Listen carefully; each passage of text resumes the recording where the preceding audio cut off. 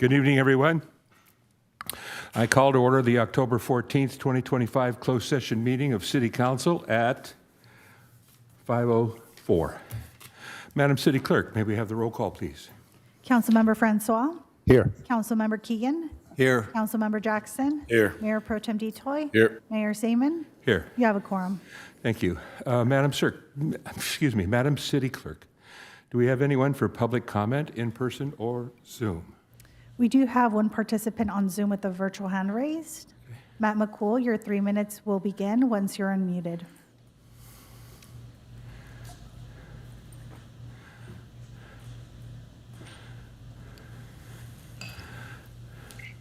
Thank you, Madam City Clerk. Hello, Mayor Seaman, City Council staff, Matt McCool. Calling in tonight on closed session item 4D, and this is litigation with George Brunn versus the City of Hermosa Beach. And I think it would be a great opportunity to go ahead and provide some input on this case. Now, excuse my ignorance of closed session. I do not know when you're in closed sessions if you actually receive the full legal documents of the legal complaints, civil complaints, and actually get to read the documents. I have attached it to the agenda, so you get the chance to read this.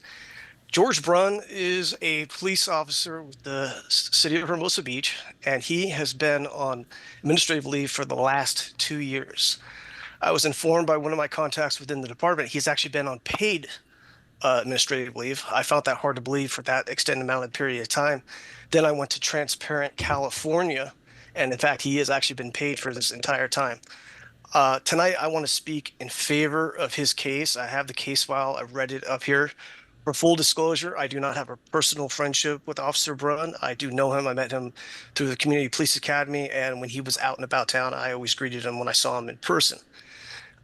He's claiming that he's a victim of retaliation by Landon Phillips, and I'd have to say the parallels between my experience with Landon Phillips and his are absolutely parallel, and I need to speak out and say that his allegations that he's being targeted for retaliation by Landon Phillips probably is true and correct in my own story. So I just want to go ahead and read a couple sentences here from the complaint. Plaintiff, as a member of the HBPOA Board of Directors, was actively in opposition to the city manager's COVID-19 vaccination mandate. Big mistake. He should have known better than to go against the Queen Bee. Probably why he's being retaliated against, because the city manager has weaponized the police department against civilians and actually now within her own. But I want to go ahead and read one last statement here.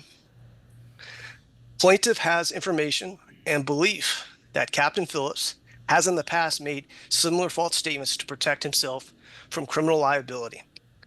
The guy's a dirty cop. He always has been. And the most recent one was when Suja knew she was going down. She had no chance of saving herself. What she did was she had LeBaron immediately retire and then sneak in Landon Phillips to cover up all the corruption within the police department.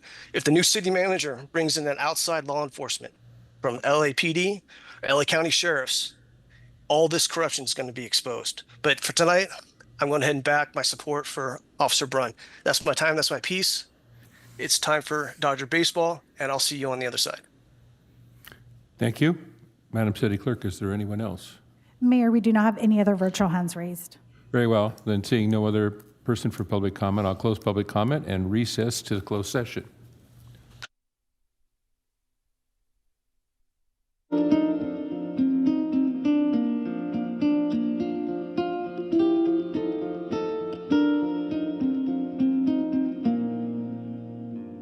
Recording stopped.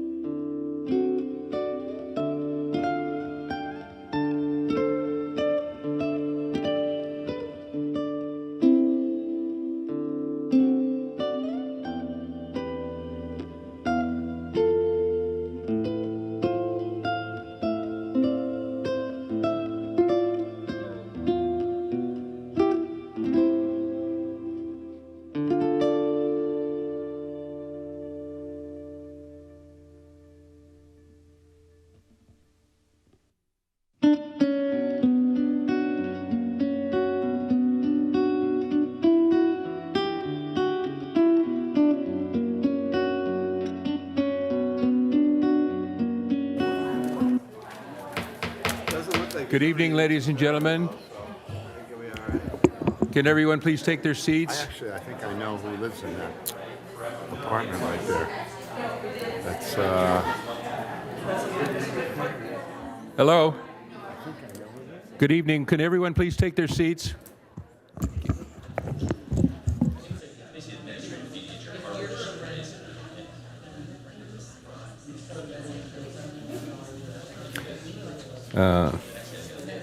I call to order the October 14th, 2025 regular meeting of the City Council at 6:07.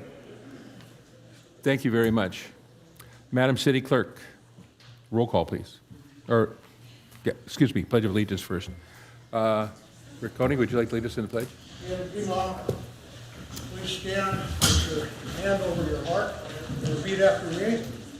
I pledge allegiance to the flag of the United States of America and to the republic for which it stands, one nation, America, indivisible, with liberty and justice for all. Thank you. And now, Madam City Clerk, the roll call. Councilmember Francois. here. Councilmember Keegan. Here. Here. Councilmember Jackson. Here. Mayor Pro Tem Detoy. Here. Mayor Seaman. Here. We have a quorum. Thank you. Do we have a closed session report, Mr. City Attorney? The city council met on the items in closed session listed on the agenda. There are no reportable actions. Thank you. Do any of my colleagues have any announcements to make for upcoming city events? I have a few. First of all, a food drive on October 20th through the 25th. Reminder that the city will be joining the South Bay Community Coalition Against Hate and a food drive to collect food for the Richstone Family Center Nutrition Pantry, created in partnership with the Single Moms Project, who distributes food twice a week to single mothers. Collection bins will be available at the Hermosa Beach Police Station, the Community Center, and the School District Valley Campus. Next Monday through Friday, October 20th through the 25th. There is a fall paper shredding and compost giveaway event. The city will hold its fall paper shredding and compost giveaway on Saturday, October 25th from 8 to 11 a.m. at the Hermosa Beach Community Center. The event is free to all Hermosa Beach residents. Please bring your important documents to be shredded on site and pick up free compost for your garden. Just remember to bring your own containers and shovels. Appreciate that. Thank you very much. Quick note, though, the paper you shred does not go into the compost later. So just wanted to let you know that. All right, so we do have on to our next item, number 10 on the agenda, approval of the agenda. Do I have a motion to approve the agenda? I'd like to request a approval of the agenda with a change, Yes? or I'd like to pull 15D, that's the meter rates, and 15F, the returning impact level 3 off the consent calendar. 15F off this consent calendar. Any other items to be pulled? So H is pulled already, you said. No, 15H, he did not. He said 15D and F. Is that correct? Okay, so I want to pull 15H. 15H. All right. Anything else? With those three, Mr. Mayor, I move that we approve the agenda, hearing those three items at the end of our meeting, and we continue 17E to the next meeting. 17E to be continued. Yeah, excuse me, to the next meeting or just to continue indefinitely? At least to the next meeting, considering we pulled some heavy topics on the consent calendar, and we already have a pretty big agenda. With regards E. to 15D, the meter rates, I would like to have that at the beginning of the meeting, because that, if that gets changed at all, it might affect our decisions on the meters later on, so. All right. Well, hold on. One. Yeah, it's just as far as moving that to the end, I don't think is productive. Okay. 17E is a discussion regarding amending the Historic Resources Preservation Ordinance. The applicant has requested that we do not hear that item tonight. So rather than to be continued at a future meeting, or just be taken off the calendar? My intention was to hear it at a future meeting. Okay. All right, well, that would be, of course, I think when it comes back, so after the report. All right, that's fine. All right, so we have a motion and a second. With D coming up at the beginning of the meeting then, right? Okay, you wanted 15D to become at the Yeah, I mean, it beginning. may not take that long, but if it were to change, it could affect our decisions later on, so. I think it'll be quick. I'll do it. I'm sorry, beg your pardon? I think it won't take very long, so we should just do it quickly. All right, okay. So, motion to approve the consent calendar with those three changes? I'll second. I'll make the motion. Motion is, yes, I'll The motion. motion to approve the Okay. the agenda as amended. Madam City Clerk, would you call the roll, please?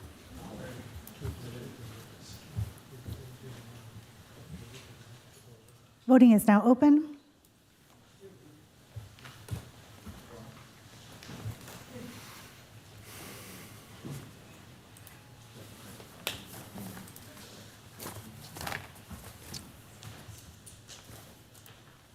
Motion carries unanimously. Great. Thank you, Madam City Clerk. Next, we have item 11A, recognizing October 19 to 2025 as United Against Hate Week. All right, so I have a proclamation to read, and first I'd like to invite the South Bay Coalition speakers, Hildy Stern, Maggie Bove-LaMonica, and Scott Houston, to come to the podium, please. Good evening. This proclamation is United Against Hate Week, October 19th to the 25th, 2025. Whereas the United States is a nation of immigrants whose strength comes from its diversity. The Constitution enshrines equality on all individuals, regardless of race, gender, orientation, religion, or political views. And whereas deep divisions within our country are the result of extreme ideology, further strengthening a cycle of mistrust and suspicion fueled by fear, anxiety, and insecurity. The number of hate crimes across the United States has increased dramatically over the past few years. And whereas education, compassion, and cooperation are key to unlocking understanding and embracing differences between people, and whereas we seek to join other communities in California and cities across this country in this 6th annual LA versus Hate, United Against Hate Week as an important step in bridging divisions and strengthening our communities. Now, therefore, I, Rob Seaman, Mayor of City of Hermosa Beach, California, do hereby proclaim the week of October 19th through the 25th, 2025, as United Against Hate Week in the City of Hermosa Beach. City is dedicated to preventing and opposing hate, bullying, and intolerance in our community, and we encourage our citizens to support LA versus Hate, United Against Hate Week activities in our county, this week and every day beyond. Thank you so much. Would you like to say anything? I'll come down and give you this proclamation. We would.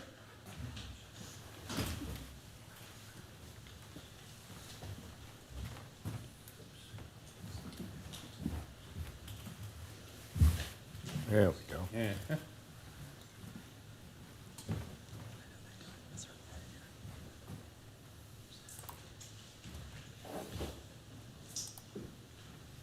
Should I have somebody take a photo? They will. Okay. Thank you all for being here tonight. Would you like to say anything in particular to everyone? I would. Thank you. Mr. Mayor, honorable city council members, thank you so much for the proclamation this evening. My name is Maggie Bove-LaMonica. I am a school board member, but I am here tonight in my capacity as chair of the South Bay Community Coalition Against Hate. It's my honor to introduce Hildy Stern, vice chair of the South Bay Community Coalition Against Hate and former mayor of Manhattan Beach, and Scott Houston, West Basin Municipal Water District board of director. Hildy. Excuse me for a minute while I turn my back to you, because I do want to thank council members, mayor, for being such wonderful supporters of the coalition. We were formed in 2022, and Hermosa Beach was an instant member and a very helpful advocate for our efforts to make sure that we are uplifting everyone in our communities, providing equity and inclusion, and making sure that we stand against hate in all forms. And so I want to thank the city of Hermosa Beach and Councilmember Jackson especially, who's been a very helpful advocate on our coalition. So just as a reminder, we stand with others across our region and our community and are committed to building a safer, more inclusive community in a time when hate crimes have become alarmingly common. This recognition is more than symbolic. It is a call to action. Very good, and thank you. And thank you, Hildy. We just wanted to remind everybody, United Against Hate Week reminds us that silence is not an option. And it calls on each of us to be active agents of peace in our homes, in our schools, our places of business, our institutions, and in our communities. And we have a series of events happening the week of October 19 through the 25th here in the South Bay. I will briefly let you know what they are. Monday, October 20th, the Beach Cities Health District will be hosting a Yoga for Unity event.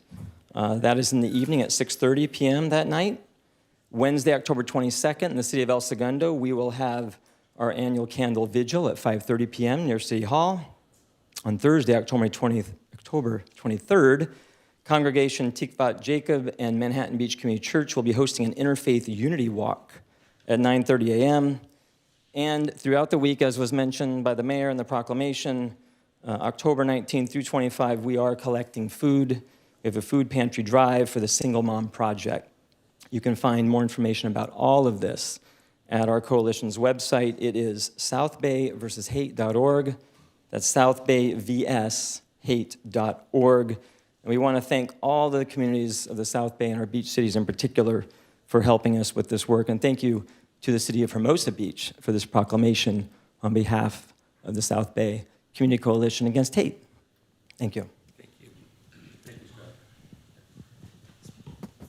Thank you very much. So let me present, would you like any more? Hildy can hold it. No, you're all good. Okay, I'd like to present this proclamation to you. Congratulations. Thank you very much. Thank you, You're in the middle.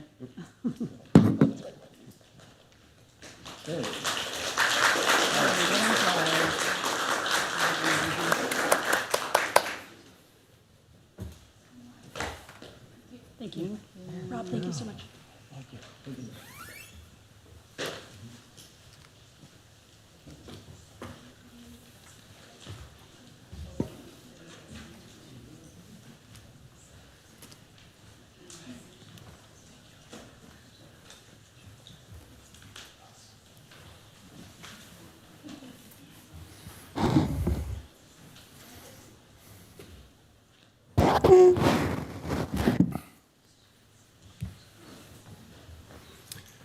All right. And now another proclamation. This is proclamation regarding Breast Cancer Awareness Month and Metastatic Breast Cancer Awareness Day. Madam City Clerk, may I invite Dana Richards and friends to the podium to speak, please?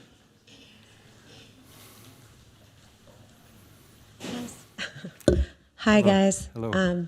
Thanks for having me for a fourth year to commemorate this very important proclamation. It really means everything to me and my fellow butterfly breast cancer warriors right here. I thought I would bring a couple of them just to show you that it doesn't discriminate. It doesn't care how old you are. She lives in Hermosa. She lives in Manhattan Beach. I live in Hermosa. This disease is pervasive. There are 4 million survivors in the U.S. alone. Every 14 seconds in the world, someone's diagnosed. Every 2 minutes in the U.S., someone's diagnosed. This disease isn't going anywhere, but we're going to keep hoping for the future. And all of the things that Hermosa has done, those pink lights on the pier mean everything. We had an amazing Hermosa in Pink, first ever pier lighting moment on the 1st, October 1st, and KTTV, Fox News came to commemorate They gave us 11 minutes of news footage, which was pretty incredible, because they want to show our community and what we do, what we can do together. You know, I always say the ripple effect. The flap of one butterfly wing in Africa can cause a hurricane halfway around the world, and we're part of the ripple effect. We're creating these amazing forces to create good in the world, and you guys are part of that. And I just wanted, well, I'm a 15-year survivor, so I wanted them to tell you, and I was 35 when I was diagnosed, and I want to tell you, my fellow butterflies, to say how old they are and when they were diagnosed and where they live. Thank you very much. Thank you.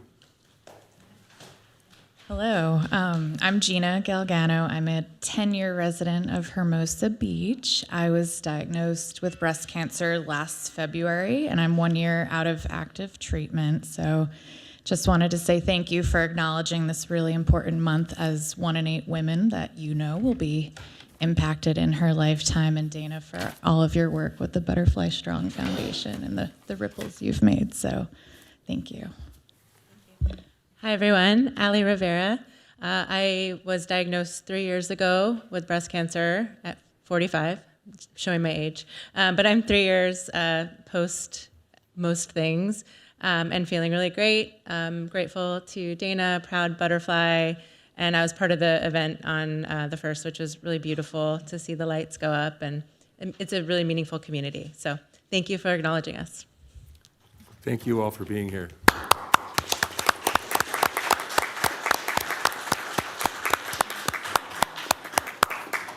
Thank you for being here, and thank you for sharing your story with us. It takes a lot of nerve to stand up and explain what's happened to you all, and I think it does a great service to everyone else in the community to understand the particulars of this. So thank you so much for helping in that respect. And so I'd like to read your proclamation right now, if you don't mind.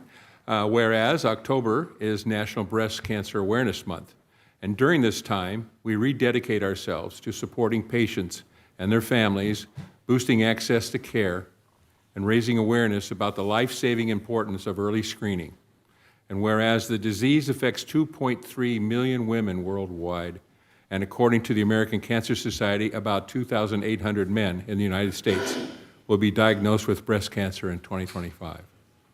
And whereas the pink ribbon represents the courage to fight breast cancer, hope for the future, and the charity goodness of people and businesses who publicly support the breast cancer movement. And whereas metastatic breast cancer occurs when breast cancer spreads to other parts of the body, including the bones, lungs, liver, and brain. And whereas there is a national Light Up MBC campaign on October 13th every year to illuminate landmarks in the metastatic colors of teal, pink, and green throughout the world, bringing awareness to the disease and to honor the daily number of lives lost to MBC. And whereas we honor all those we have lost to this terrible disease, and we celebrate the courageous survivors and advocates fighting to beat it, along with the loved ones and medical providers who have their backs every day. Now, therefore, I, Rob Seaman, Mayor of the City of Hermosa Beach, do hereby recognize October 2025 as National Breast Cancer Awareness Month, and October 13th, 2025 as National Metastatic Breast Cancer Awareness Day.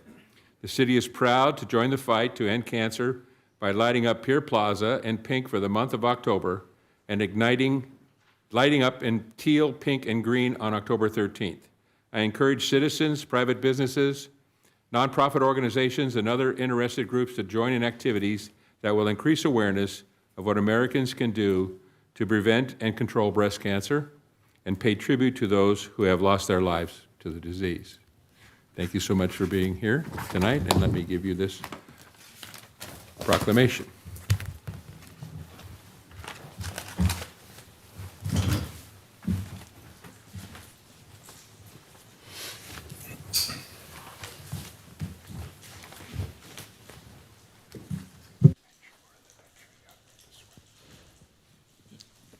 Once again, thank you for being here. Thank you so much. You're most welcome. Here is your proclamation. Thank you so much.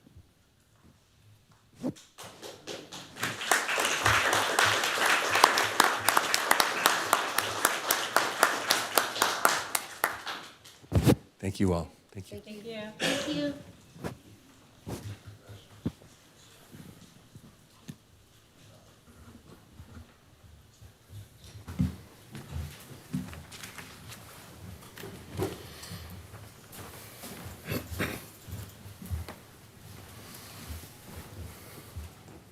Mr. Mayor, if I could just make a few comments about the two proclamations, if I could. Sure.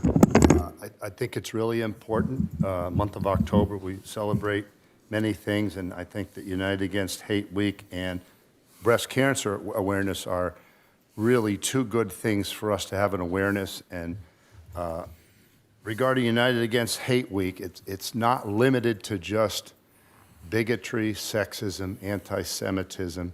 It involves all forms of hate. I think it's really important for all the members of the community and everyone to understand that it's any and all forms of hate. Those especially that promote it should also set a good example, and I think we as a city council should as well to remember. In everything we do, we have differences, but our differences is what makes us stronger, and we should try to eliminate every which way we can in our speeches and everything I say that we do not promote hate. Thank you. Thank you very much. Let's move on to item 12, public comment. Madam City Clerk, do we have anyone for public comment in person or in Zoom? We do, Mayor. This is a time for members of the public to provide public comment. Comments are limited to 3 minutes, and we're starting with Sarah Harper.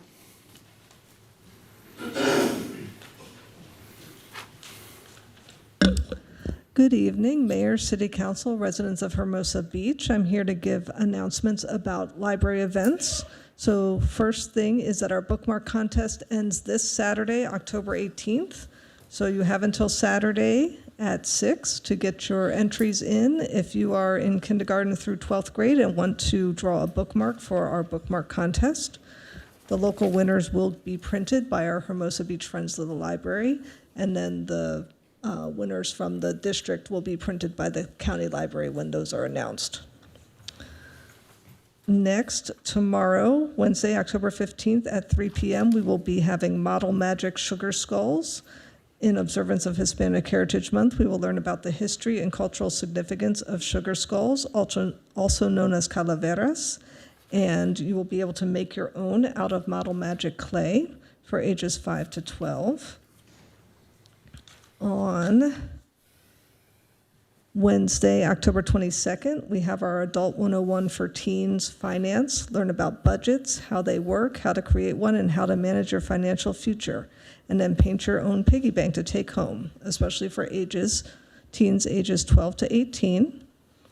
On Wednesday, October 29th, we will have the Zany Zoe Magic Show at 3 p.m. Magic Castle magician Zany Zoe presents a family-friendly, high-energy show that will have you on the edge of your seat.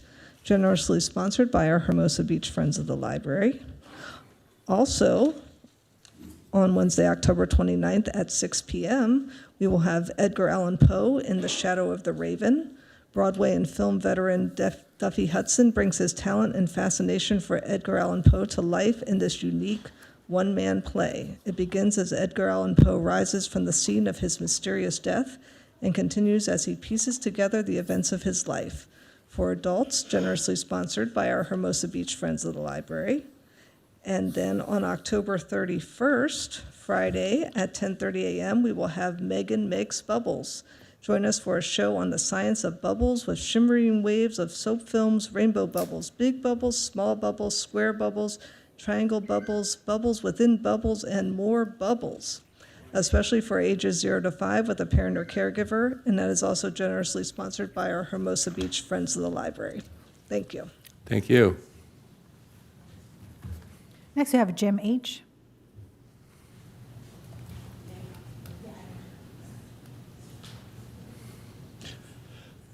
Council, I attended the mayor's town hall last week. I have to say it had a great turnout, compelling questions, and excellent food from Sharky's. Please schedule more of these as it would help with my food bill. I asked the mayor specifically what issues he had against STRs, and I appreciate his candid reply. It was mostly about STR renters playing beer pong at 2 a.m., implying that STR renters were mostly partiers with quiet families as the exception. Several other attendees joined in with their anecdotal stories. I lived next to 16 STRs from 2005 to 2010, and then rented my own from 2010 till my unit was banned in 2016. I wish to again legally rent my Stratton home as an STR and pay TOT to the city. I never had a noise complaint reported to the city in the 6 years I was renting short term. Strict house rules, screening, and oversight prevents problem renters. The city enforcing noise issues for all homes would help. If the city made strict rules for STRs to obtain and keep an STR permit, they would protect it like a law license. The picture I handed out to the council shows a big party at a condo. That's what happens when you have 4 or 6 units renting STRs in one building. Except it's not. That picture was taken in May 1997. The first weekend after I purchased my dream home on the Strand. This was taken before STRs were a thing and all units were owner-occupied or long-term renters. All those people were friends of a single neighbor in my building who was a full-time renter. For 10 years, any sunny weekend, they knew to hang out in front of my unit playing loud music and drinking. The 4 people you see in front of my front door, just up the steps, I don't know them. Unless I had my door locked, his drunk friends would wander into my place looking for a bathroom as if I was part of the party. One time it almost started a fight inside of my own home. The building became quite boring after they moved out and were replaced by STRs. Owner-occupied and LTRs in Hermosa Beach also throws parties, gets neighbor complaints, and they play beer pong at 2 a.m. I do not want parties in my place, as I do not want to upset my neighbors to have my place damaged. There's enough demands from families staying under one roof that I can strictly screen out the party people. Remember, these renters are your families and your friends staying to see you. And remember, I can evict a STR renter the first night for breaking rules. With the strict California rental rules, it may take months to evict a problem long-term renters. Please plan now how the city would handle, regulate, and tax STRs in case the residential ban is raised in court in March. Thank you, Jeff. Thank you for your time. Thank you. Next, we have Alan J. Good evening, council members. My name is Alan Joffre. I live in the Hermosa Sands portion of the city, down there, Councilman Jackson. I actually chose a good night to be here for this reason, and hopefully I'll be able to speak on the parking issues later as well. But a proposal I've been thinking for a while, watching a lot of the meetings, is that parking in this city, I believe, needs to be addressed in a far more comprehensive way. We had the discussions last week, and I think there's consideration of raising rates on the parking meters. I'll withhold my opinion of that. Actually, I won't. I am for increasing the parking meter rates. And tonight, I think there's going to be a lot of discussion about giving out a lot more parking passes to members of the community. I actually also am somewhat for that, but I think what we're going to be missing here is that giving more of these parking spots away to members of the community is going to result in more people parking these spots, not making revenue. And the reason that I was inspired to start paying attention to the city is I noticed that we've got a huge fiscal deficit issue coming up. And so I dug into our city budget, and I think what you all realize and what I identified is that we have fairly constrained revenues in this city, meaning there are very few opportunities that we have to increase revenue of our city, and parking is one of those things. And so we need to get a lot more creative very quickly about how we are going to find ways to raise revenue off of our parking. And I appreciate that members of this community are averse to any type of increased fees on members of the community, increased parking rates on members of the community. And as a result, what we're going to have to do is find ways to make money off of our visitors. Our primary resource in the city is our beach, and in the summer months especially, we need to find ways to monetize that. And the number one way I can think of, perhaps there are others, is by charging people for parking.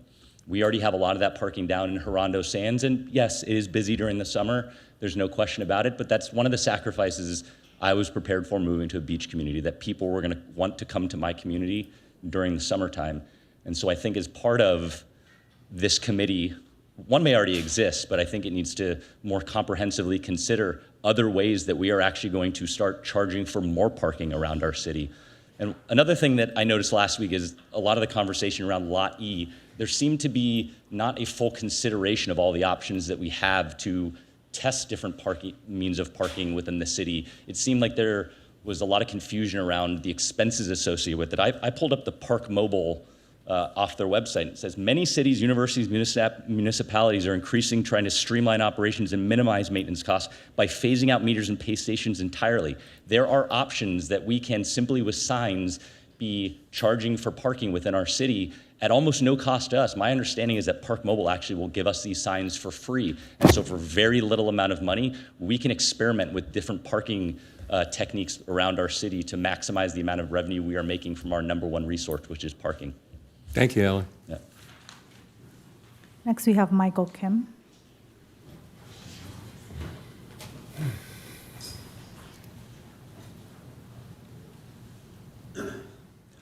Michael Kim, resident of Lawndale, and I wanted to thank the council for taking the time to revisit the vote on the Metro C and K line extension to Torrance. And while you folks are discussing how you wanted to vote on this matter, I wanted to remind you of a construction event 3 years ago on Inglewood Avenue in the 405. It was supposed to be a 50-foot repavement job, and it ended up being a year of blocked lanes and gridlock as people were trying to exit or go through the 405, the underpass over there. And that is just one little section. And after they thought they fixed that section, a sinkhole popped up in another year of gridlock as they tried to fix up that sinkhole followed. So why do I bring this up? It is because that is just one little section where we had gridlock for effectively 2 years. And now when the Metro is trying to come through and put a light rail project through not only Inglewood, but also Artesia and the 190th Street, that problem will be in 3 locations effectively, because one thing that final EIR doesn't talk about is what are they going to do while they construct and do the work to put in that light rail line. And if it takes 2 years to fix a sinkhole and repave a 50-foot section on Inglewood Avenue next to the 405, just imagine what is going to happen as they start tearing up that rail line and as they try to put in elevated sections, redo bridges next to the South Bay Galleria, another bridge off 190th Street. This is just a recipe for gridlock. And I know half of the folks that live in Hermosa, they need to get to that 405 every morning to get to their jobs. And also they need to come back. And if they have to fight traffic every step of the way when they're trying to get to the 405, just imagine what you're going to see here in these town hall meetings complaining about what is Metro doing? Why can't I get to the freeway? Why can't I get home in time for dinner? So this is just one little piece of, I guess, the concerns for the residents of Lawndale. I can also go into the high pressure gas lines that they have along there. Michael, I'm sorry, time's up. Okay. Thank you. Thank you. Thank you for your comments. Next, we have Rick Koenig. Good evening. I'm here to speak tonight about 17D, the residential parking pass program. Partially, I want to do this now because I'm tired and my back hurts, and I imagine it's going to be a little while before you guys get to it tonight. I want to start out by saying that, people that don't live in the impacted area, that personally, I haven't lived there for years, I've lived there for decades, probably think, well, you know what, this is a medium-sized issue or a small issue. But trust me when I tell you that living there and dealing with that with fiestas, et cetera, and being a destination location like we are, where hundreds of thousands of people in a 3-day weekend come to visit us, it's a really, really big deal. You know, there's been talk about people abuse, and yes, there was abuse. As a matter of fact, one of the tenants in my house, we used to send out postcards, renewal postcards for the residential program, and there were 7 on there. And I said, what's this all about? 7? He said, well, those are cars I used to own. Okay, that loophole needs to be fixed. No question about that. And a lot of that, and I've heard more and more of this over the years from people with similar stories such as that. I've heard people talk about 9,000 passes for 3,500 people, et cetera, et cetera. Those things can be fixed. But in the 45 years since we started this program, for the benefit of the residents, so that when you come home from work late on a Friday night, it's 9 o'clock, you don't park 2 blocks from your house. Aside from the fact that I'm a senior citizen and 2 blocks is really a big deal lately. I'll give you a perfect example. A couple of doors down from me, and actually, let me back up a little bit. You could take 10 houses lineally on my block and probably get 5 or 6 different components and different stories that really speaks to their needs and what is proper for them as property owners, as taxpayers, et cetera. Multi-units, perfect example. 2 doors down from me, this gentleman and his wife got out of the Palisades fire with the clothes on their back, their dog, and their 2 cars. Okay, the gentleman that owns the house, who's been my neighbor for 30 years, he is elderly. He's in his 80s now, along with his wife. Both of them have medical ambulatory issues. So he built the downstairs as an ADU. He lives down there with his wife. They have caretakers that come in from time to time. They need 2 passes because they have 2 cars. They also need a guest pass. The people that are upstairs paying $9,500 a month now from the Palisades, they need 2 passes and a guest pass. But because there's one address, it's not working. It's not working. And a couple of you guys tried to get this fixed for him last year, but it's still not fixed.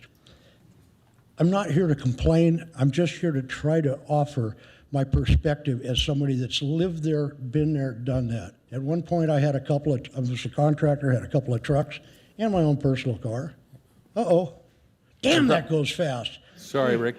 Try to put it back close to the way it was, please. I'm begging you. Thank you. Thank you. So we have Justin Massey.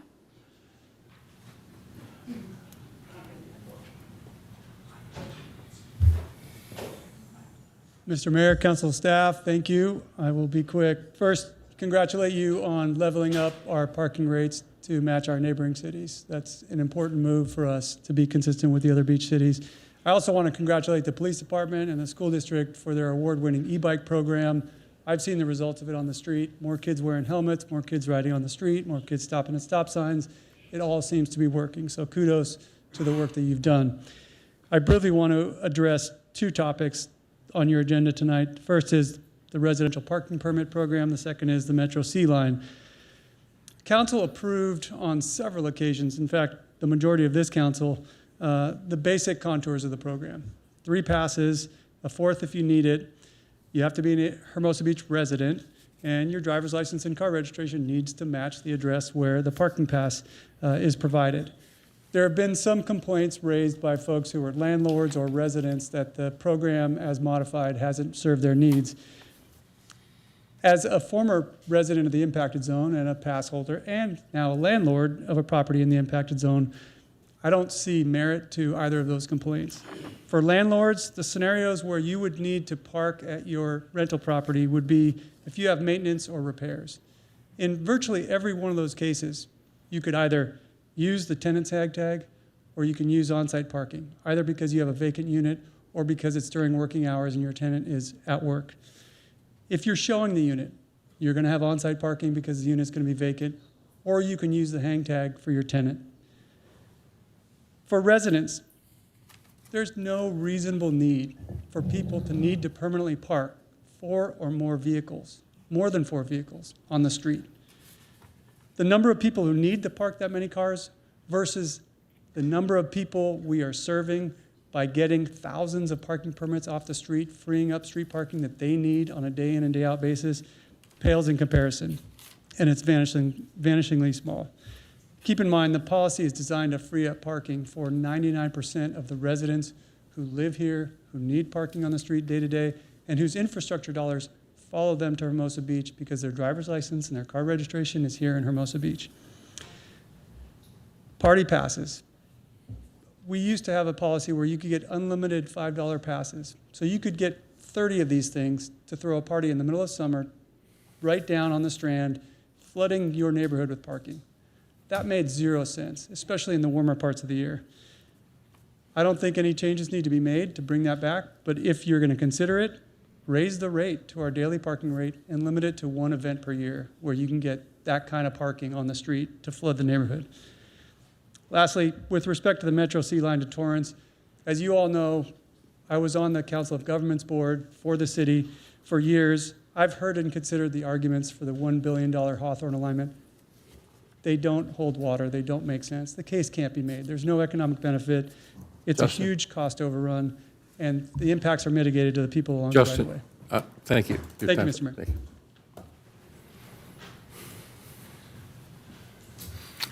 Seems to have exhausted people in the council chambers. Is there, oh, there's one more? Hi, Nancy Schwabhack.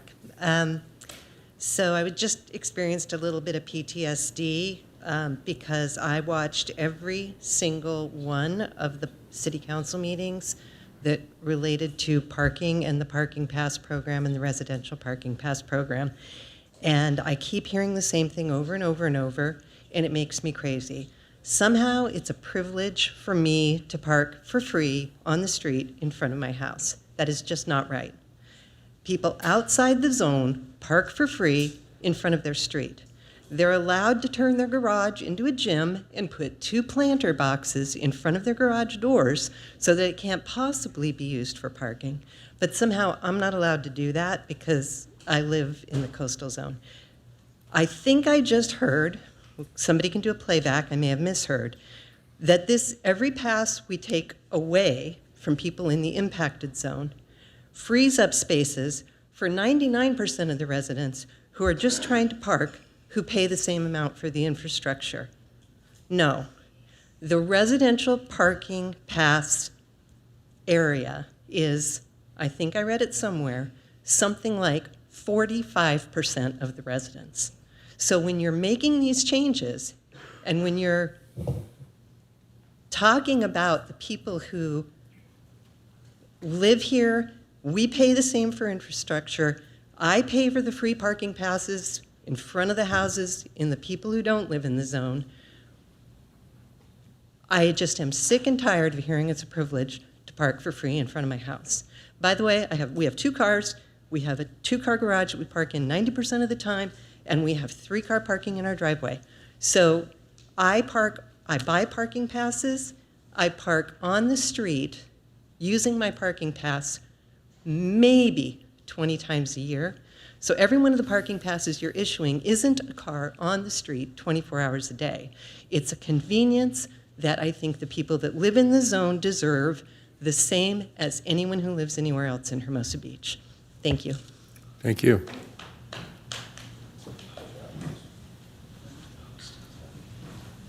Good to go? Yes. Members of the City Council, Mayor, I want to echo what this woman just said because that's in contrast to what former Councilmember Massey said. People who have parking passes usually have their cars in the garage anyway.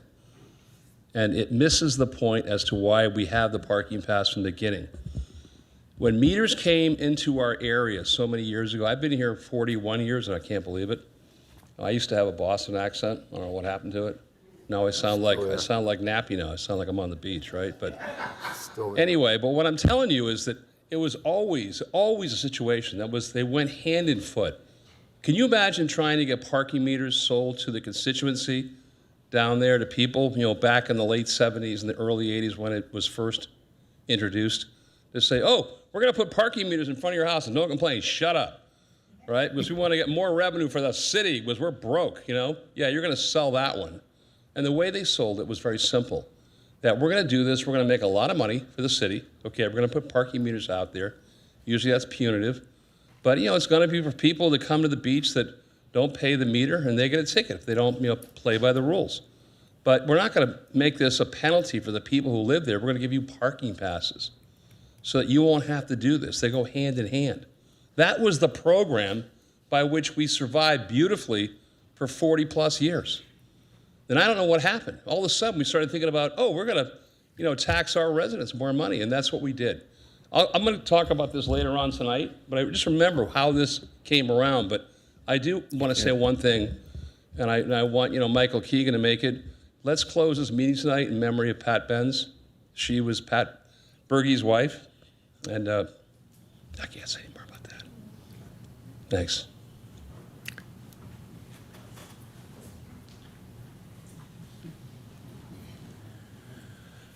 Hi, Mayor, City Council, City employees. Rob Strokey, 2420 Hermosa Avenue, Hermosa Beach. Lived in this city for 50 plus years, born and raised here. And, we didn't have parking meters back in the day down in the north end. I grew up on Longfellow and Hermosa Ave. And when they came in, we kind of dealt with it, and we had a really functional, easy system to get parking passes. And people, I know one of the complaints now by elderly residents is that they can't figure it out. Like, it's difficult for them to get online and go do all that stuff. But further than that, that's not the real problem. The real problem is, how about people? I have 3 kids. They all drive. They live in my house, and I can't. And they can't park in front. They don't have all the quarters to pay the meters. And they can't park in front of our house. And every morning when I wake up, in front of our house, there's 20 spots. My kids can't park there, they get a ticket. Then in the summer, if you don't have tickets, because you guys only limit it to 2 and a guest pass, then they go park a block back, they get a ticket because they don't have a permit. So you're screwing us both ways. And it's not some, you say we have a privilege. We don't have privilege. We worked our asses off to get where we are. And we and everyone else in the city gets to park in front of their house. How come we don't get to? My daughter has to park 4 blocks up. Some freak zombie guy walking around is going to try to jump her. And I have to think about that as a risk that I have to think about for my daughter? No, this is BS. You need to correct it and get it back the way it used to be. And we can stop a lot of the BS with ex cars, people who had former cars and they're getting extra ones. We can get that handled. I think the other issue is, I think that when we instituted this, the number of, I don't know if I'm right, but I remember it was about 5,000 passes. I don't know if I'm right, if anyone has that number, but make it $100 a pass, because now I think it's only 2,500 they're buying now. So $100 a pass, that's 250 grand we're not getting for the city, that we're willing to do to have our children park in front of our house. Thank you.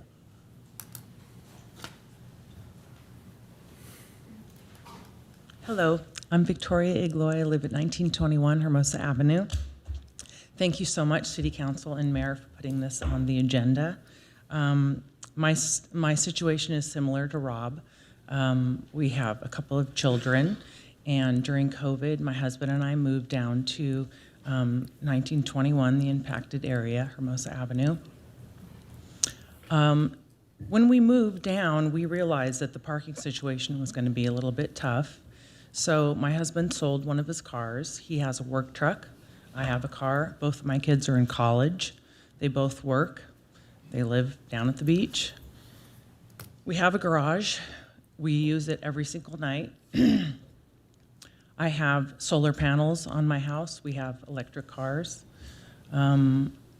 Whenever they want to charge, I don't have a pass on my car anymore. We lost a parking pass and we lost a guest pass. So when somebody wants to charge, I have to put my car on the street and I have to pay the meter. So at any given time, I have big giant bags of quarters and rolls of quarters in my car, and it's every week that I pay the meter out in front.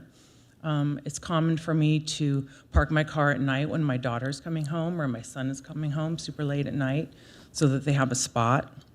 Or on the weekend when we have these big events, 4th of July and whatnot, we've got to leave a spot for somebody to park when they come home from work or whatever. So I can either pay the meter, or I'm about 8 blocks, I think, from free parking spaces. And It's really frustrating. I'd like to show you an example of where I live.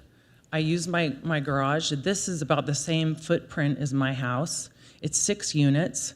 They all get the same amount of passes that we get. So they all have parking permits for their granny, but I don't. This person is a couple that lives here. They have 2 garages and they have 4 spots. They get the same amount that we get. This one, here's another spot right here. Why don't we give these people parking in front of their garages if we need parking so bad? It's a 2-lane street, so if we need fire or police or whatever, they can block one of the lanes, and this would open up so much parking to the residents. So why can't we block the garages? Doesn't make sense to me. Thank you so much. Thank you.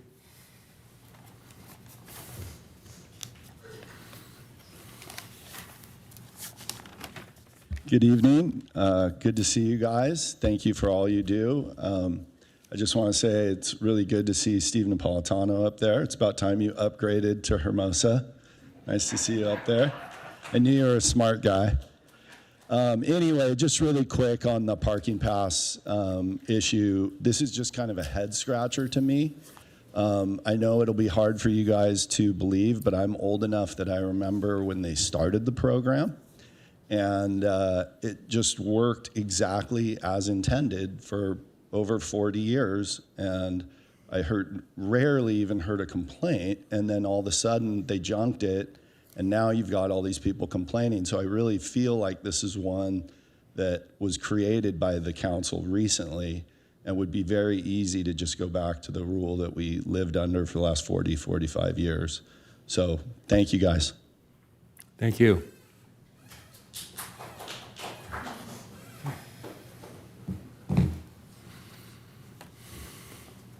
Since I'm Robert Aronoff. I live at 124 The Strand. Since everyone's been talking about parking, I'm going to take my card off for the 17D and give you my talk right now about parking, which is very simple. What affects me is the daily event pass that I could have bought up to 5 times a year, and it was only up to 20 passes. That worked great for me. It helps for entertainment. I pay for the passes. They don't always get used, so the city makes some money on that. And without them, I can't entertain people at my house. It makes a difference. And my biggest point is, when I found out it was removed, no one knew why. There was no discussion. If you're not going to restore it today, I would please be on the record saying why you don't think that the daily event pass serves the community and the people that live here. Thank you.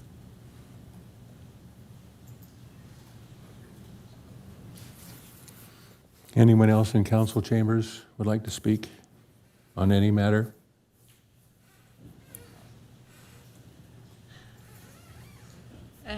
Okay, I just wanted to talk really like that. Okay.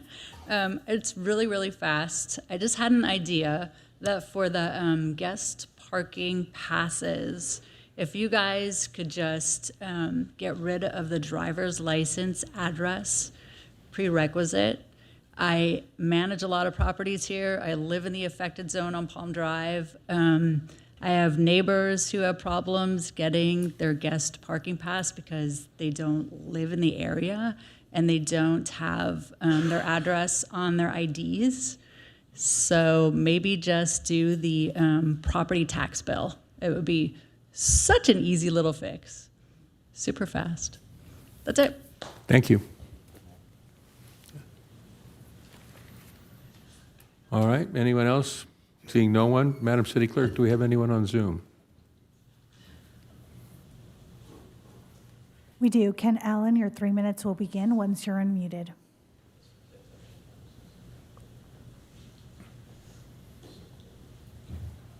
Can you hear me? Yes. Okay, 3 minutes from now. Thank you very much. I'm Kent Allen, long-term resident. I've lived here since 1978, even before the mooring was built, okay, on 608 First Street. But anyways, I also run a little local page with a couple others. It's called the Advocates for Hermosa Beach. And for all you people listening in the audience, it's city-driven. It's all about what's going on in the city. No, there's no lost keys, dogs, no best yoga, nothing like that. If you have a lost dog, go ahead. We're not going to take it down.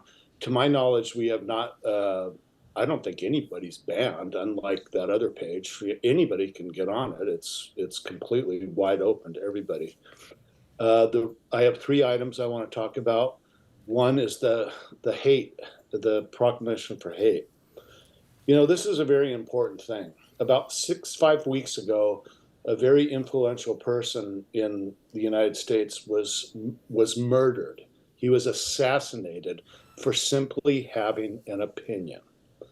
And do you know that one of our commissioners, I'll leave her name out of it, but she's on the Parks and Rec, wrote a very hateful letter to the city council, full of hate, full of lies, full of everything.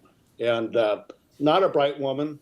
I'm sure it was generated by ChatGPT. And she often brings up ChatGPT. And I guess that's where she gets her information. So, I thought I'd take a run at it. And I said, is it polite to wear a baseball cap at the city council meeting? This is what ChatGPT says. No, it's not considered polite to wear a baseball cap at a city council meeting. Here's why. City council meetings are formal government proceedings, similar to the tone of a courtroom or a public hearing.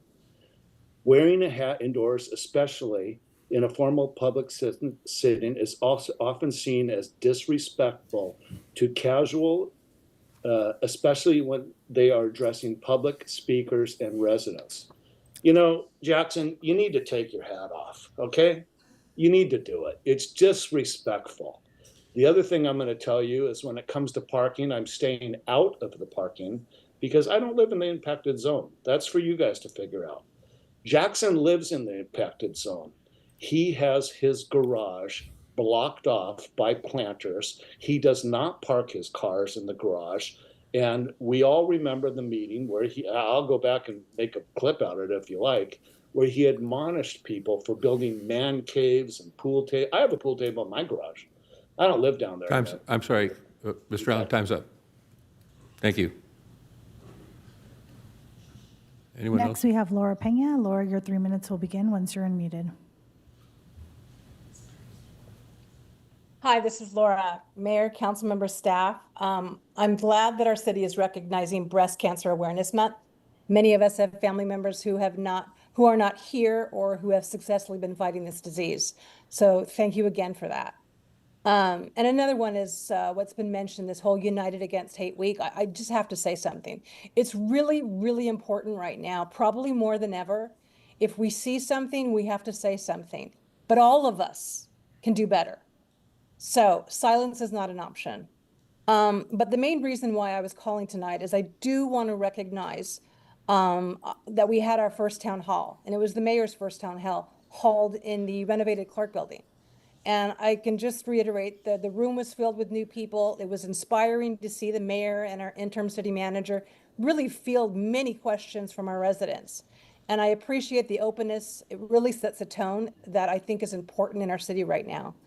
One of the standout moments of the evening was the discussion around e-bike safety. I think it's an issue that touches everyone, whether you're a parent or a commuter or you're a local business owner.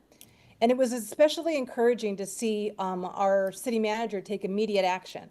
He followed up during the meeting with the police department to arrange a follow-up public safety session. That's the kind of real-time leadership and accountability that is exactly what strengthens our community's trust. So I just want to acknowledge that. Now, as we think about how to make the Clark building a revenue-generating asset for our city, I want to offer some constructive observation. The acoustics. From the back of the room, it was surprisingly difficult to hear portions of the discussion. And for a space that has so much potential as a rental revenue for celebrations or meetings, sound quality is essential. Ensuring people can hear one another is not just a convenience, it's about creating a positive experience that will keep people coming back and recommending the venue to others. Repeat business depends on details like that. I also want to build on the kind of forward-thinking discussions with another issue that was brought up, and that was on the short-term rentals. With the recent passage of Senate Bill 346, which allows cities more flexibility now in regulating and taxing short-term rentals, I hope the council will explore its implications for our city, because this new law could create win-win revenue strategies, balancing neighborhood impact while allowing thoughtful permitting of limited stay programs that can generate funds that we need. Other small coastal cities do it, so please revisit this. Overall, I thought the town hall was a great example of what makes our city special. I'm glad the community showed up, asked good questions, appreciated the leadership. Let's continue building on this. The Clark building can become more than just four walls and a roof. It can be a community living room where neighbors meet, stories are shared, and ideas take root. Thank you. Thank you, Laura. John D.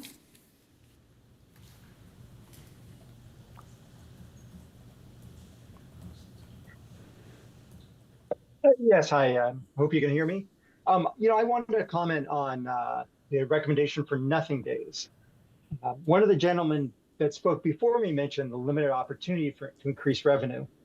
I say we adopt a mindset that increases economic activity, not suppresses it. Collects more sales tax, help the businesses. I just got back from dinner at El Goloso on Hermosa Ave. We were the only ones at the restaurant. 4 surrounding restaurants were completely empty.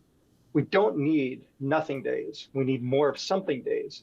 More reason for people to leave their home, more things for residents to look forward to.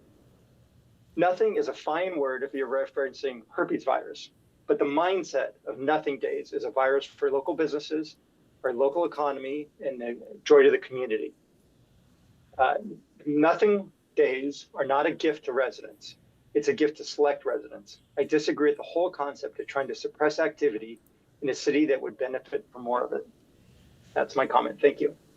Thank you, John. Tam McKay.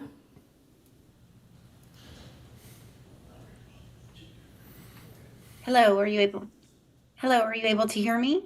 Yes. Thank you so much. My name is Tama Klosek. Good evening, council members. And I am the property owner at 2115 The Strand in Hermosa. We've owned our home for the past 18 years. My children were 1 and 3 years old when we purchased our home. And since that time, we have added another little boy to our family who's now 10 years old. It was my life dream to live on the beach and in a community like this. Although our family primarily lives out of state, we spend a lot of time in Hermosa Beach and truly consider it home. It's a place that's been part of our lives for nearly 2 decades and where some of our fondest memories have been made. I want to share our concerns about the recent changes to the residential parking permit rules. These new rules have made it extremely difficult for property owners who are not full-time residents to obtain parking permits. My family contributes significantly to the city through property taxes of nearly $70,000 a year. Yet we make minimal use of city services. We don't use local schools or rely heavily on any public infrastructure. Despite this year we were unable to obtain parking permits for our vehicles because our driver's licenses do not list our Hermosa Beach address, even though our cars are registered to our property here. In addition, my son is now a student at LMU, so I share the other concerns that were shared about the inability for my son to also be able to park close to our residence. This change feels unfair and discriminatory towards property owners like us who financially support the city but don't live here full time. It's also frustrating to our family that these rules were changed seemingly without notice or input from homeowners like us. We respectfully ask the council to reconsider the current parking policy and to reinstate the prior rule that allowed all property owners to obtain residential parking permits for vehicles registered to their Hermosa Beach property with proof of property ownership. I also reiterate what was also discussed about the $1 parking passes. This has significantly and adversely impacted our ability to have guests at our home, which decreases our quality of life and enjoyment. Thank you so much for your time and work on behalf of Hermosa Beach. We truly value this community, and we hope you'll take our concerns and those of the similarly situated property owners under thoughtful review.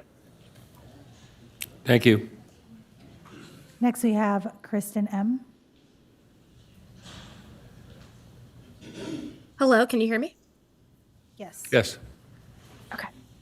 Good evening, Hermosa Beach City Council. My name is Kristen Marino, and I've been living in Hermosa Beach for more than half a decade. I would have liked to be there in person, but I'm able to do so due to a torn meniscus.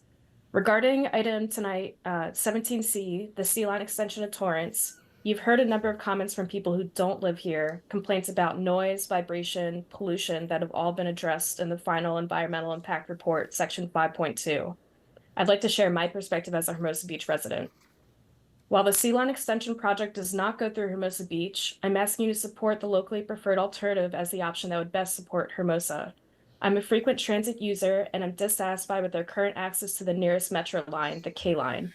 It currently takes an hour by either 1 or 2 buses to get to a K Line stop. With the LPA, it would create the Redondo Beach Transit Center stop, which would only be a 15-minute ride from the existing Torrance Transit 13 line that goes through the center of our town. From that stop, we would get to the airport in 20 minutes, for example. Easy access to Hermosa, from Hermosa to a transit stop is not possible with the Hawthorne option that others are proposing. I think this benefit also works both ways. We've heard a lot of comments tonight about parking. It's clearly an issue here. There are constantly complaints about too little parking, and Hermosa needs to look at options to get here that don't involve car use to mitigate the lack of parking, while also encouraging people to patronize their businesses. Not only would there be a viable method to get here from the airport, from the metro in general, but the LPA also involves building bike infrastructure that would connect to Redondo Beach, increasing our bike network. It's not just the Sea Line expansion opponents who have environmental complaints. I also have complaints about noise, vibration, and pollution living in South Hermosa on Hermosa Avenue from cars speeding. Folks are often angry and desperate to find the aforementioned parking. The LPA option, by giving other non-car options to access Hermosa Beach, will not solve my grievances, but is an important step in doing so. I'm asking as your constituent to support the LPA option for the indirect benefits it will provide to Hermosa Beach. Thank you so much. Thank you. Next, you have Matt McCool. Matt, your 3 minutes will begin once you're unmuted.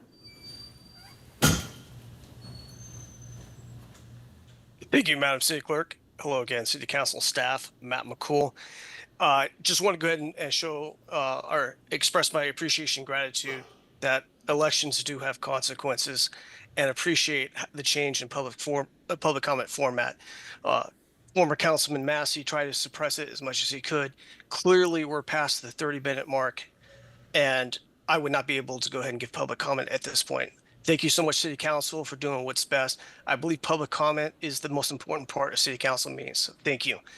So I have a comment regarding our city clerk, and I want to plant a seed here because this is going to be addressed at a future agenda item. Hanny Fangaria was always a big supporter of. He was the tip of the spear to warn us about the corruption and abuse of power by Suja Lowenthal, our former city manager. One of the issues that he had with former city manager Suja Lowenthal was that she took down the org chart off the wall in the city council chambers and replaced it with artwork by council member Mary Campbell's husband. No explanation was ever actually given as to why the org chart was taken down off the wall. It was a big deal to Hanny Fangari. I couldn't understand it. I couldn't figure it out. I don't think anybody did. But just last month, I figured out why former city manager Lowenthal took down the org chart off the city council chambers wall. That is because she changed and modified the org chart without notifying anybody. And the change that she made has to do with the 2019 Measure CC measure to go ahead and have our city clerk no longer elected, but then appointed. And the ordinance was very simple, that either the city council or the city manager would appoint the city clerk. It did not say that the city clerk would report to the city manager. And this is the problem. So since I had an ongoing feud with City Manager Lowenthal, she was using the city clerk to go ahead and do her dirty work, which has now caused a feud between me and the city clerk. The city clerk reports to the people of Hermosa Beach. The city clerk is appointed by either the city council or the city manager, but the city clerk reports to the people. That org chart needs to be put out so people understand. But this isn't going to become an ongoing issue in the future because I have caught the city clerk in multiple lies regarding public records. And I'm guessing because it's in the past that she was being forced to lie to by former city manager Lowenthal. But we need to go ahead and address the issue. But the city clerk reports to the people, not to the city manager. I hope somebody looks into this and takes care of it. That's my time. That's my piece. Thank you. Tony Higgins, your 3 minutes will begin once you're unmuted.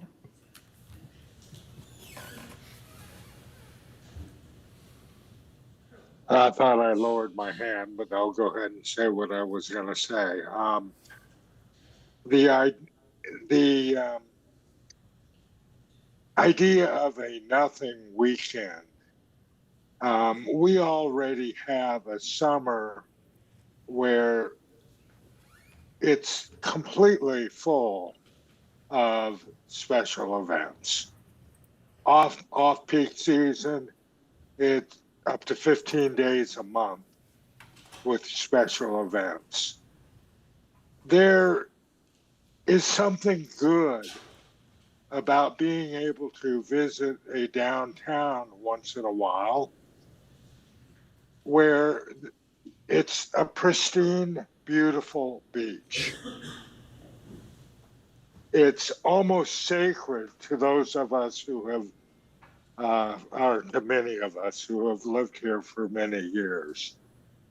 It's a benefit to the residents to be able to occasionally have a weekend where we can come down, especially during the summer season, and not be overwhelmed by commercial activities. I understand the need for revenue, but the residents have an interest too. And I hope you consider that if you're considering adding a nothing weekend. It's not nothing. Thanks. Thank you. Next, we have Josh Kay.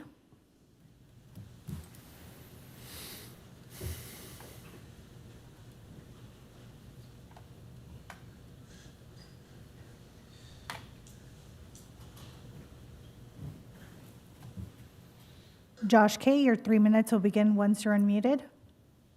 Sorry about that. Good evening, council members. Residents should not have to pay more for the same parking spot with these parking meters.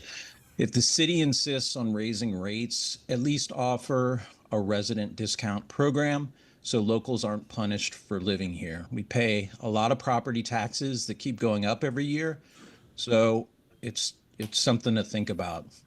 There's also other ways to raise money that don't involve squeezing the residents. Said it before, but it's enforcing our own municipal code. I've spoken with many of you face-to-face and by email about how often businesses and construction companies and developers ignore the code with no consequences. And guess what? With no penalties enforced, their behavior never changes. And every time that happens, the city leaves hundreds and thousands of dollars on the table. So instead of charging, $5 to park in front of the post office, how about we collect from the people who break the rules? Or maybe we should just get AI code enforcement meters and you can raise the rates. We don't need higher meters. We need higher accountability. Thank you. Thank you. Thank you, Mayor. We do not appear to have any other virtual hands raised. All right, and then I'll close public comment and move on to city council member comments. Do my colleagues have any comments? Mr. Mayor? Yes. Just for clarification, the one woman who spoke about the driveway parking, we do offer that permit. So if anyone interested who's watching online, there's an online permit for the driveway. That permit is also $175. It's a one-time fee. So What about the people that rent there? that's, Short term, they come and rent it. I mean, I wish I had that option, but I don't. But I think a lot of people don't know about that either. so anyone who's watching, public ed announcement. Would you like to clarify the fee? Yes, it's a one-time fee for the staff time to make sure that the driveway, is sufficient enough for the driveway parking pass. It's transferable, everything like that. So one time during the life of the property. And it stays at the property I believe so. until a new owner, perhaps? Until a new owner comes. Yeah. So you can do that in your own driveway and do that one-time fee. It's not $175, I understand that, but that could be for 20 years or 30 years, so. I wish I had that option, but I don't. But I see that a lot of people have it and don't utilize it. Yeah. Okay, all right. Well, thank you. Is that all you had to say? Is that it? Okay. Any other comments at all? No? All right, so let's move on from public comment, city council member comments. So let's go to updates from city council, ad hoc subcommittees, and standing committee delegate alternates. Is any colleagues have any updates? No? Anyone? No? All right. Let's move on to item 15, the consent calendar. We had several items that we pulled from the consent calendar. H and D. H and D, I also have F. F, H, and D. 15D, 15F, and 15H. Motion for the balance. Motion. Okay, motion to approve and seconded to balance of the consent calendar. Madam City Clerk, you take the vote. Voting is now open.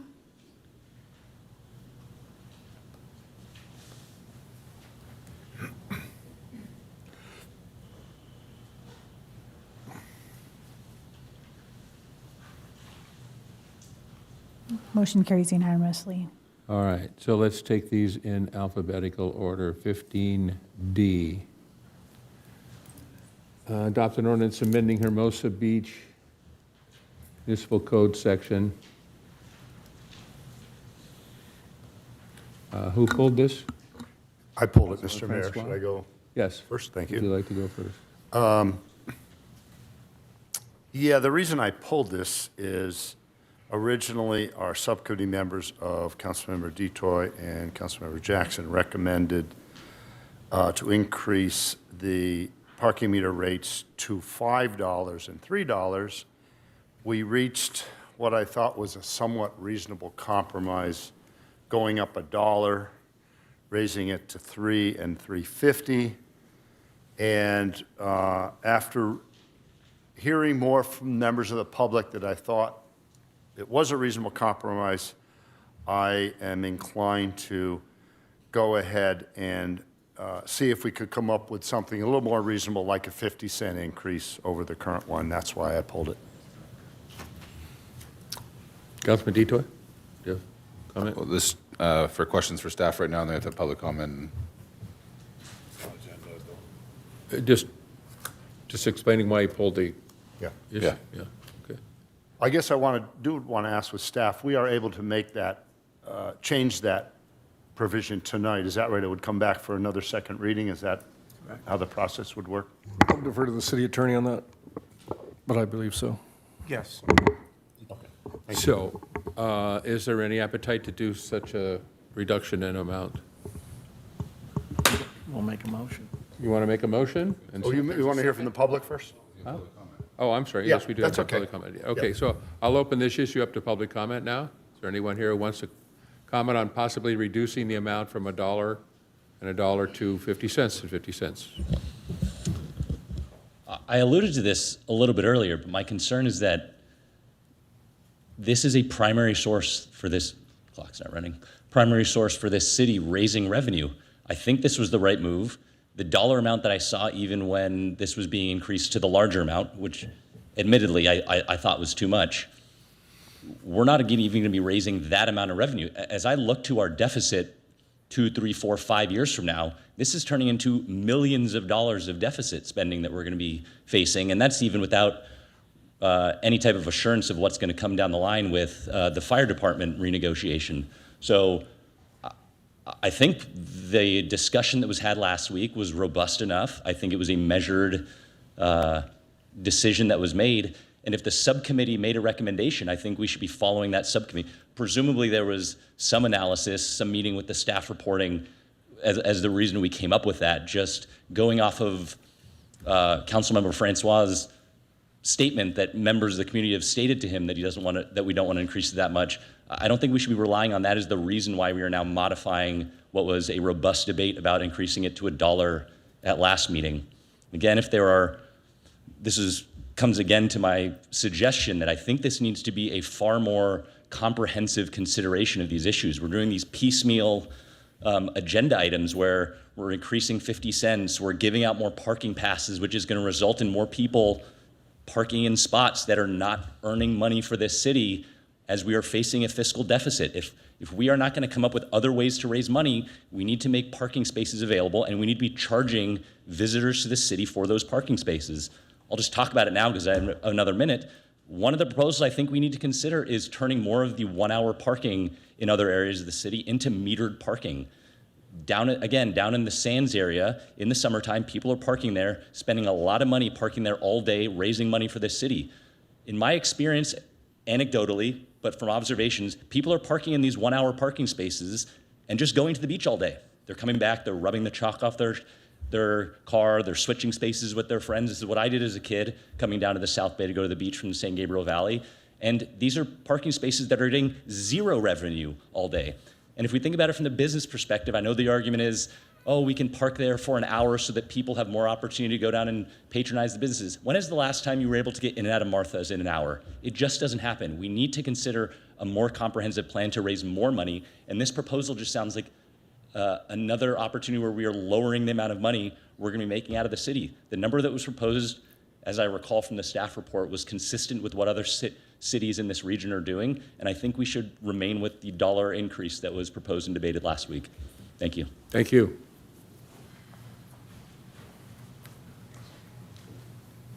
As I said earlier, I don't have a pass for my car. My children charge in my garage, so on a regular basis, I am filling the meter with quarters. I don't get the pleasure of having a guest pass for my grandma or my mom when they come over for family dinner. It costs so much money. I mean, it's crazy. It makes no sense for me to charge anymore at the house if I have to pay all that money into the meter. Or if it's nice, I could, go for my 8-block walk to go park my car. So it doesn't matter to me, it's just gonna, if you're gonna give me a pass, then raise it. But if not, when people come to my house, they're paying so much money just to come and have dinner at my house. I don't know, this is just crazy. I wasn't planning on, but this is an issue that really goes to your intellectual capacity to what makes income for a city. I have a little experience with that, as you know. And I don't believe you do it by taxing people to death, raising parking meter rates. You're looking at it like an optic, like it's inelastic. They're always going to pay more money for meters. And then all of a sudden you see the example that was given. Why is there only like 3 people in a restaurant tonight? Because they probably made the choice to go to some strip mall where they can park for free and they can go eat there. But we have a classy restaurant where they have to park and they have to do the little town thing that we can offer, this jewel by the sea, what we have. And that's the easiest way to blow it. And when I was elected back in the day, like when the dinosaurs were running around just recently, that's what we were doing. We were taxing everybody to death. We had high parking meter rates.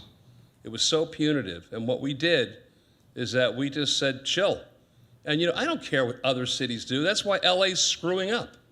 Do you think I want to follow their lead as to what they're putting in for marking meter rates downtown? Do we want to follow that example? I mean, even Manhattan Beach is pissed off that their parking tickets are too high. And the majority of the parking tickets are paid by residents, like my neighbor who's shopping for a parking space every single night for her kids because we screwed up the parking program they'll talk on later. But I'm going to have 10 to 15 people in my house for Thanksgiving. And because of the rules are so mixed up, there's no guest parking pass anymore. We have to go out there and like find the quarters, or like, do it on our credit card, pay all this money. And you have to do this every 2 hours. I mean, taxing people is not the way to make you rich. It's to make business go, make it friendly downtown, and think about core growth. That's what we've always been about. That's why we're doing well. Thank you.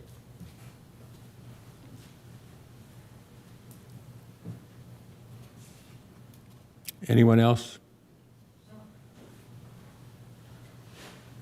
I will keep it very brief, but I would just say on issues like these, I think it's easy to get caught up in the numbers, but sometimes it pays to just take a step back and look at the big picture. And one of our strengths as a community has always been that we're a cool place to live, and it's always felt like, this small town feel, and the city's kind of working with you, and we all know each other. And just in the last, recent years, it's felt to me like it switched to much more of an adversarial feel between the city and residents. And so it's exactly issues like these that make people feel that way. So sometimes you can get caught up in the numbers, and I understand the numbers are important, but there's also other issues at play here, and we have to look out for our residents. I don't think we should just be trying to soak the residents every chance we get. Thank you. Thank you. Anyone else?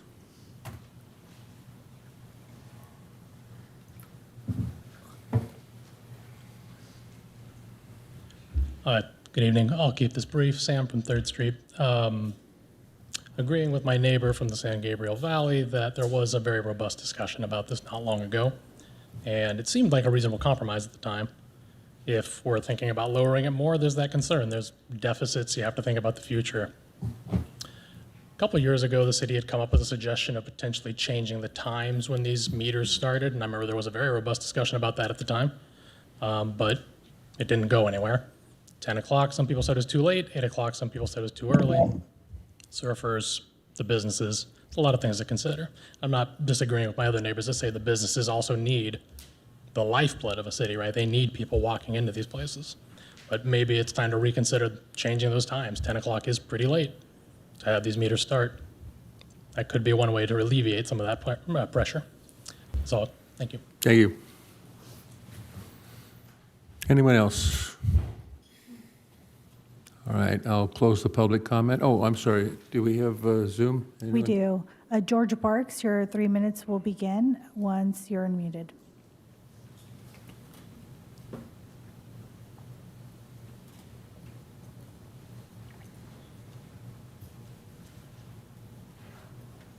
Can you hear me? Yes.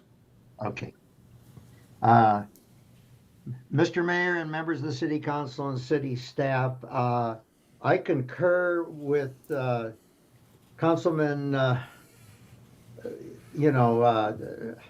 Francois to reduce the increase to 50 cents from $1. I'm getting a lot of phone calls from the residents and also from the businesses, and they're very concerned. They want to be competitive with our neighboring cities. And based on the staff report, the Redondo Beach and Manhattan Beach meter rates are lower than what you're proposing at $1 increase here. And for example, in Redondo Beach, in the business districts, they don't even enforce the parking meters after 6 p.m. And I'm sure a lot of you have gone down to the Riviera Village, and they have a lot of good restaurants and bars there and well attended. We have to be competitive. We have a lot of vacancies in Hermosa Beach right at the moment. So I would like for you to take this in small steps. During your mid-year budget, review this again. You're going to get some new updated now equipment to match what Redondo and Manhattan Beach has, so you will have more data to refer to. And again, as I said at the last meeting, you also have to have staff come back and report to you how you could reduce some expenses here. And I put on a summit about 10 years ago trying to merge the beach cities' fire departments. And I'm going to send you this information and send it to staff. And you can see how sharing services with our neighboring cities can also save us some money. And that has to be looked at. We have to be creative here. Hermosa Beach is a bedroom community. It does not have a strong commercial tax base because of its limited, area in the city, 1.4 square miles. So I would like to see you reduce it to 50 cents, review it again at the mid-year budget review, and if we have to increase it then. And so I appreciate you giving me the time to address the council. Thank you so much. Thank you, George. Next, we have Kristen M.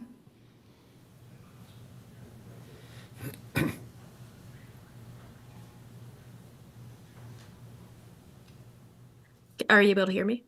Okay. I'll also keep my comment brief. Just wanted to mention that we live in a city where house values, rent, and corporate rent are skyrocketing. Home values in Hermosa Beach grew 33% between 2019 and 2022 alone. Businesses are struggling to keep up with corporate rent prices. A 2-bedroom, 1,000 square foot apartment can go for $6,800 a month. So given all this, I don't see how we can insist that parking spots, these 200 square foot parcels of land, should stay the same price amongst all these value increases. In my view, we're subsidizing valuable public land for the storage of folks' private property. I saw in the analysis that you put out that the prices proposed put us on par with other cities and that ours are relatively low right now.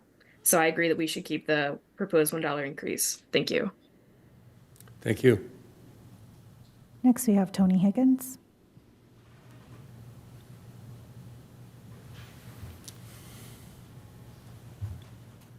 Yeah, a couple of things. A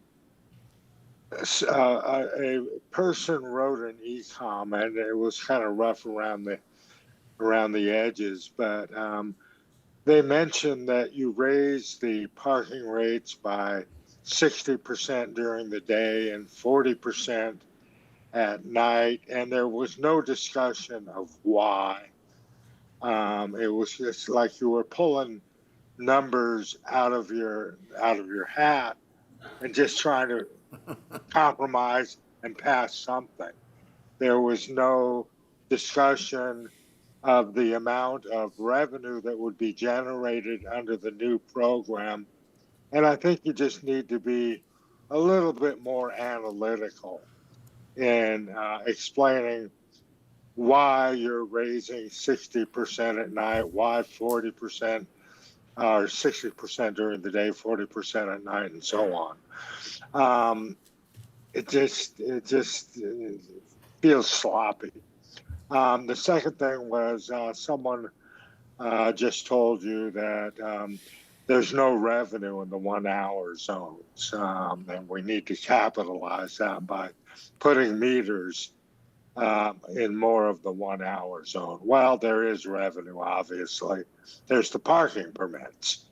And the parking situation in the May 15th to September 15th 1 hour zones is already extremely bad. You start putting meters up there, and you're only going to make that worse.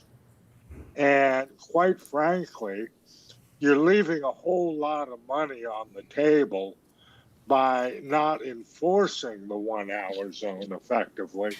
Hopefully that will improve with the LPR and the automated ticketing that's supposed to kick in next year.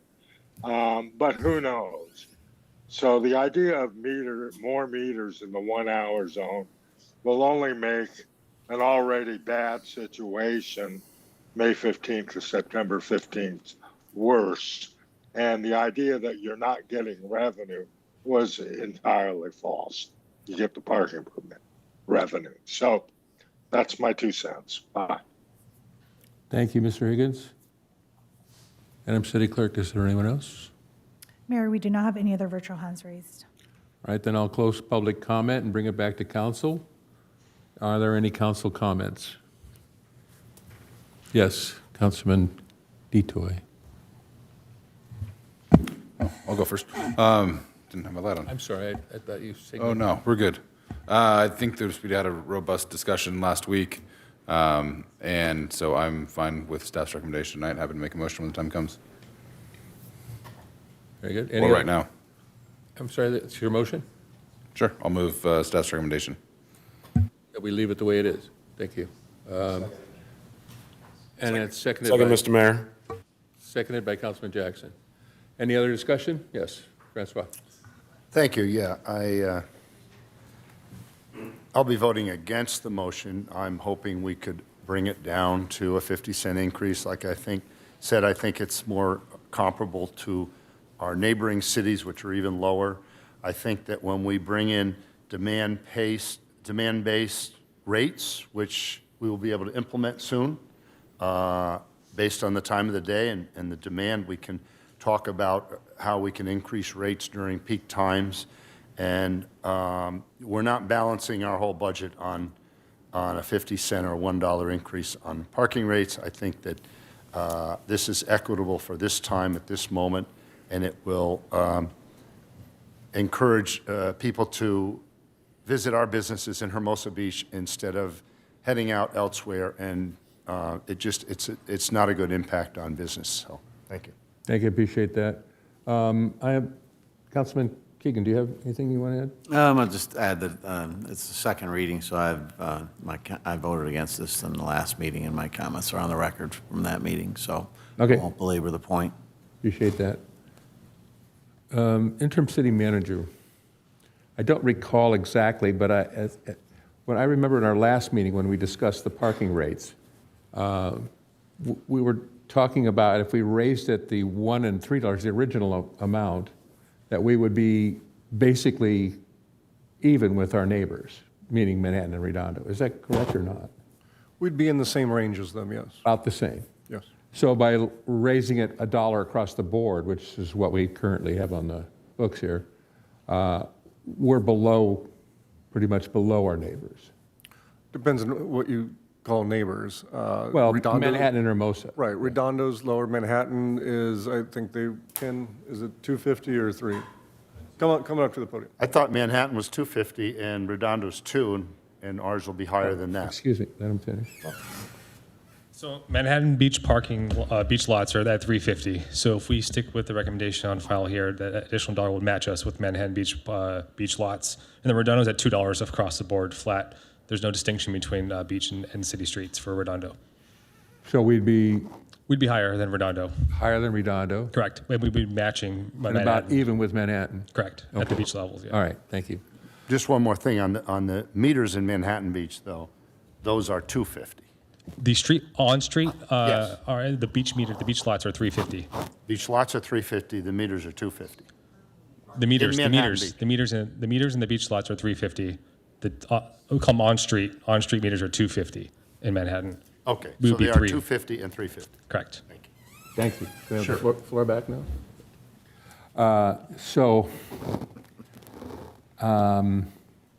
It's interesting because we're constantly, on many different subjects, we're constantly comparing ourselves to Manhattan Beach and Redondo Beach. And in some cases, we're pretty much the same, very much so. We're all beach cities. But when it comes to parking, we're not at all the same. We talked about in Redondo Beach, they have robust restaurants and many of them, and they're all doing well and so on and so forth. They also have a monstrous parking area right next to that. And so how many spaces they have and how busy their restaurants are is absolutely no comparison to what goes on in Hermosa Beach. Likewise, in Manhattan Beach, that city is 3-4 times the size of Hermosa Beach, and they have parking lots and parking available in many different areas. So it's really difficult to say, well, their rates are this and their rates are that, and so our rates ought to be higher, lower, the same, and so on. I think we need to think about our city for us, well, what we need, what we have. And so it's really kind of not fair to compare the two of them. Like, for instance, one gentleman mentioned that went to El Goloso, I believe, and there were only 2 people in there. Well, why is that? And is it because of our parking rates or even the availability of parking? Probably not. Could be a million different things. Might be the fact there's a baseball game going on right now. Maybe El Goloso doesn't have a TV. I don't know. But the point is that there's so many different reasons for that. And you can't say, well, it's because of the parking. That's really unfair. So I think that in our last meeting, we discussed this fully, I believe, and what we came up with was what I thought, in fact, it was my proposal, but I think it was a fair, reasonable increase in parking. And I want to say one more thing about parking rates and increases. And it was mentioned here many times this evening about how we're taxing ourselves to death, and it's all about money and how are we going to balance the budget on our parking tickets and so on. Well, that isn't really quite fair either. To me, when I talk about the parking permit project and what residents have to pay and what they have to do and the hoops they have to jump through in order to get those permits, I could care less about the dollar and cents amount of it. I think if you'll go back to when we first started changing the parking, the the residential permit process, I said, how much does it cost to administer one single parking permit? And it was, that time it was $40 or something. I said, well, that's how much we should charge for a parking permit. What it cost us to administer the service. And I still believe that today. So that's one thing. I don't believe we should be making money off the parking permit process at all. I think that should be just administrative costs only. Parking permits on parking rates on meters is another thing. It's a completely different story. That's a commodity we have here in Hermosa Beach. That's a blessing that we have some parking here that we can charge for. Now, residents use that same parking too. That's true. And that's why we have the parking permit process, so that they can use those metered spaces and get a permit to park there. I know that you have a problem with that. I understand that. I really still don't understand why you can't get the number of permits you need, but that's a separate thing. So let's wait for that. So I think what we did in the first place last time for $1 to raise straight across the board was a fair thing. It was a sensible thing. It was much smaller than what we were started off to do. And I think we can revisit it again in the middle of next year when the new technology comes out and we might want to lower it or raise it. We can always do that again. But I think this is a reasonable, sensible increment. So I'm going to go along with the proposal that we have and support it. So I will call the question then if there's no other question or comment. Madam City Clerk. Voting is now open.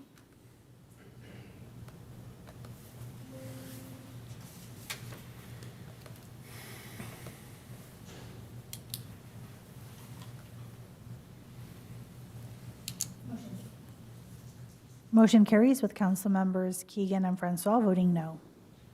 All right, thank you. So let's move on to 15F. Who pulled 15F? Mr. Mayor, did you want to handle these two at the end of the meeting, or are we going to go through? No, I want to go through right now. Let's finish this up. 15F. Yeah, I pulled it. So the reason I pulled it is because we have in front of us the Parks and Recs Commission minutes where they approved 2 know-nothing weekends for next summer.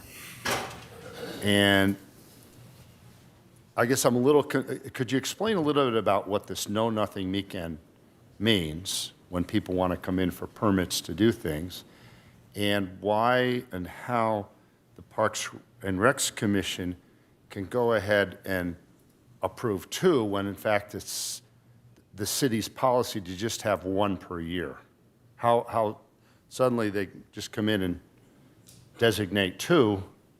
I'm a little baffled at that. Thank you. Good evening, Mayor, Mayor Pro Tem, and City Council members. For those I haven't officially met, my name is Kaylin Kamerly, and I'm the new lead special events and filming coordinator. So this was actually approved by City Council at last year's meeting, the September 24th, 2024 meeting, to approve these 2-0 weekends since the implementation of the policy following Commission's recommendation to give the community more than 1 weekend of a break from special events. This is the best practice, and we're just following Commission's jurisdiction. Should the council want to approve only one, we will definitely take it back to Commission for further discussion. But this is to give the community a break from special events since we do have a plethora of events going on throughout the year. So the policy is to have 2 know-nothing weekends a year? So the policy is one. But one, yes, correct. But we are following from previous best practices from what was approved last year as well by the City Council. You're saying last year we approved 2? The 2-0 weekends, correct. But the policy is 1? Correct. Okay. So could you explain what it means when we have a know-nothing weekend? Does this mean that if any businesses or anyone wants to have a special event, they can't have it during those 2 weekends? And does that interfere, or is it consistent with our economic development plan throughout the city? So our nothing weekends consist of no special events. Since we typically have the one, if someone does want to have a special event on public property, we wouldn't approve it because it was approved by the Commission and the Council. So if Council were to approve the second nothing weekend, then we would not be permitting special events on public property. Okay. In regard to the economic development, I can't quite speak to that, but this does align with best practices we've done in the past. Okay, thank you very much. That's the reason I pulled it. I may be suggesting something different on these special event or know-nothing weekends, and maybe shorten them or lessen them, but I'll wait to hear from the public on that. Thank you, Mr. Mayor. Any other questions of staff? Thank you so much. Thank you, Appreciate your council time members. here. Open this up to public comment. This is a time for members of the public to provide comments on item 15F. Comments are limited to 3 minutes. Mayor, we do not have any speaker cards for this item, but we do have one virtual hand raised. Laura Pena, your 3 minutes will begin once you're unmuted.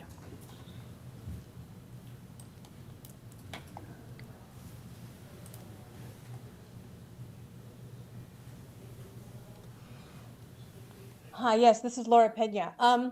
As both a resident and a local business owner, I have serious concerns about this second nothing weekend in 2026. According to our special event policy guide, that nothing weekend means that on at least one weekend during the peak season, no special event permits will be issued.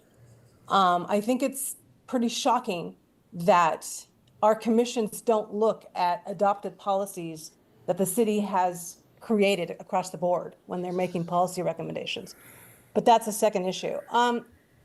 This restriction applies citywide, okay? So it's just not on the beach or on the plaza. It impacts our parks, it impacts our right-of-ways, it impacts pass-through events and other gathering places where nonprofits and small businesses host day activations that add life to our city. When the Nothing Weekend concept was first created, it made sense. At the time, the city was home to 2 large fiesta events each year, large professional volleyball tournaments like AVP, and even the Teen Choice Awards, which transformed our city into a global stage. The city, the residents, and the staff, they needed a breather. It made sense. But today, the environment has changed dramatically. We no longer have all those large-scale events happening all the time in the summer on our streets, on our beaches, in our parks. Our summer calendar is lighter, except in July, and many local businesses already struggle with slower weekdays and depend on weekend activity to stay afloat. Adding another weekend or a nothing weekend would move us further away from our economic development strategies, which this council formally adopted in 22. That plan, developed with broad community support, identified clear goals that would be undermined by this proposal. Strategy number 13, downtown activation, calls on the city to introduce and facilitate downtown experiences that add vibrancy and attract new business interest and investment. Number 15 and 16, outdoor music and placemaking, encourage live music and activations in public spaces to enhance a sense of place and strengthen our local economy. And Strategy number 20 and 23, shop local and our visitors programs, emphasize supporting year-round business. Now, our governance goal number 6 reminds us to support existing businesses while attracting new business and tourism. A second nothing weekend runs counter to all of these adopted priorities. It doesn't reflect the city we've become or the one we're trying to build. Our businesses, our artists, our nonprofits bring energy into the city. They're not asking for more giant events. They're asking for opportunities, small ones, to connect, to create, and to contribute. I ask you tonight, let's protect the momentum we're making. Don't silence the weekends that sustain our local spirit and economy. Our city's magic has never been about doing nothing. It's about doing something together. Thank you. Thank you. Madam City Clerk. Mayor, we do not have any other virtual hands raised. All right, thank you. Close I pub- apologize, one just went up. That's okay. That's Anthony Higgins. Anthony, your 3 minutes will begin once you're unmuted.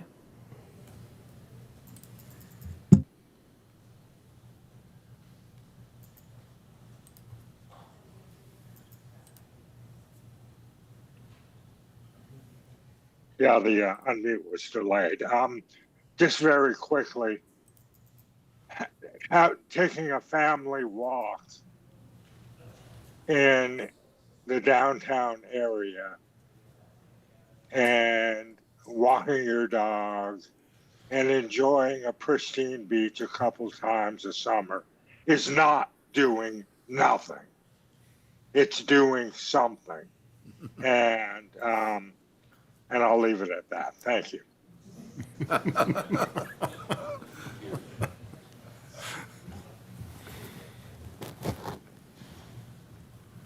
Okay. Anyone else? Yes, we do not have anybody else. All right, thank you. So having none, I will close public comment and bring it back to council. Any comments from council, proposals, motions? Yes, Councilman Jackson. Thank you, Mr. Mayor. I will move that we receive and file the action minutes of the Parks, Recreation, Community Resource Advisory Commission meeting of September 2nd, 2025. Second. All right, moved and seconded. Any more comment? Nope. All right, Madam City Clerk. Excuse me? That was the wrong motion. That was 15F. You're on 15E. 15F. I thought it was wrong, but I didn't want to say anything. It's approval of the impact level 3 events, not of the planning commission meetings. I mean, of the Parks and Rec. Right. Correct. Right. Restated, please. Strike that previous motion. I will move that we approve the Parks, Recreation, and Community Resources Advisory Commission's recommendation to allow 3 impact level 3 returning special events and 2 nothing weekends as proposed. My apologies for the oversight there. Second. Yeah, I thought that's what you meant in the first place. All right, moved and seconded. Any other comment? Madam City Clerk, would you call the question, please? Voting is now open.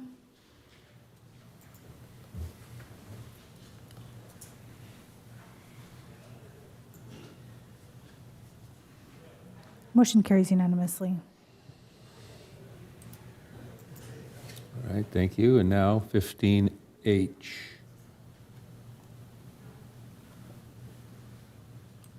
Who pulled this one? Mayor, I pulled this. Mayor, I'd like to, this was brought up in a previous meeting, and I'd like to undo this committee and vote to disband it and not have the committee, if I can get a second for that. All right, well, it's a little premature for that, but I'll second that. I know, I agree. Public comment. I have a question for staff first, if that's okay, Mr. Mayor. Yes. Thank you. In your report to us, you stated that for the subcommittee to be effectively analyze the roles, that council should provide a clearly defined scope, a target for decommission date, and I am assuming, as most subcommittees should, come back to the city council for recommendations. Is that a fair assessment of how it should work in this process? It wasn't clear at the last meeting how the subcommittee wanted to set themselves up or how long they wanted to meet.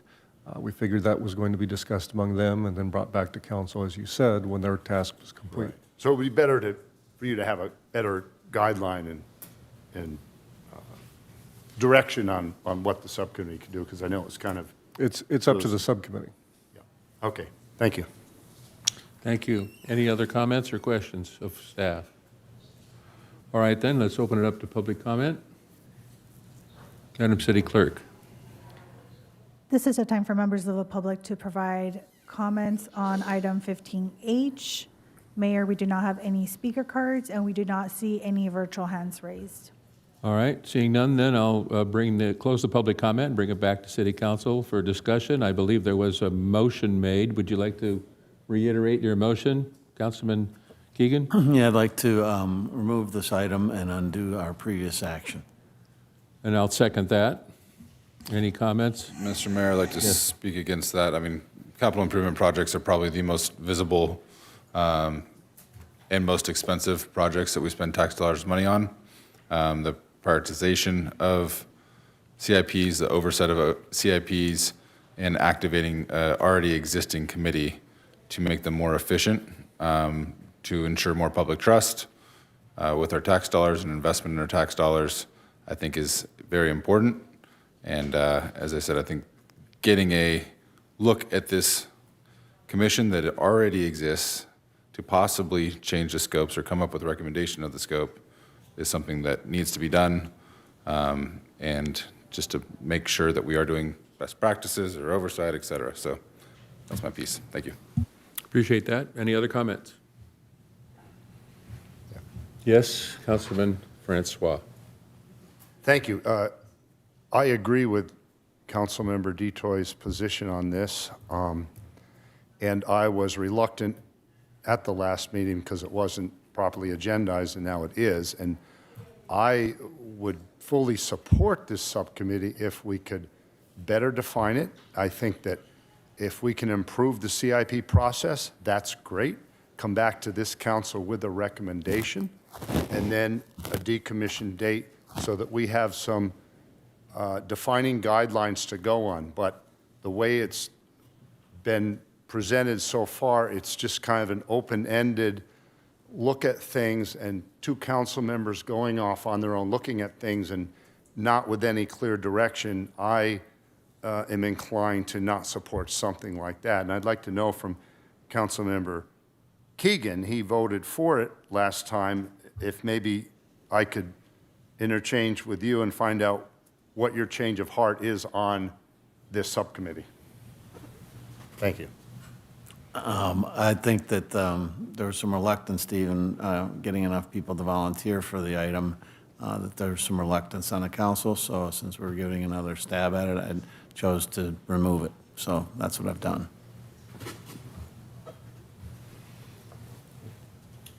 I have a comment on this. This item that's for us right now, consideration of forming a joint City Council and Public Works Commission subcommittee. Last time we discussed just a subcommittee of Councilman Jackson and myself, not a joint City Council meeting with the Public Works Commission. Is that correct? I don't know where the joint commission business started. It was staff's understanding that you wanted to have a subcommittee of council that would meet with the subcommittee of the Public Works Commission.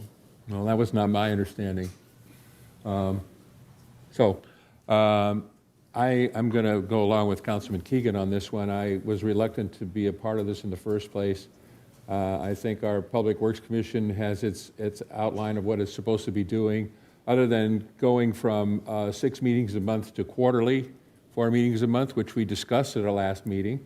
And that might be a different issue that we could discuss in council at a future date. So I would prefer this just be receive and file or canceled. So, Mr. Mayor? Yes. If I could, thank you. I concur with Mayor Pro Tem and Councilmember Francois that there is I think, an opportunity here to look for efficiencies and improvements in our processes. And I think the Joint Council and Public Works Commission Subcommittee gives us an opportunity to do that. I mean, we've had discussions about some things that we didn't necessarily agree with and thought that we could find improvements in the system, and this gives us that opportunity, I think, to sit down and flesh those things out and then come back to council with some thoughts and recommendations. Because this CIP program is time-intensive, resource-intensive, and the more opportunities we have to understand exactly what's happening, are projects on time? Are they on budget? Is there an opportunity for more public engagement? I think those are things that we can flush out. And then we've talked about sequencing as well. Is is Public Works talking with Parks and Rec so that there's some sort of sequencing of projects? As we know, we've had some hiccups in the past. So I think this is a good opportunity to look at, and again, we're just discussing roles, responsibilities, and looking for opportunities for improvement and efficiencies, not to make their life harder, but the CIP program is too important, I think, to continue the way we've always done business. Yes, Councilman Detoy. Thank you. Just a question for the city attorney. This would be a non-Brown Act body, correct? Correct. Okay. I don't want to burden staff with agendas and meetings and everything else. If they want to call staff to learn about, some recommendations to tweak the reporting for CIPs, et cetera, that'd be my intention, is not to, they would get together, discuss this, hopefully get some improvements, bring them to us to approve, et cetera. Staff appreciates that. All right. Mayor? Yes. Are you still willing to serve on that committee, Mr. Seaman? I am. As last time, I don't feel the need for the committee, and to be honest with you, but if called, I will serve there, absolutely. Mr. Mayor, if I could? Yes. I would be honored to serve with you. And if we have a meeting or two and find that there's no merit or basis or need to go forward, then I think then we can come back and say, hey, there's no value in this. But I think until we sit down and flesh these things out, I think we can't make that determination at this juncture. So fair enough. I'd be honored to serve with you, sir. Likewise. Thank you. But I think, Okay. Yes? Mr. Mayor, so I guess with regards to the motion on the table, assuming that gets voted down, we would need a new motion with more specific direction then, with coming back to the council for a recommendation, even if the recommendation is to do nothing, but some report back to the council and then it's disbanded, something along those. That would be the fashions. course of events anyway. I think for any subcommittee. Well, but the way it's been worded in this report, it isn't, so we'd have to formulate it into our new motion then, correct? If this were to pass, the subcommittee we already have of Councilman Jackson and myself. Well, the motion on the Would table, we- I believe, is to There's currently, disband the committee. there's currently a motion on the floor, so Yeah. we can vote on it and get Motion rid of is it, to or you disband. can substitute it, and no one's chosen to substitute it, so let's just vote on the motion. Let's get that off So the the motion table. on the floor is to disband this. Correct. Mr. Mayor, I move that we have a joint subcommittee between ourselves, would be yourself, Mr. Mayor, Councilmember Jackson, to serve with 2 Public Works Commissioners in a non-Brown Act body to make recommendations to improve our CIP oversight processes, et cetera. So are It's a you substitute doing a motion then. substitute Yeah, he's doing a motion? substitute motion. Okay, substitute motion. With a 6-month time period, Okay. Substitute maximum. Okay. Is there a second? So your There's a second, Mr. substitute Mayor. motion, okay. Correct. Substitute motion moved and seconded. Okay. We'll vote on that first. No, it's all we're voting on. Huh? That's all we're voting on. Well, Substitute The motion. substitute motion Gets rid of the first one. gets rid of the first one. So you're only voting on the substitute substitute motion motion. for basically recommendation, staff recommendations. Yep. Okay. Madam City Clerk? I missed a second. Who seconded? Councilmember Jackson. Councilmember Jackson. Voting is now open.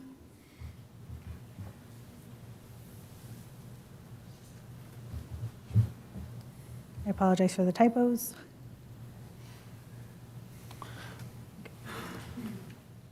Mr. Mayor, the motion that is written up on our screen doesn't say it's coming back to the city council for a recommendation. Is that assumed it is, even though it's not written?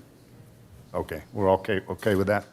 Yeah, I believe it says with the 6-month deadline. I think that's the intention. Okay, it just doesn't say coming back to the council, but it's assumed it is? Okay, fine.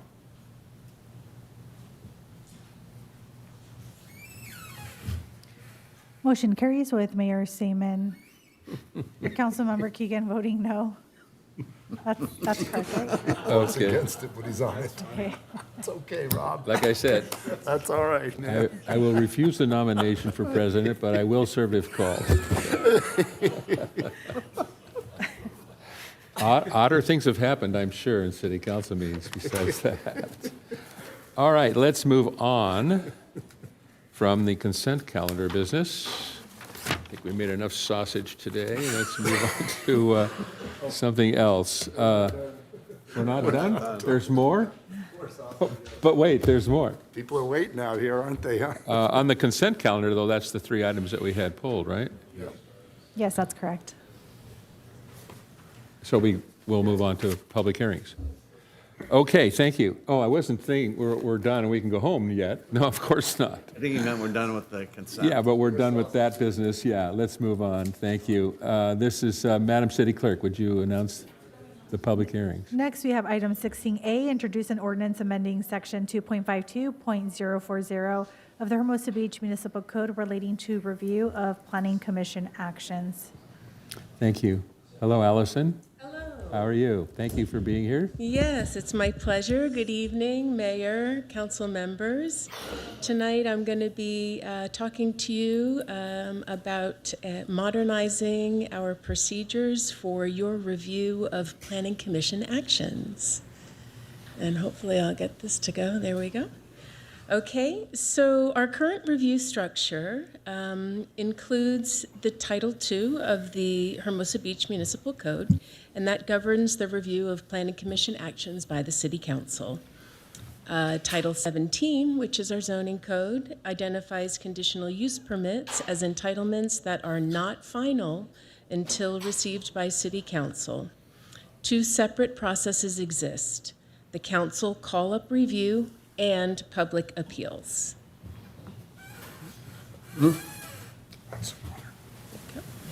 Yes. Most development activities require discretionary approvals from the Planning Commission. Discretionary approvals must have appeal periods with fixed timeframes. They're usually 10 days after the commission decision, and this requirement ensures due process for all parties. The Planning Commission takes action on a conditional use permit, and the current process is sequential by presenting commission meeting minutes as reported to the City Council. But they're presented only after the council meeting. Oh, I got messed up, sorry about that. The commission meetings must be reported to City Council. Only after this council meeting can the 10-day public appeal period begin. The council can call up the decision with a vote from at least 2 members, and this creates a linear sequential timeline. So the current code section was last updated in 1995 through Ordinance 95-1145. That update was prompted by a court case to prevent due process violations. The process was designed in 1995 with technology of the time requiring formal agenda reports at council meetings. Since then, we've implemented a modern eScribe agenda software, and that allows us much faster communication. So under our existing process, there's significant variability in how long applicants wait for entitlements to vest. The appeal period doesn't start until after Planning Commission meetings are reported. This creates a sequential process that takes a minimum of 3 weeks, but on many occasions, it can extend to 6 to 8 weeks, depending on calendar quirks, holidays, the length of the month, etc. Applicants have reported that this unpredictability is very frustrating, and it adds unnecessary time to the development timelines. Whoops. So we're recommending a switch to a concurrent process. Essentially, the council call-up period and the public appeal period would run at the same time. The Planning Commission action minutes would be posted within 24 hours using our new eScribe software. Council members would receive email notifications instead of waiting for a formal agenda report to be presented at a subsequent council meeting. Council members would request a call-up using a form that has been prepared by the city clerk, and the appeal period we would propose would be extended from 10 days across the board to 15 days for clarity. Because currently in our process, the Planning Commission meets on a Tuesday. The 10-day period typically would fall on a Friday when we're closed, and so that often causes confusion. So from our point of view, this makes sense because fundamentally it reduces uncertainty. Predictability in the development process is essential. It's very important for applicants and the general public. It's taking advantage of our modern technology, leveraging our software capabilities. It is common practice at this point, including it's being used by our neighbors. And fundamentally, it offers the same protections. So council continues to retain the full call-up authority, and the public retains full appeal rights. So that concludes my very brief presentation, and I'd be very happy to answer any questions you might have. Thank you, Allison, for your presentation. I did have a question. This is for when City Council wants to take jurisdiction over a planning commission. Correct. The call-up provision in Title II is an assert jurisdiction authority. Okay. So recently we had a situation where I wanted to discuss something, not necessarily take jurisdiction. And is there some provision in this new order of business where we can pull up a planning commission item just for simple discussion, not necessarily to take jurisdiction over it? Well, planning commission decisions are final, right? Yes. Unless you assert jurisdiction. So I would imagine that if you wanted to discuss something that had happened at planning commission, you would need to use another area of the standing agenda. But we could do that. We could do that now. Currently, I would imagine. Maybe what the would city that attorney would mechanism have something be? to say about that? Well, I also believe that we changed the language of the approval of the minutes to allow for that. So if you didn't have an intent to appeal, but just discuss it, we changed the language of the approval of the minutes that allows you to discuss. the Approval of action. planning commission meeting minutes. Yes. Yeah. So we just essentially, we're kind of pulling an item for discussion from the planning commission meeting. Okay. All right. That was my question. Thank you. Anyone else? Any other comments or questions? Councilman Jackson? Just clarifying, Mr. Mayor, you mentioned discussion or for comment? Right. Because they're two different things if I'm, It's a fine line. The city attorney, we'll talk. You so want he'll to? keep it straight and make sure we don't Yeah. veer into the, Because again, if talking about the minutes, right, you're just talking about the action that took place. You can say whether you agree, disagree.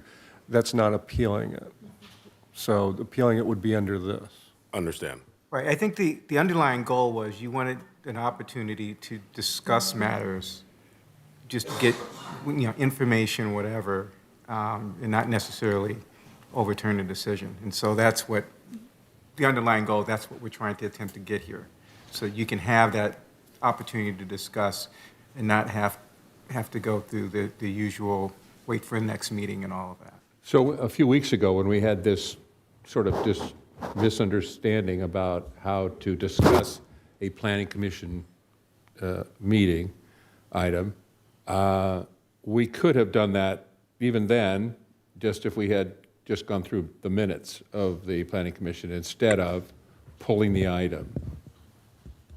Because it's my understanding that if you wanted to just even discuss it, discuss a planning commission decision, we had to pull it from the consent calendar and then ask for it for discussion. And then I was informed that you have to take jurisdiction over it. And I did not want to take jurisdiction over it. I just want to have a discussion about one aspect of it, an ancillary effect of a planning commission decision.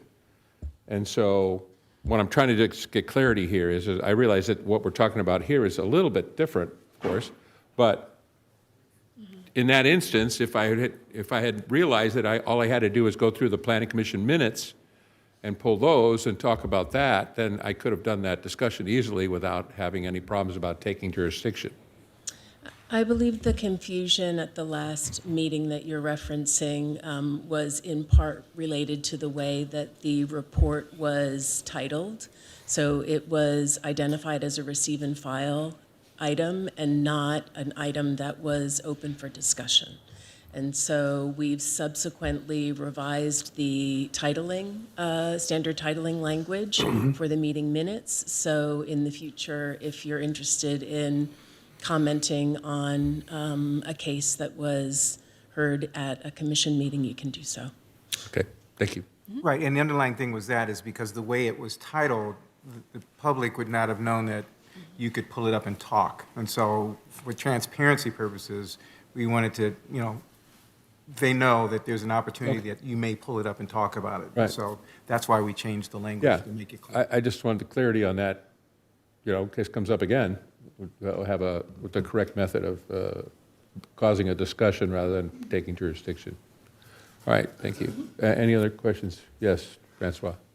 Thank you for that question, Mr. Mayor, because I had the same concern. So just to clarify, when we get the minutes, we can pull the minutes off the consent calendar and we can discuss the action that the Planning Commission took and then receive and file the minutes. Correct.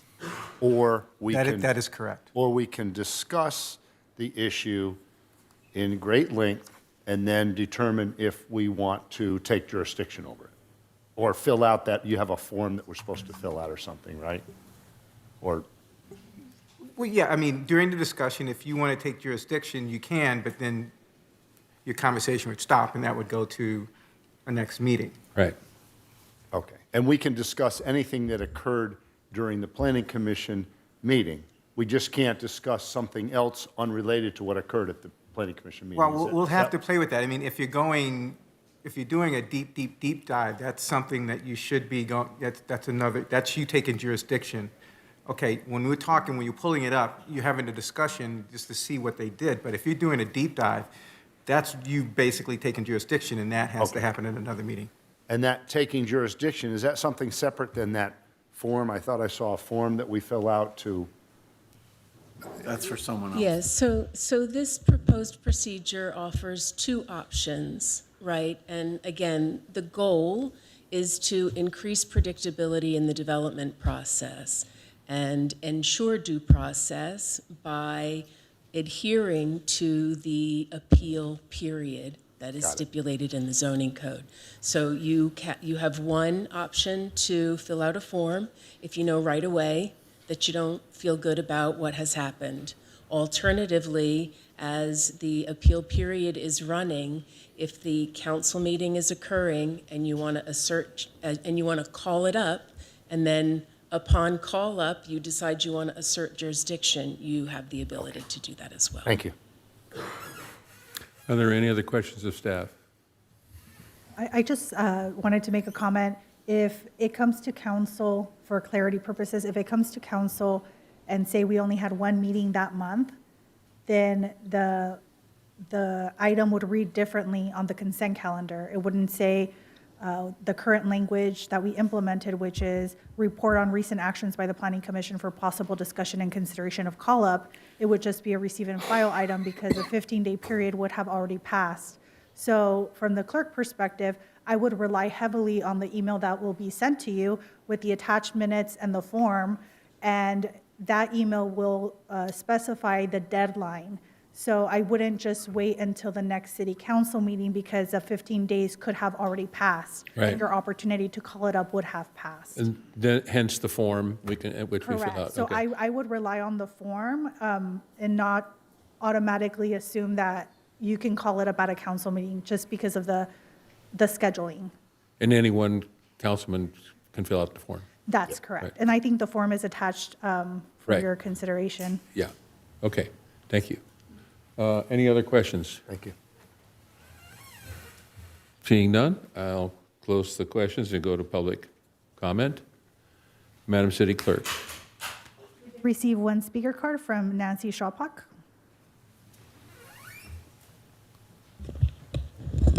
Hi, thank you.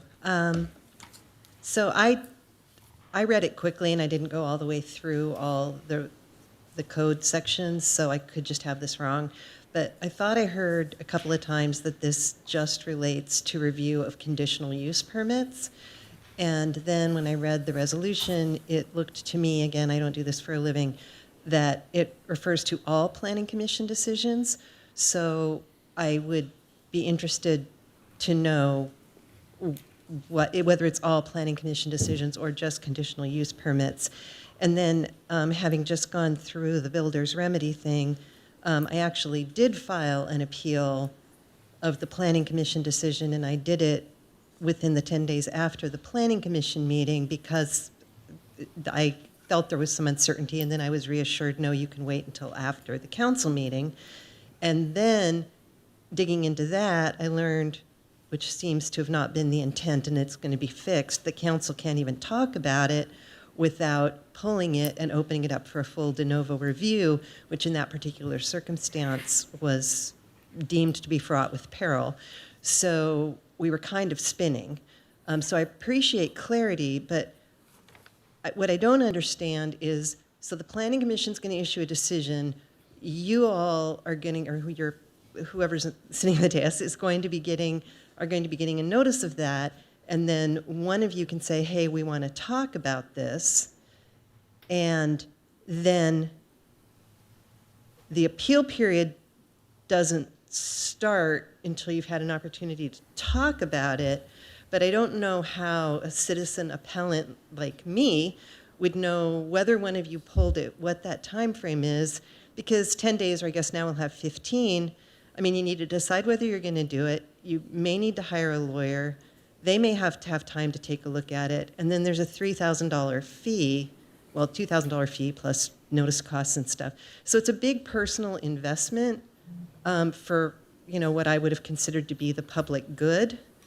And I'm not sure how we'd know exactly when the time period had come, when we need to talk to a lawyer, like how it all needs to work. So I'd just appreciate maybe it doesn't need to be in the ordinance, but maybe there can be implementing rules or something that would make more clear to me when I'd need to hire a lawyer in that instance, for an example. Okay. And then what happens if I do that and I file the appeal and I pay the $2,000, and then one of you decides to pull it, do I get my $2,000 back? So just a few things like that. I Okay, submitted thank you, Nancy. We don't usually go back and forth at this point, but when we're finished with public comment, perhaps Allison can come back and provide a little more clarity on that issue, so you understand more how the time frame works and does it run concurrently or not, and so on. Okay, thank you. Next, Josh. Next, we have Josh Kay.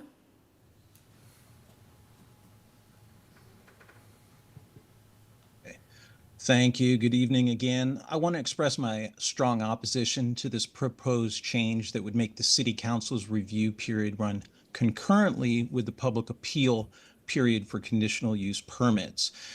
This proposal sounds like an efficiency improvement, but in reality, it weakens public oversight and reduces transparency in land use decisions. And I think that's kind of what last speaker Nancy was maybe referring to. Right now, residents can see the full Planning Commission minutes, understand what was decided, and then decide whether to appeal. Under the new plan, that window would effectively start before the public even has reliable information about what happened. The commission's action minutes posted within 24 hours are often incomplete, no transcripts, no context, no clarifying exhibits. That means residents would have to scramble to file an appeal based on a fragmentary or unclear information. Meanwhile, developers and their consultants already know exactly what was approved. They have the advantage of time, access, and resources. Shortening and overlapping these periods only serves them, not the residents who are trying to understand the impact on their neighborhoods. Also, eliminating the formal reporting of Planning Commission actions at a public council meeting removes an important layer of accountability.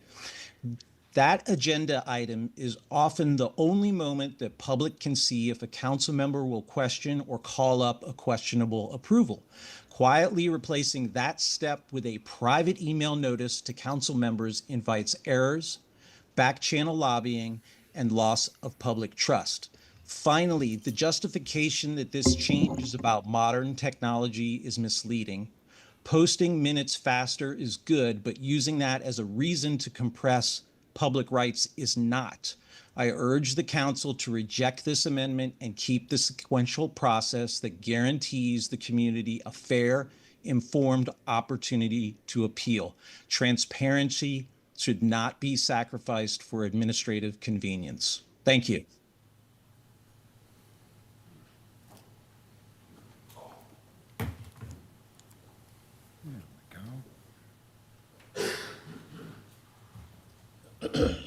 He's spot on.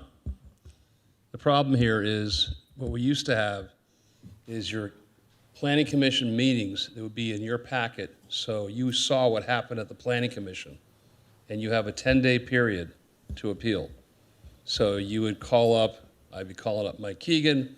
I say, hey, you know, that was really messed up. What happened down there? What do you think we appeal this and bring this back to the city council on these huge issues? Like whether we're going to have this very, very tall building and all that stuff, which really affects the community. If you're diluting that in any way, you know, I happen to like paper. I trust paper, you know, especially when it comes to ballots. You can count those. You can see its accountability. So you don't want to lose this on any electronic media because that 10-day period might evaporate and you may not know what's going on. And so I think that's critically important. You can do the electronic as a backup. That's fine. But, you know, you really do want to see that so you can see the minutes and whether you have those 10 days to pull them. So it's critically important. And the city attorney was absolutely right. If you're going to get into discussing it because you feel bad, you've got a guilty conscience about, you know, it wasn't to you, but you want to say something, you're dying, right? Which always happens with city council people. If you get into it on the merits, then you are going too far. If you're going to pull that, you got to pull it. You can comment it for like 20 seconds and that's it, but what the city attorney said was spot on because that's a hearing, okay? And the Brown Act prohibits you from getting into a non-notice meeting. It's got to be calendared correctly and it's got to be agendized by the city clerk. So then you have it so it's teed up. So if you're chipping away at that, be careful.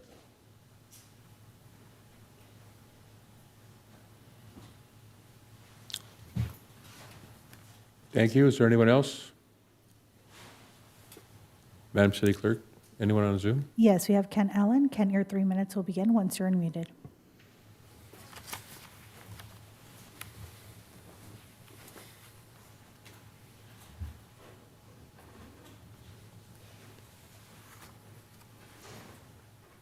Yeah, I hope my three, can you hear me? Because this doesn't work. If I have 3 minutes, it's like it takes forever to get unmuted. So I want my 3 minutes to begin now, even though I'm not going to speak for 3 minutes.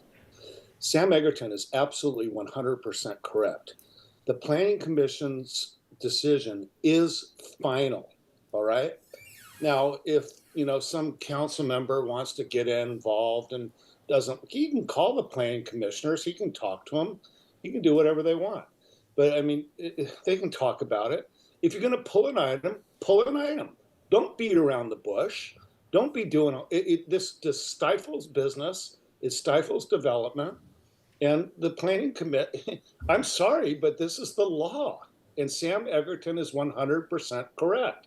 And basically what this boiled down to is one or two council members just say, hey, I want to talk about it.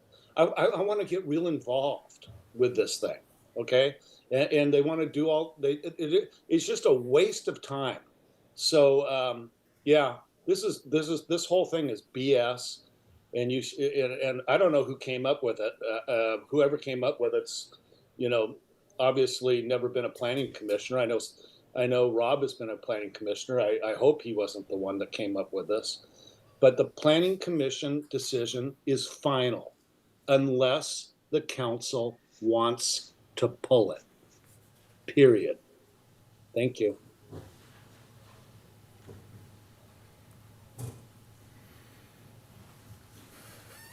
Mayor, we do not have any other virtual hands raised. All right, thank you. Seeing none, then I'll close public comment and bring it back to the council. Do I have any motion or comment, opinion? I'll make a comment. Yes, Councilman Francois. I do appreciate the work that went into this, and I know that this is a result of the concerns we had about the awkwardness of the current system. And I'm just wondering is there some way this can be sent back and rethought that preserves the public's rights, preserves the transparency, but undoes that awkwardness situation that we've had the way the current process is, where it's connected to the minutes on our consent calendar.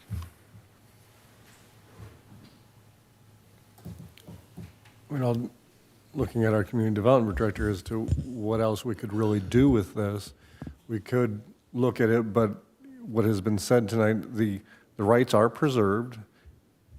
What the intent here is to allow for council to bring it up or talk about it under the minutes, but it's also to have it run concurrent so that there's some certainty for the applicants that it's either going to be appealed or it's not going to be appealed within a reasonable amount of time.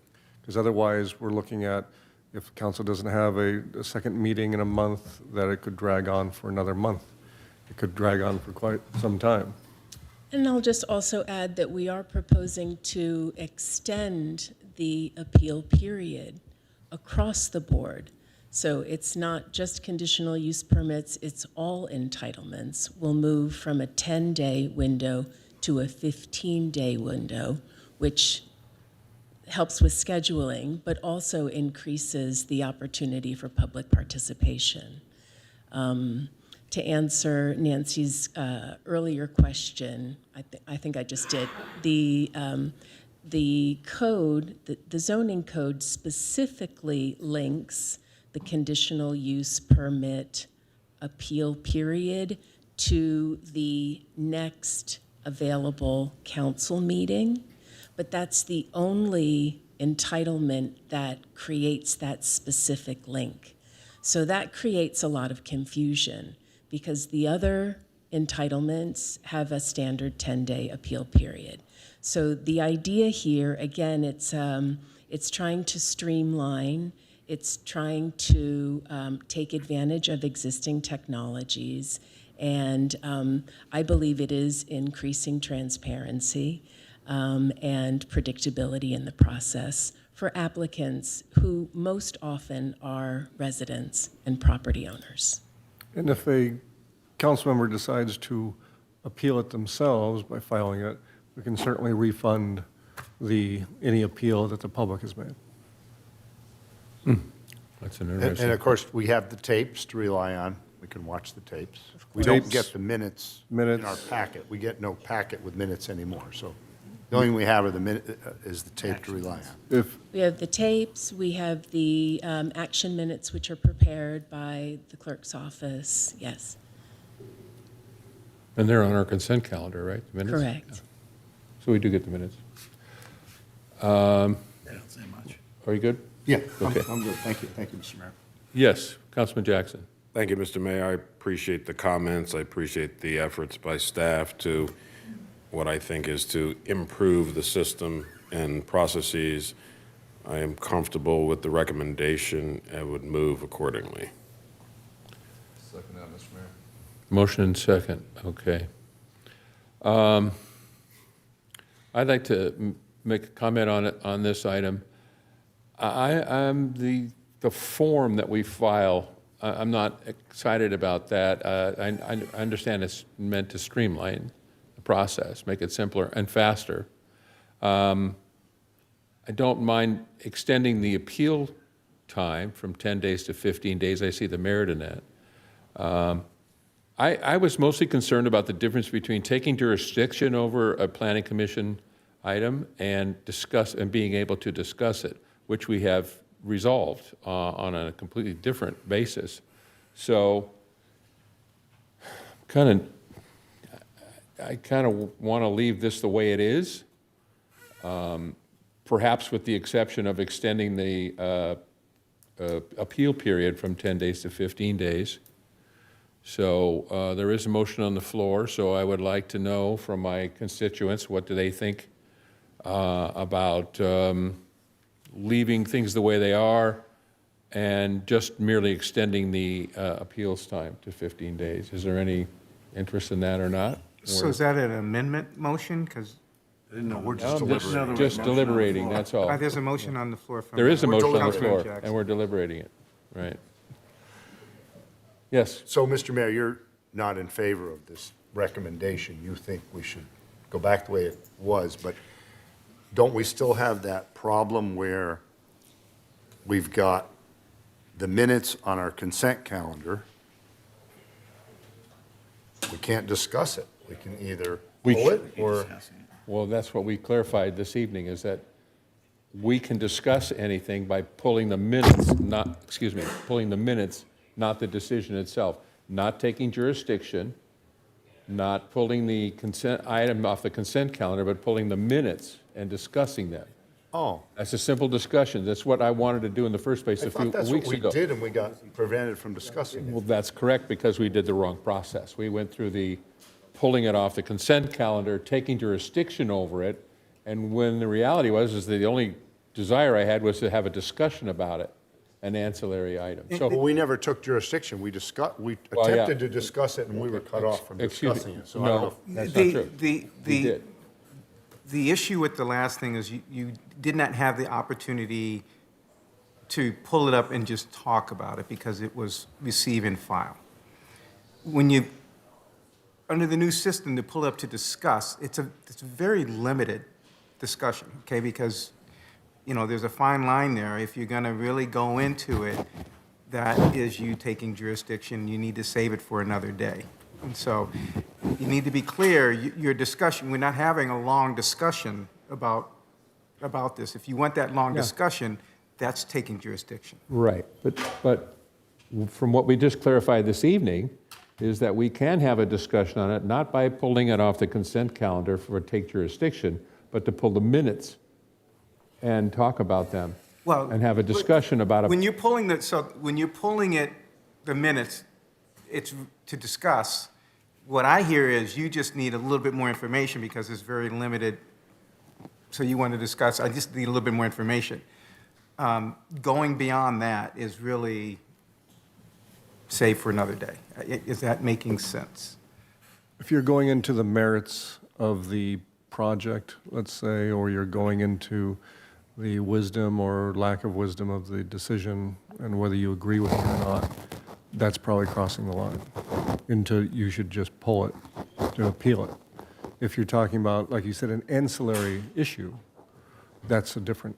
That's what Excuse me. It's just unclear what that ancillary issue is right now. Could be different every single time.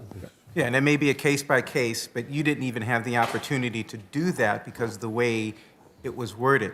Right. Now the minutes are worded a different way, okay, so that you now have that opportunity to do that. So that, regardless of what you do here, that's already in place. That was an administrative I understand it. way of wording for And if the- you get in the weeds, the city attorney will tell you, get out of the weeds. Yeah, get out of the weeds. All right, I appreciate that. And I think I understand the difference between the two and where we are right now. Yeah, but that doesn't impact what you're doing here. That, the administrative fix on that issue, you having the ability to pull it up and talk, that's already done. This is something different. You're dealing with something different. Right, which is why I say that I'm not so sure about this particular item, because the problem that I had with this before has already been discussed and clarified for me. I'm fine with that. as far as Well, discussion it's versus been remedied, jurisdiction. it's been remedied as an administrative thing, so this is. That's right, that's yeah. correct. So this is separate. That's correct. Okay. But nonetheless, affects my opinion. So, Councilman Keegan, you had something you wanted to say? Yeah, I was just saying that, yeah, the discussion over these things we're going to pull or discuss, we have councilman comment. If you want to, make a comment on the minutes, you can do it earlier in the meeting. If there's something on the planning agenda you didn't like, or you want to make a point, we can do it then, and we don't need to have a discussion on it. I think you either pull an item and it gets a full hearing, or if you want to make a point, do it earlier in the meeting when you have council comments. Right. Okay, so back to the question at hand. As far as deliberation is concerned, I think I like things the way they are currently. I think it should be left alone. So, any other discussion? So I guess we're Yes, clear wait, if. excuse me. Sorry. Councilman Detoy. Thank you, Mr. Mayor. The whole point of this is the Planning Commission does quasi-judicial hearings for CUPs, right? They're empowered to do that. That is their role.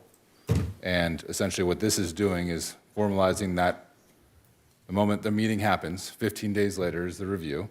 We get notified on day one, so we can either go back and watch the meeting minutes, we can answer phone calls from constituents, business owners, applicants, et cetera. And if we feel so inclined, we fill out the forms, it tolls the time on it, and then it gets agendized at the next meeting, correct? That's correct. Okay.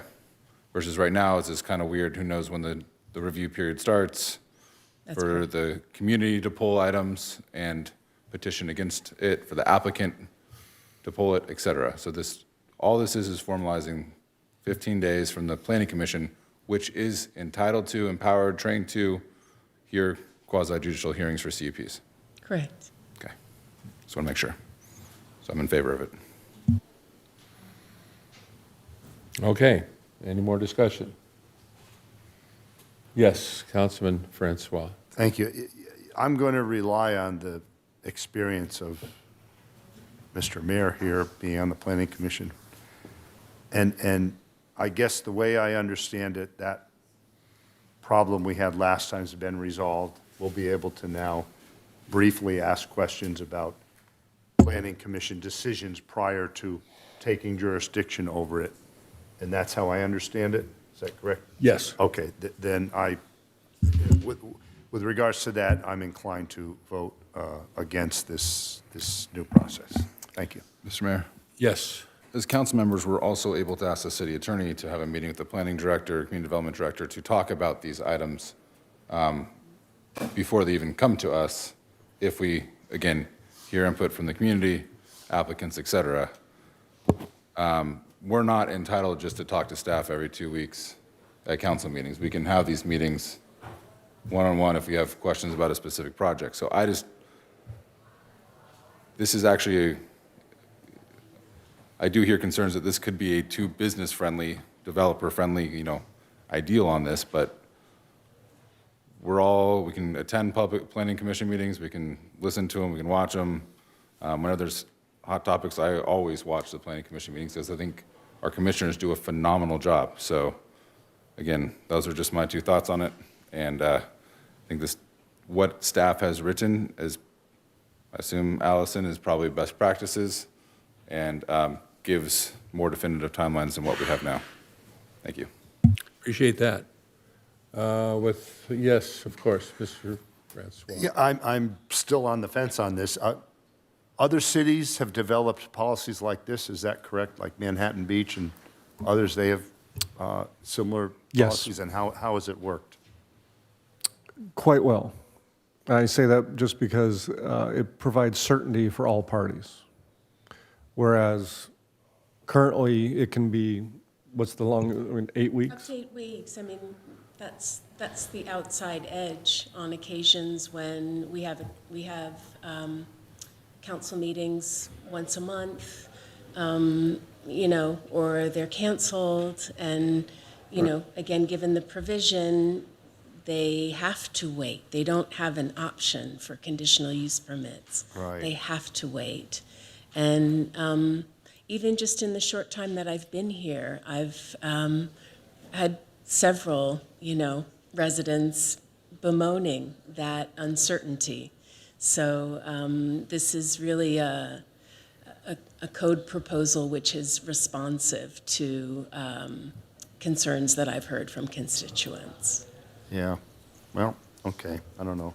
I just, thank you. Well, you just said there's uncertainty, so an applicant goes before the planning commission and a decision is made. There's a 10-day period that it can be appealed. For most entitlements except conditional use permits. Which are?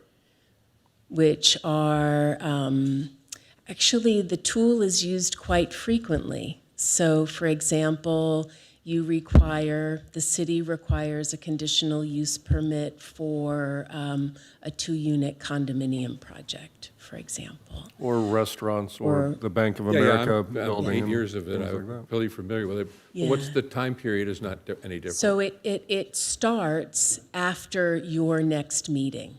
Gotcha.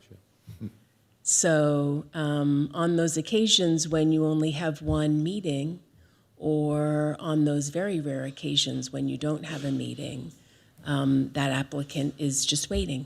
And then under this process, that changes. That would change. So it would set the appeal at the commission decision. 10 And it days. would run 15 days. But move both of them to 15 days. All of them would be changed to 15 days. So this form that we file, if we want to take jurisdiction over it, that doesn't seem to make sense to me. Can you explain that just a little bit more then, please? I would actually rely on our city clerk who did the research on this procedure. Yeah, so this form is something similar to the form that I drafted for you all tonight. Is some form of that is what other cities use that have this streamlined process. And so the process is simple. If you have more than one item that you'd like to bring to your jurisdiction, then you could list those items on the same form or provide duplicate forms. That's not a problem. And so- anyone council member can fill out this form and send it in? That's correct. And at the moment that the clerk's office receives one or more, we would immediately notify the city manager and the community development director. It takes 2 to pull? That's correct. So that doesn't change. It just streamlines this, makes it a little bit more clear for everybody, and just makes the process. And how is that made public? The form. The The form and the yeah. request to pull an item from the planning commission? Right, so I think that's like a procedural thing, and if we receive 2 members or 2 or more for a specific item, we can either post that on the city clerk's page, or we can add information on the planning commission page. We can find a way to kind of publicize that or post it somewhere so that it's very clear, but of course, immediately the applicant would be notified that this has been pulled, and it will be heard at the next city council meeting, of course, with the understanding that there's a 10-day time frame from that date that it's pulled, because we still need to post it in the newspaper. So that's just something that will make it a little bit clearer. Okay. And this is very common. A lot of city clerks do this, a lot of city councils do this process, and it has worked very well for many, many cities. All right, thank you. Appreciate it. So, is there any other further discussion? Madam City Clerk, would you call the motion, please? Voting is now open.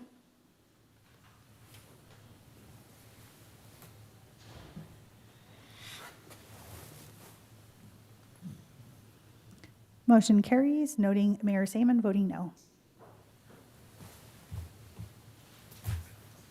All right, then, let's move on to municipal matters. Item 17A, adopt a resolution to approve a memorandum of understanding between the City of Hermosa Beach and the management group effective July 1st to June 30th, 2028.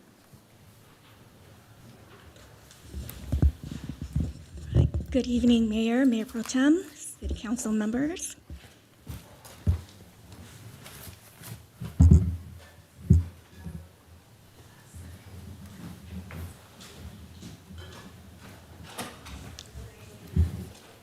All right, so I'll talk to you about the memorandum of understanding for the management employees.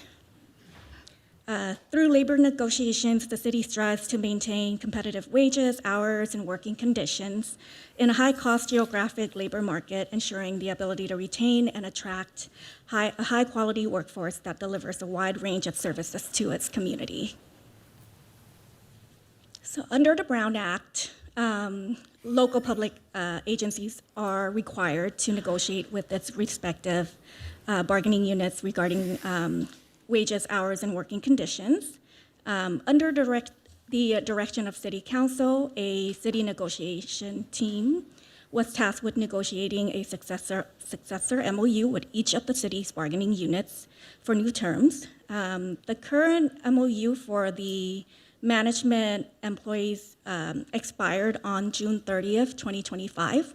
So the city's negotiation team has met and conferred with the representatives of the management employees to discuss wages, hours, and other terms and conditions of employment for its successor MOU in July, August, and September, and the management membership ratified the MOU in September of 2025. So as far as the management membership, it consists of all of the city's department directors. The titles are listed there on this slide. And I'll provide you with a summary of the changes for this MOU. The terms is 3 years from July 1st, 2025 to June 30th, 2028. And the first change is wage rate increases. There will be a 3% across the board wage rate increase for all job titles, effective July 1st, 2025, July 1st, 2026, and July 1st, 2027. And we will also be bringing all classifications in the unit up to median based on the most recent comp study on July 1st, 2025. And number two, holidays. The city will be implementing a half-day Christmas Eve and half-day New Year's Eve holiday, and we'll be deleting the 10 hours of holiday flex time that we currently have. Number three, there will be an increase to the city's deferred compensation match. It's currently at $8,000 per year. We're increasing it to $10,000 per year. Number four, acting city manager pay. In case of a temporary vacancy or vacation, the city manager can temporarily appoint someone to fill in. The premium pay was changed to 10%, and the language was added that if the city manager position is vacant, the city council can appoint a department head to fill the position. Number five, vacation. We will be increasing the vacation accruals for more tenured employees. So we're adding 32 hours for a total of 210 hours per year for those who have 9 or more years of service. Number six, management leave. We'll be adding 10 hours. It's currently at 100 hours, so there will be a total of 110 management leave hours updated. Number seven, supervisory differential. If the second in command is less than 10% below the director's salary, the article provides that an adjustment to ensure a 10% supervisory differential will be provided. Number eight, police chief adjustments. Currently, the MOU indicates that the police chief would receive a 5% premium for the executive post certification, which they would be eligible for after 2 years. However, we are proposing to increase this to 10% to match with post-certification pay for the police management group and the police officers association. Uniform allowance, we'll be adding $200 per year. All right, fiscal impact, the total cost of the negotiated changes is estimated to be $570,000 for fiscal years 2026 to 2028. And staff recommends that the City Council approve the resolution and successor MOU between the City of Hermosa Beach and Management Employees Association for the period of July 1st, 2025 to June 30th, 2028. And with that, I am happy to answer any questions. Thanks very much. Are there any questions? Questions of staff? No? Thank you so much. Appreciate it. Since there are no questions of staff, I will open up the public comment. And Madam City Clerk. Mayor, we did not receive any speaker cards, but we do have one virtual hand raised. Laura Pena, your 3 minutes will begin once you begin speaking.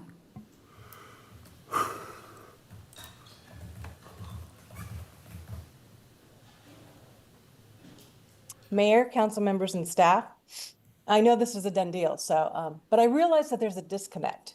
And it's between what is happening in the city and the role and impact you think you have on it. I wanted to provide feedback on this item because how we measure performance management really matters. The proposed MOU expands compensation and benefits, yet it clearly doesn't connect those increases to measurable outcomes or to the fiscal health of the city. If we truly want residents to trust how their tax dollars are being spent, then performance standards must be visible, must be specific, and must be tied directly to our citywide goals, especially those outlined in Plan Hermosa. We should be measuring results, not just activities. For example, instead of tracking how many public record requests are acknowledged within 48 hours, which we have an automatic system to do that, by the way, we should be reporting how many are actually completed on time. Instead of counting the number of meetings that are attended, we should be assessing how many projects were delivered on budget on time, how satisfied residents are with the city services, how effectively our departments collaborate to move community priorities forward.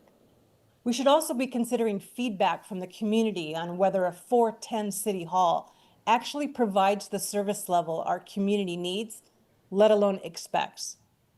So these bonuses should be earned by achieving results, not by routine performance, but by measurable excellence. And residents deserve to see those outcomes summarized publicly, so the city's successes and their challenges are transparent and understood. We need this now more than ever with our fiscal challenges that are coming up next. By linking compensation to real, visible progress, our city can model the kind of stewardship that encourages the community to invest confidently in its future.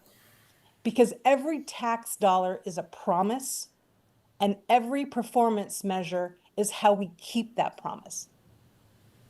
Thank you. Thank you. Mayor, we do not have any other virtual hands raised. Okay. Seeing no one else, then I will close the public comment and bring it back to the City Council. Comments, deliberation, a motion? Anyone want to jump in here? Yes, Councilman DeToy. Mr. Mayor, move staff's recommendation. I'll second that. Motion and a second. Any further deliberation, comments? I'll just, if I Yes? just make a comment that I do appreciate the comments made on the performance matrix, and maybe we can work on something like that in the future. I think those are great recommendations. We ought to think more about that. So that's all I'm going to say, but I support the motion. Thank you. Madam City Clerk, would you call a vote, please? Voting is now open.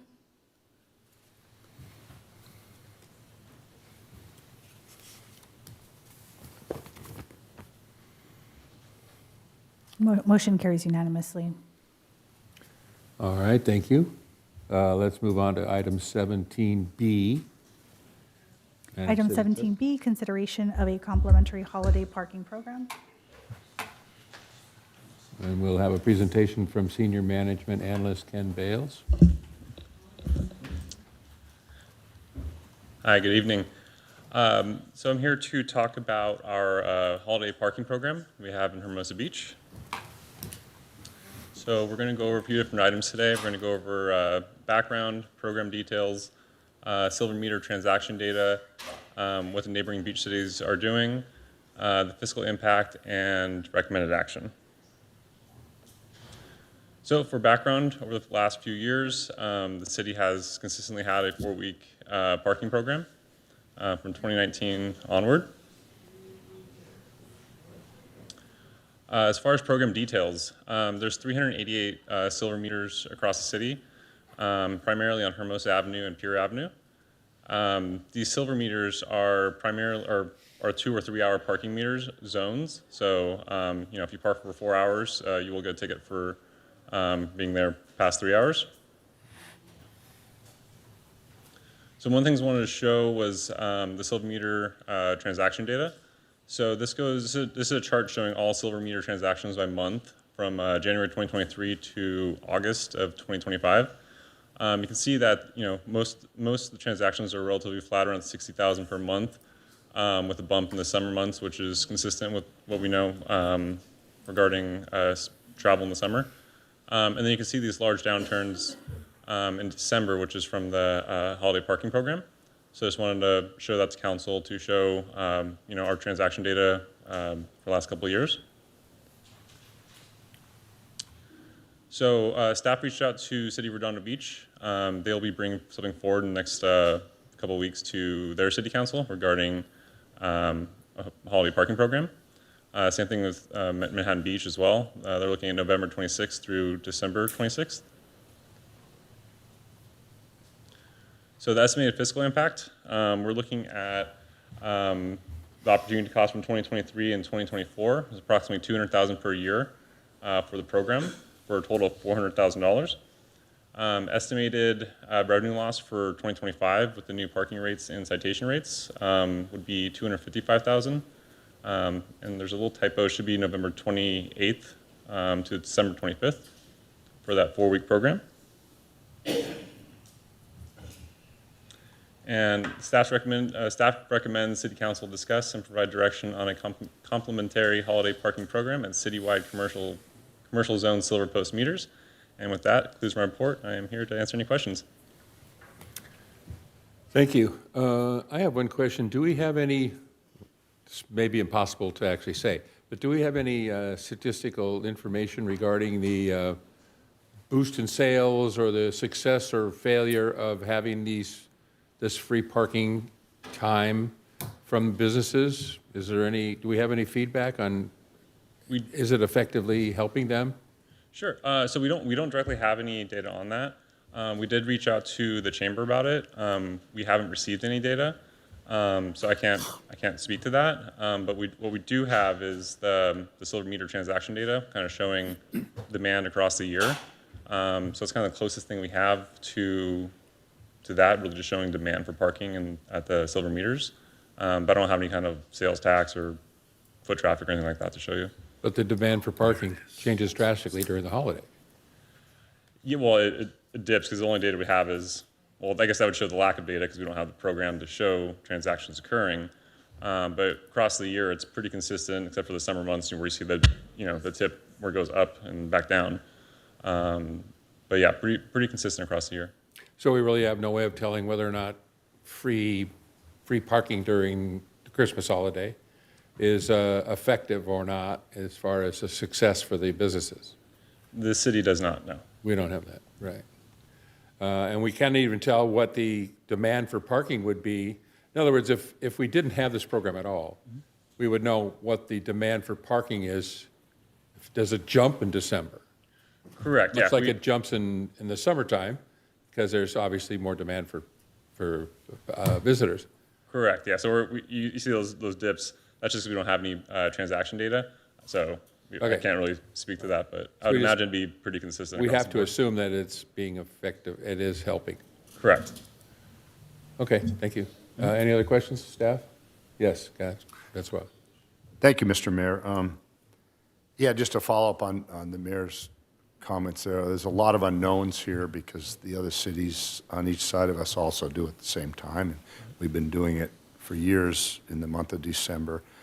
And I try to inquire and get other numbers together about what it costs of enforcement and how difficult it's even able to extrapolate that. I'm hoping maybe next year we can have a better way of tracking what our costs are. But the estimate that 192,000 of lost revenue, and yet for November, it was 133. So I guess you take November and January and come up with some type of what lost revenue would be.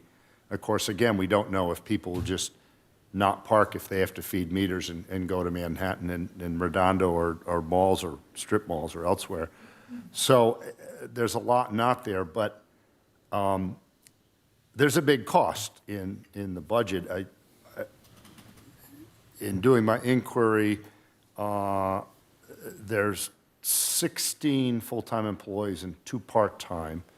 I mean, that in itself comes out between $4 to $6 million a year budget to hire those many people. And the response was, well, we don't know how much of that time spent on enforcing meters as opposed to animal control, traffic operations, but a significant is for the meters. So when we look at that 192,000 revenue meter loss, it's not totally that because we're doing less enforcement. I don't know whether additional comp time can be given to use in other areas or something like that. So I guess it's just important to lay that out there, that money is being spent on enforcement. It literally could be 3/4 of the money that we take in, so. Is there a question in there? Yeah, could you We're confirm asking- all that? Thank you.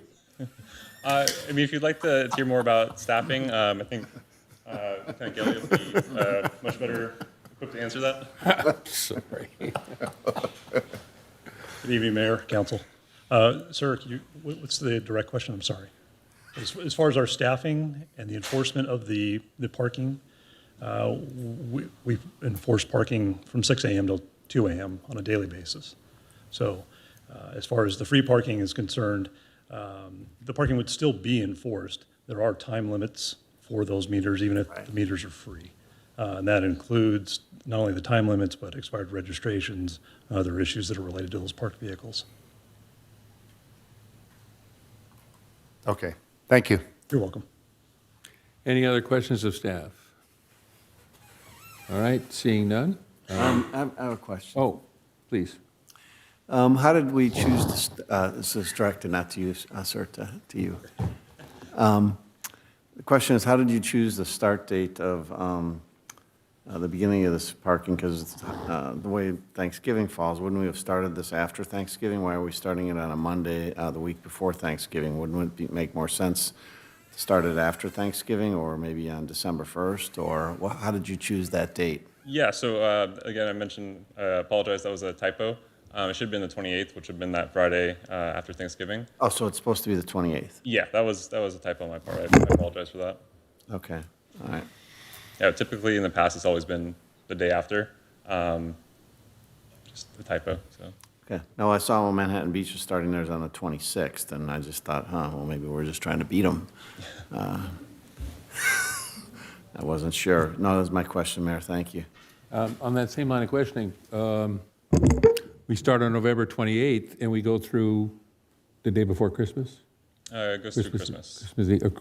Christmas Day? Yep. Okay, thank you. All right, any other questions of staff? I just note that as Santa, you don't want to end it too early. You know?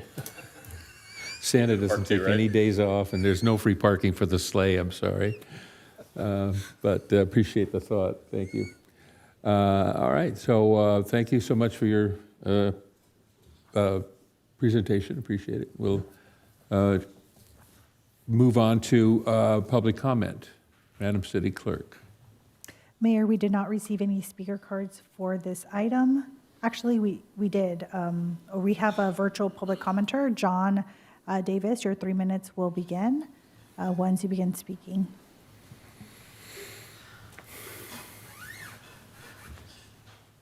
John David, as I was announced. I strongly encourage the continuation of the program, for the red bagging and keep it on the dates, Black Friday through Christmas. It's vital for our businesses to remain competitive during the holidays. During the holidays, we jam a quarter's worth of sales into just 1 month. So it's a very important time. Hermosa Beach faces a lot of competition from Manhattan, Redondo. Without matching their free parking, we risk being less attractive. We become the ugly child and risk diverting visitors elsewhere. If you've ever run a business, you know that the death knell of a business is interrupting your customers' buying habits and patterns. You'd also know the value of momentum. It's easy to lose momentum. It's hard to get it back. It's almost impossible to get it back for most people. So we need people to keep coming to our downtown or we risk losing them. I understand there's a reluctance to forego the holiday meter revenue. I'd like you to look at this like an investment that multiplies economic activity. What if changing the red bags, or through red bagging, or changing it away from red bagging actually reduces customer visits by even 10%? How much of sales tax are we going to lose? And what's the rippling effects that carry on just beyond the holiday? Again, we're compressing a quarter's worth of sales in 1 month. So the other part I think Councilman Francois brought up is you really don't know how much money we're going to lose in that revenue, in terms of revenue from the meters. If we're the only ones in the area that don't give free parking, we may have empty meters or empty parking spots. So my final message is, you got to view this as an investment or risk a vicious cycle where we have less visitors eroding our current and future revenue. So I would like you to see it as just an investment, and I strongly urge you to continue it. Thank you. Thank you. Mayor, we do not have any other All right. speaker cards or virtual hands raised. Thank you, Madam City Clerk. I will then close. Oh, I'm sorry, we have one more. I want to talk real quick about the lack of data we have for this decision. We can't make the right decision without the proper data. And so we're talking about sales receipts and what neighboring cities do, and that's okay data if you don't have the proper data, and that's how much the parking spots are actually being used. I have some anecdotal data. Over the past 2 years, I've walked down Pier Avenue to do some holiday shopping around lunchtime on a weekday very close to Christmas. And both times, every single parking spot was full. That is detrimental to our businesses. Now people are going to come down, they're going to drive past it, they can't find parking, they're going to move on. We need to make sure that we have enough spaces open for them. That's just 2 data points, though. I mean, the rest of the time, I don't know what's going down there. Maybe half the spots are empty. We don't know. So I urge the council to, no matter what we do, let's come back next year with some better data. Let's ask staff, when they're going down and enforcing parking, just take a quick look at how many spots are open. And if it's packed the whole time and people can't park, well, now we know we've screwed up and we need to make some adjustments. If there are spots open and people come and can actually work, and this free spot is actually correctly priced to the demand of the market at the time, then we'll know then it's working. But we don't know without the data. So that is number one. Let's try to come back next year with some good data so we can make some better decisions on what to do here. Thank you. Thank you. All right, any other public comment? Going once, twice, 3 times? Okay, I'll close public comment, bring it back to council for motion or deliberation. Comments? I'll comment, Mr. Mayor. Yes, Councilman Jackson. Thank you, Mr. Mayor. You mentioned data, and that was, I think 2 folks have talked about data. We've been asking the chamber for data for years, and they've yet to provide any data. And anecdotally speaking, if you talk to the CSOs, they will tell you consistently the majority of the parking spaces are taken up by business employees and not folks who are looking to spend money in our downtown. With that being said, I've had discussions with the gentleman that owns the 24-hour fitness that manages that property. There are 250 underutilized parking spaces there. I've talked to the chamber about looking to tap into a potential program where they could offer business could offer validated parking for 2 hours. That way, if you've got a hair appointment, you tell the person to park right there. They come down for 2 hours, they get their parking validated. They're not driving around looking for a parking space. I think it's a good opportunity to develop that partnership with this 24-hour fitness, and a guaranteed parking for a customer, reducing circling, congestion, and strengthening customer loyalty. I mean, what a great way to kick off the holiday season is, hey, go park at 24-hour fitness, we'll validate your parking for 2 hours, and you don't have to drive around looking for parking. And I think that'll free up spaces for other folks who are looking to park. So I think I discussed this with some of my colleagues in our neighboring cities, specifically Redondo Beach. I know they're looking to reduce theirs down to 2 or to 1. I think, again, not comparing but understanding our uniqueness. With this additional parking opportunity, I think that the chamber should look into tapping into. I think a 2-week free parking is where we should be at this juncture, particularly with all the budget challenges we have. I mean, 2 weeks is still pretty generous. And then if the chamber can look into tapping into those 250 spaces, I think it's a good opportunity to develop that relationship and to build goodwill with their customer base. Mayor?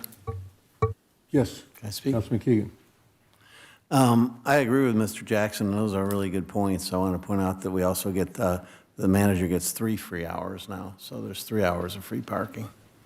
If you go into the 24-hour building, if you just scan your code right there, you can sign up and get 3 hours free. That's for their customers, though. I know. It's right when you walk in. Yeah. No, I know. I got you. You don't need to actually go past the desk to get that. But I also want to concur that the 2 weeks, I think, is something to look at. And we did this in the mid-2000s when we were short on money, and it was unnoticeable. Right. I have a question to Councilman Jackson. Are you suggesting that we, rather than, not this year necessarily, but maybe next year, rather than having the free parking at all, we go to a validated system for during the holidays? Well, what I'm suggesting, I think the data is critical. We get data on a lot of other things. I can't quite figure out why we don't get data during December. Yes. But we can track during the entire summer how many unique visitors we've had, how many repeat visitors we've had. But we've always had a challenge getting data in December, for whatever reason. So I think this is an opportunity, and if I were running a business, particularly on the Upper Pier Avenue, Upper Pier, even Middle or Lower Pier, I would tell a customer, hey, go park there, bring your ticket, and I will validate it. So I think this is a great opportunity for the chamber to have those discussions with the gentleman who runs that parking lot, who's already said he's willing, at a nominal cost, just to cover his expenses, to work with the chamber and even the city if we're interested in looking at parking opportunities for employees to free up parking at our city hall. So I think it's a great opportunity now, 250 spots that's sitting there pretty much empty most of the day. Yeah, that's true. But Your Honor, for just to- this year, it would be too late to, hold on for a second, please. It'd be too late to implement that program now, or are you suggesting that we table this for now? And No, sir, Mr. Mayor. I think that's something come up for next year? The chamber can look into that as quickly as they so desire. In the meantime, I think the 2-week red bags is still a healthy offering of free parking for our residents. Councilmember, when you say 2 weeks, are you saying then December 11th Yes. as the start date? That sounds like Well, that's a good question. Which end of the holiday season do you clip off the 2 weeks? I think the latter 2 weeks. Closer to Christmas, you get the less demand for shopping? That the theory? Well, I'm a last minute guy, so I'd be there. I wouldn't be there on Black Friday, God forbid. Well, that's a good point, too. Okay. All right, Councilman Detoy. Mr. Mayor, we have been asking for the data for years now. We have a meeting in 2 weeks. I move that we push this meeting or this agenda item out to the October 28th meeting so we can get the data from the chamber to make educated decisions.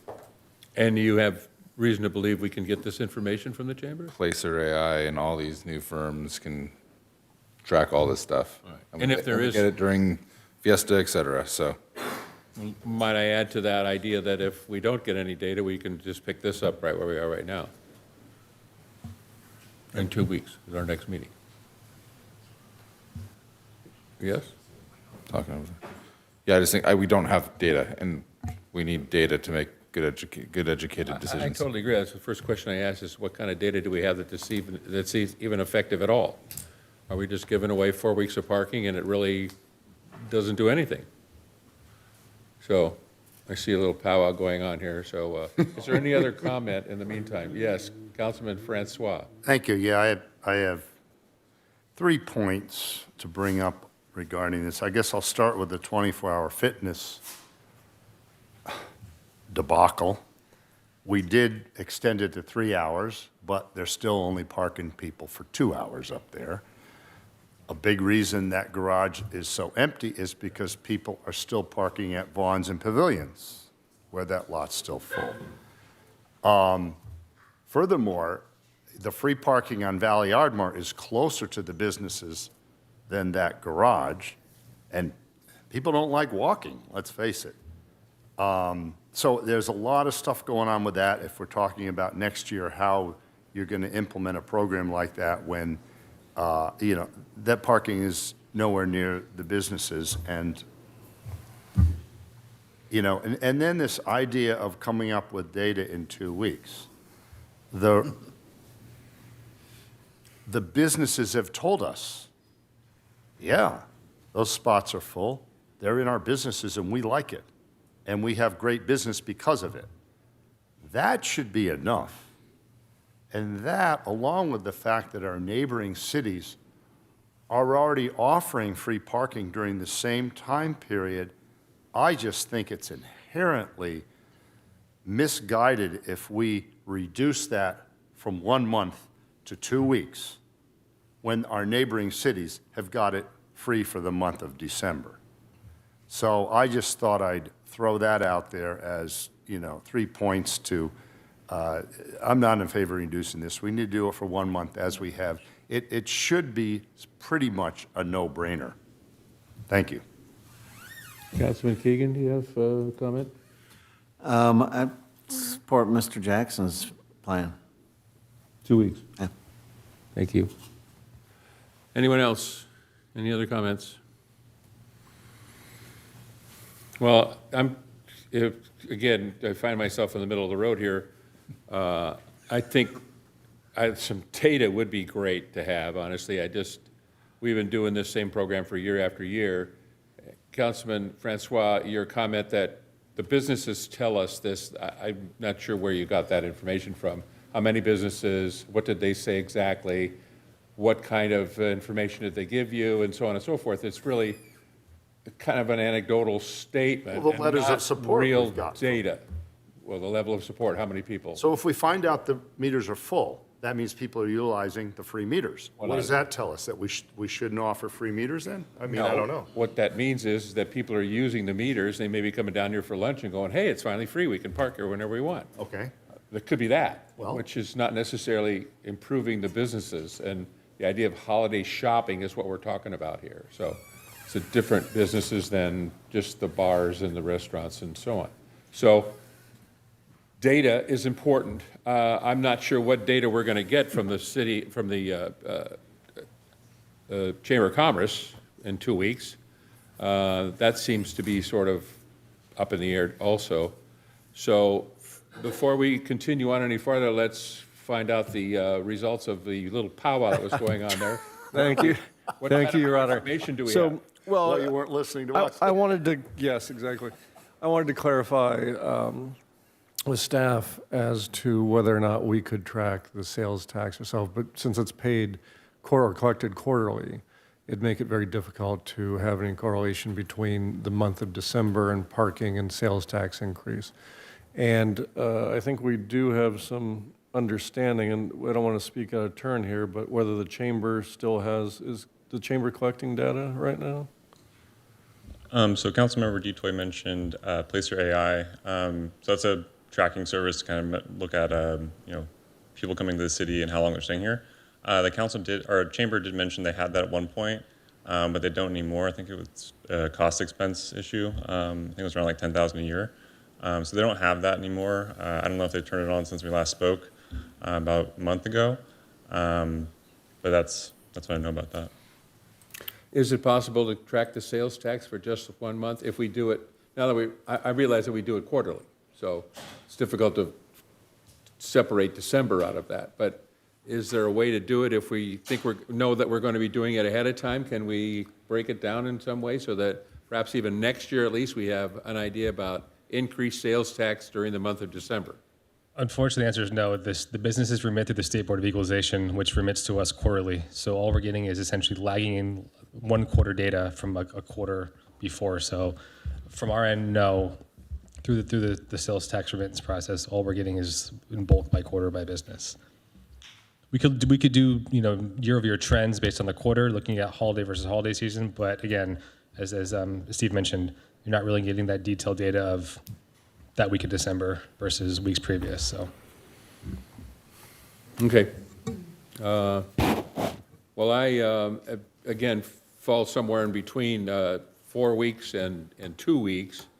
I kind of had 3 weeks in mind from November, from Thanksgiving Day to a week shy of Christmas. So, Why don't you make that a motion?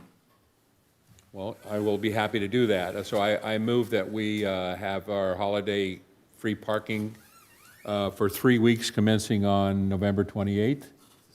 And that's my motion. Okay, I'll second that. Any other deliberation or comments? November 28th, so what date specifically, Mr. Mayor? 3 weeks later will be not December 25th, say December 18th. It's 7 days short of Christmas. Yeah. What about, would you consider a friendly amendment where we push the start date to the right so that it runs closer to Christmas and you've got that final weekend? Thanksgiving Day is the 28th. I'm sorry, Right. is that correct? 27th, right? 27th or 28th?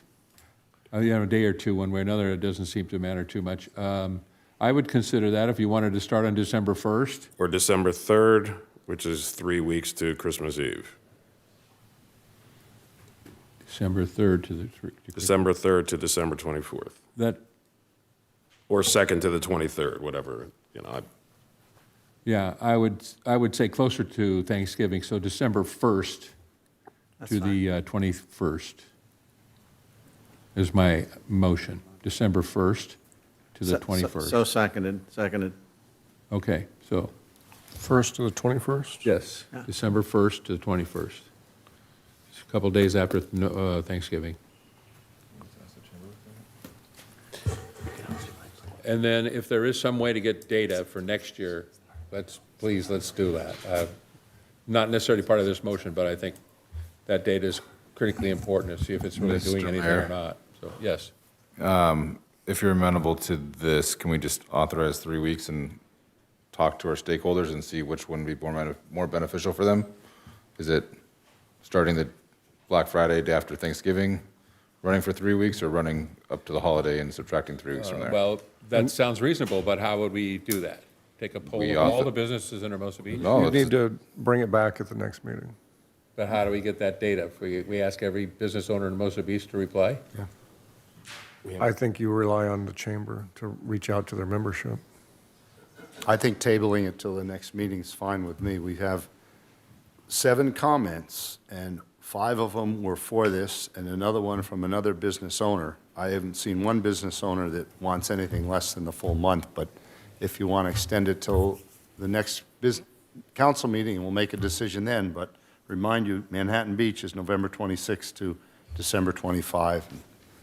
I think it's important to keep it at that, so.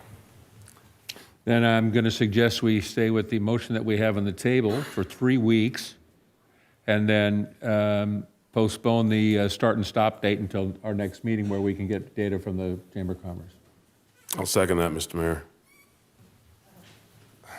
Well, it's kind of, we've already had the same Sorry. motion already. It's just a question of the I'll very, second it for that for the proposal. clerk to make it a little Sorry, Myron. easier.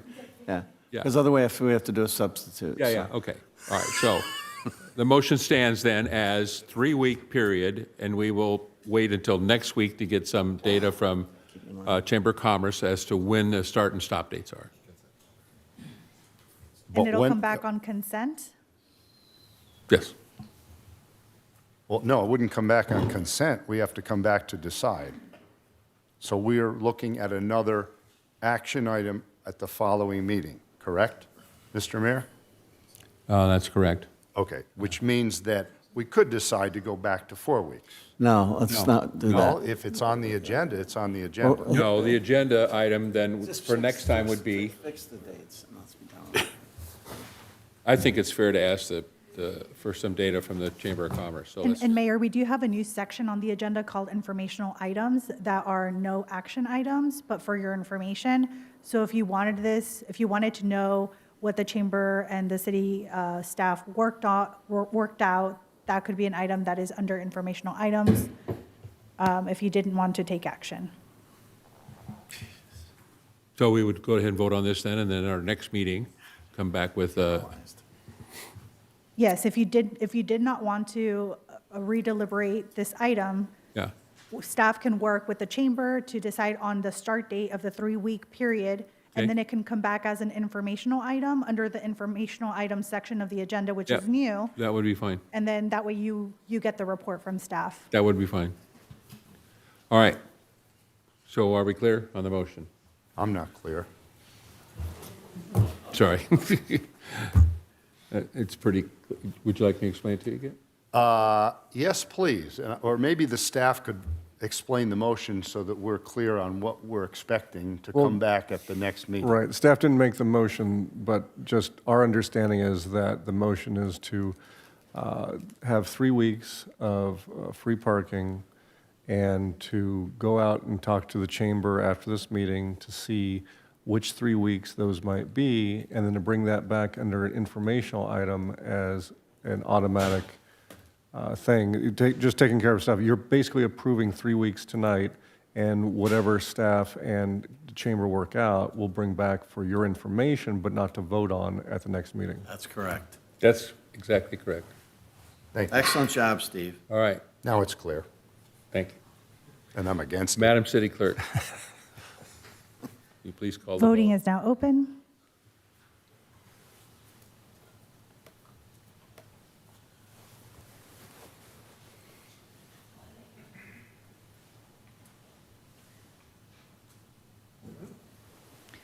All right, thank you. Motion carries. Motion carries with Mayor Pro Tem Detoy and Councilmember Francois voting no. Thank you. Item 17C, consideration of a position on Los Angeles County Metropolitan Transportation Authority Sea Line Extension Route into Torrance. All right, I'm back. Sorry. Thank you, Ken.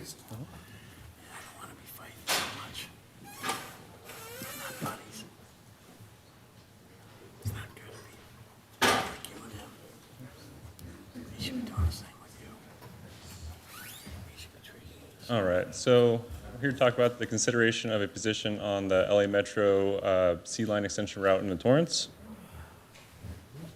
We're going to go over the background, the Metro rail and busway system map, Metro Sea Line extension options, public comment, and recommended action. So background, the city had previously taken a position for the Metro C and K Line operating plan. Additionally, I had taken a position through a support letter for the right-of-way option. In October, city staff brought this before council and received comment from the City of Redondo Beach, in addition to an opposition letter, basically supporting the Hawthorne option in lieu of the right-of-way option. In May of 2024, Metro supported the hybrid alternative, known as a locally preferred alternative, in the final EIR report. In March of 2025, Mayor Francois requested, and Councilmembers Saman and Keegan supported, directing staff to return with an item to consider the city's position on the Metro C line extension into Torrance. On March 25th, 2025, Councilmember Jackson made a motion, and Mayor Pro Tem Saman supported an action to bring this item back once Metro released the final EIR. And then on September 11th, 2025, Metro released the final EIR to the public, and is anticipated to bring it to a vote in fall of 2025. So up here is a quick system map of Metro. And you'll see the arrow down towards the bottom left is the area we're talking about on the K line, or C line, which is what it's being referred to as well. So there's two main routes that are being considered in the EIR. There's the Hawthorne route, which you can see down Hawthorne Boulevard, as indicated by that green dashed line. Essentially building a new rail corridor along Hawthorne Boulevard, and add additional permitting, projected to be about 2 to 4 years. There'd be interruption of a major thoroughfare with approximately 70,000 daily trips for the duration of construction. There would be additional acquisitions of commercial and residential properties required for this route. It would also remove the regional transit connections to Redondo Beach Transit Center, which is serviced by Beach Cities Transit, Gardena Transit, Lawndale Beat, Torrance Transit, and Metro. The projected daily ridership would be 15,648 per day by 2042, and the projected cost is just short of $3 billion. The other route was referred to as a locally preferred alternative. This utilizes existing rail corridor owned by BNSF and Metro with minimal property acquisitions. It also includes below rail crossings at 170th and 182nd Street to address public safety and noise concerns at major crossings. It also enhances regional transit connections to Redondo Beach Transit Center, serviced by Beach Cities Transit, Gardena Transit, Lawndale Beat, Torrance Transit, and Metro. There would also be creation of new dedicated multi-use paths in Lawndale and Redondo Beach, as indicated by the green and purple lines next to the ROW. Projected daily ridership is slightly lower at 11,500 by 2042, and the costs are $730 million less than the Hawthorne option at $2.23 billion. Public comments. So there was over 2,200 public comments received during the draft EIR. The table you see there is all the public agency draft EIR comments. So for municipal agencies, you'll see City of Torrance, City of Lawndale, and City of Redondo Beach making comments on behalf of their agencies. Additionally, see other public agencies on there as well, like the Sheriff's Department, South Bay City's Council of Governments, Caltrans, and various other agencies as well.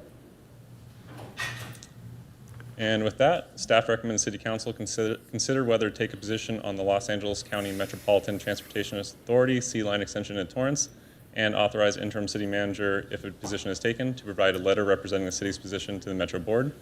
And with that, concludes my presentation. I'm here to answer any questions. Thank you. Any questions of staff?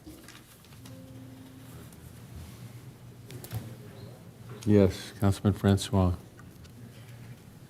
Thank you.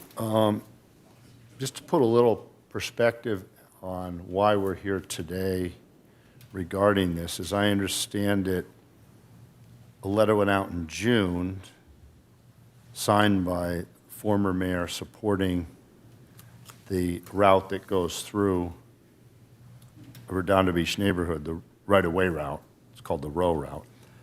And then another one went out in September, and then the city rescinded that, and then we, after that, had a public hearing regarding this. So I was wondering if you could just explain a little more history of how we got there, how the letters developed, rescinded, and why we're here today on that, if I could. Thank you.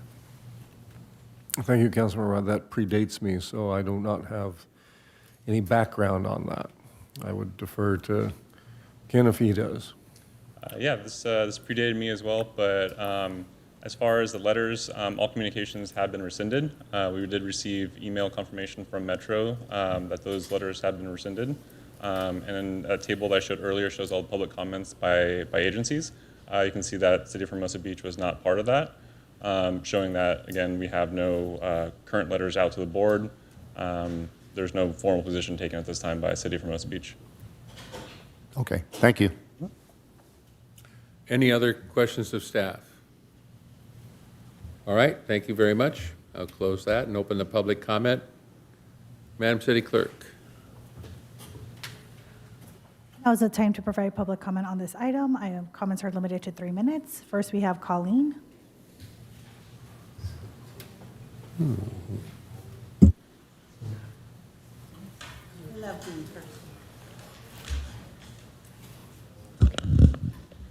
Good evening, Mayor, City Council. Colleen Villegas, Hermosa Beach native, 5 generations, but I currently live along the row. Thank you for putting this Could on you your please bring agenda the mic tonight. Pull the mic down further. Thank you for putting this on the agenda tonight. I'm here once again to ask for your help.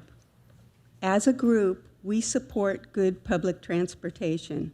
However, we believe that the Hawthorne Boulevard alignment is the best because it solves the serious safety concerns of running light rail trains next to a train carrying liquid petroleum dangerously close to homes, which is a recipe for disaster, especially in light of the recent Chevron refinery explosion and fire.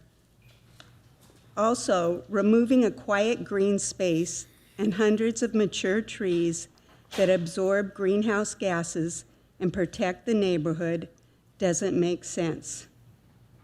In addition, the number of acquisition properties and easements is devastating for our community. These are just a few examples. So you can imagine how different your city would look if your railroad tracks had remained a transit corridor and never been transformed into a green belt. Bottom line, the human cost is just too great. So I'm here to ask you, as our neighbors, to support the Hawthorne Boulevard alignment. It puts transportation along the commercial corridor where it is best suited for the future of the South Bay. Thank you. Thank you. Next, we have Holly O.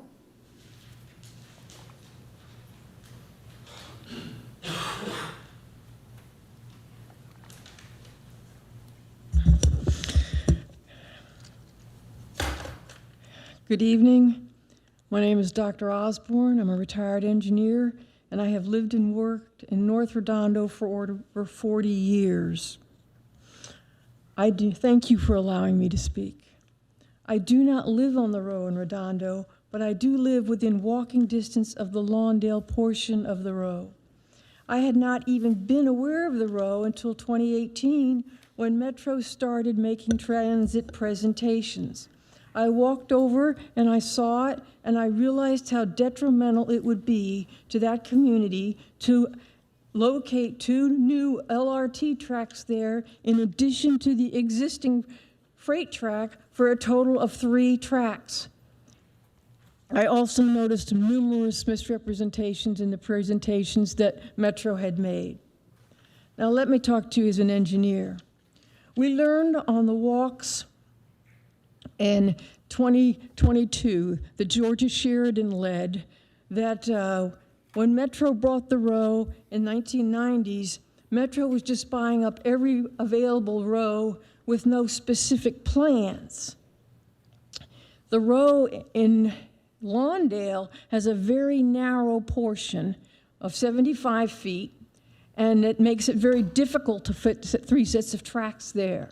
Example, a study of the road done in 2006 talked about some transit options that would have just used only 2 tracks instead of 3, with the freight train and one of the LRT tracks sharing a track. Those options were discarded as being too dangerous and were eliminated. But now fast forward to the DEIR. It had numerous errors in the drawings in places, and Metro had claimed the row was 81 feet wide instead of 75 feet. I discovered a lot of those errors just by looking at the drawings, and I go over there with my measuring stick and measure myself. Okay. So I hope that if you're going to vote on this, you don't do it unless you have actually seen the row and the description that Colleen has provided. And my position is, I hope you would not write a position paper if you're going to take a position different than Redondo, Lawndale, and Hawthorne, which all prefer the Hawthorne Boulevard option. Thank you. Thank you. Did I? And Redondo Beach. Okay, I'm rattled. I'm tired. Thank you. I appreciate it. Yeah, Laura, thank you very much. Next, we have Bill H. Would it be possible to kind of queue up, maybe so we could, there are quite a lot of speakers in this We got a meeting, list. so I'd like to go ahead and kind of pick up the pace a little bit. Bill H., Jeanette K., Wayne C., and so on. Could you get ready, please, so we can move a little faster? Thank you, sir. I appreciate it. Please.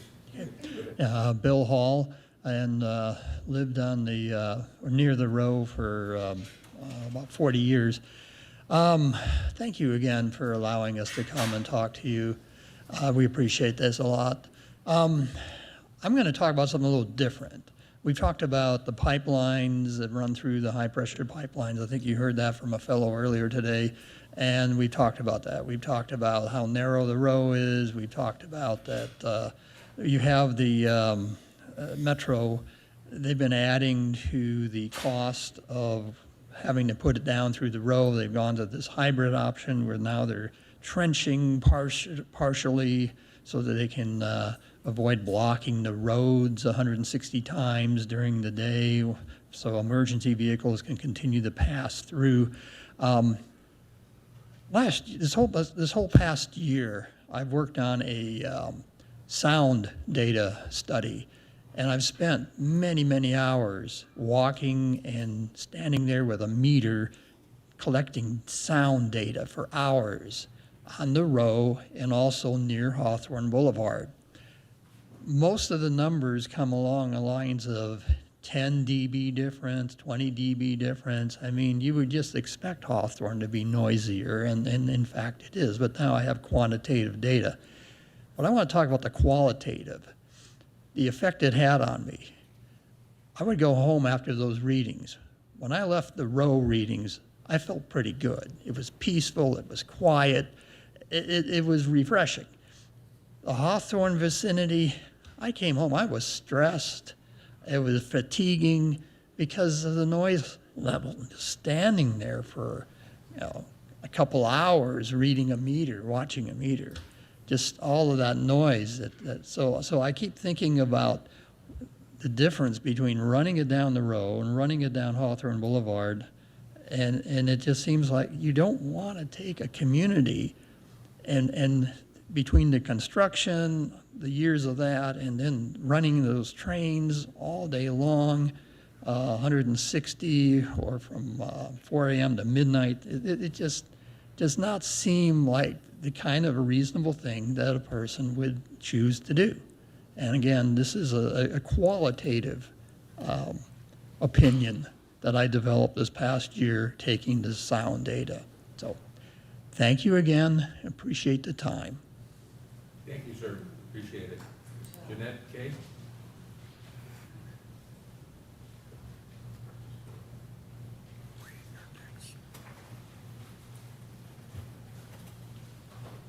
Good evening. Thank you for taking our concerns.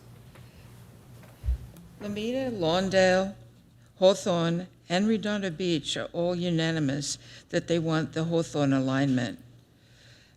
It's currently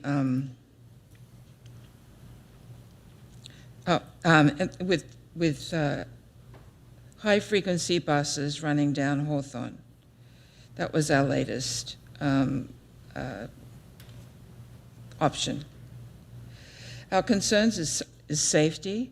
there are 7 volatile pipelines that run right along the property line. Where I live, it's elevated 20 feet above us.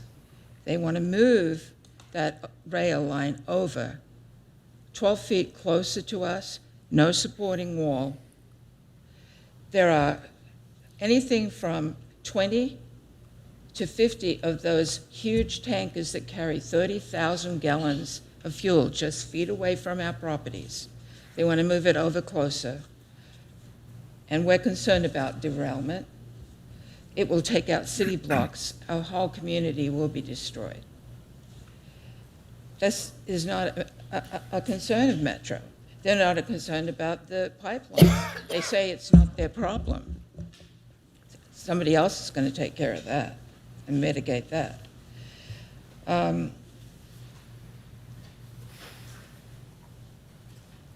see. So we're appealing to you as our sister city. Understand how we feel. Can you imagine 200 to 300 trains running down Valley Drive every day from 4 in the morning till midnight, and then maintenance being carried out in the remaining 4 hours of the day? So you're going to have those trucks backing up, beep, beep, beep, beep. That's all going to be going on in the other 4 hours. So our quality of life is going to be destroyed, not to mention years of construction and the noise, the dirt, and their soil. They've done some analyzing on the soils, and those soils are poisonous from years and years of, I don't know, dumping, God knows, soil from wherever. So anyway, my time's almost up. So the bottom line is, please, please support us. Thank you. Thank you. Wayne C.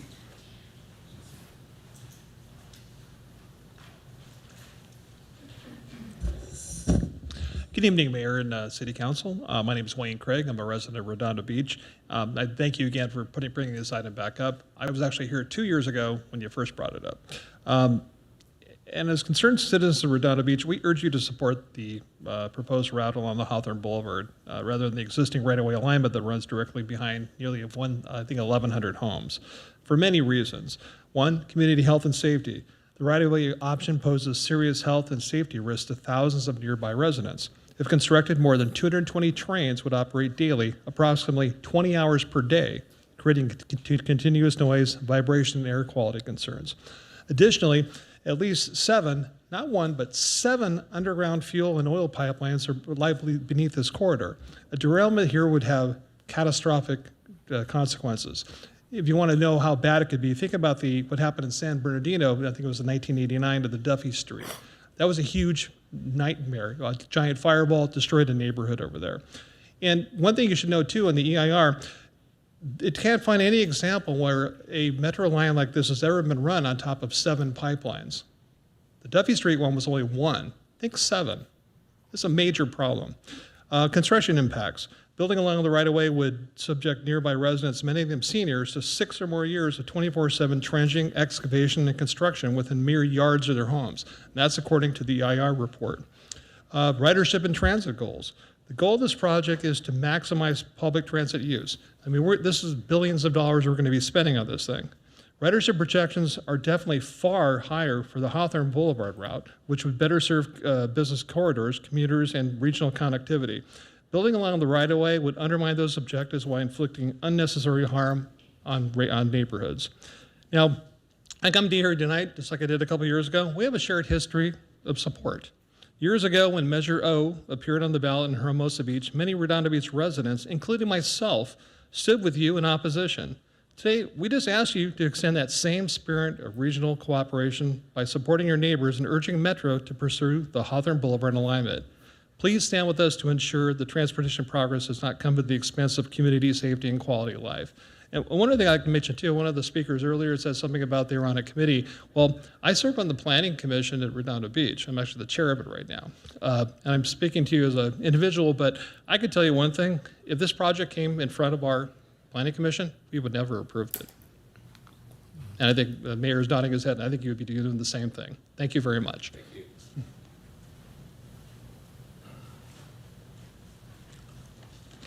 Good evening, Mayor, City Council, staff. My name is Doug Boswell. I'm a 3-decade resident of Redondo Beach and a current member of the City Planning Commission.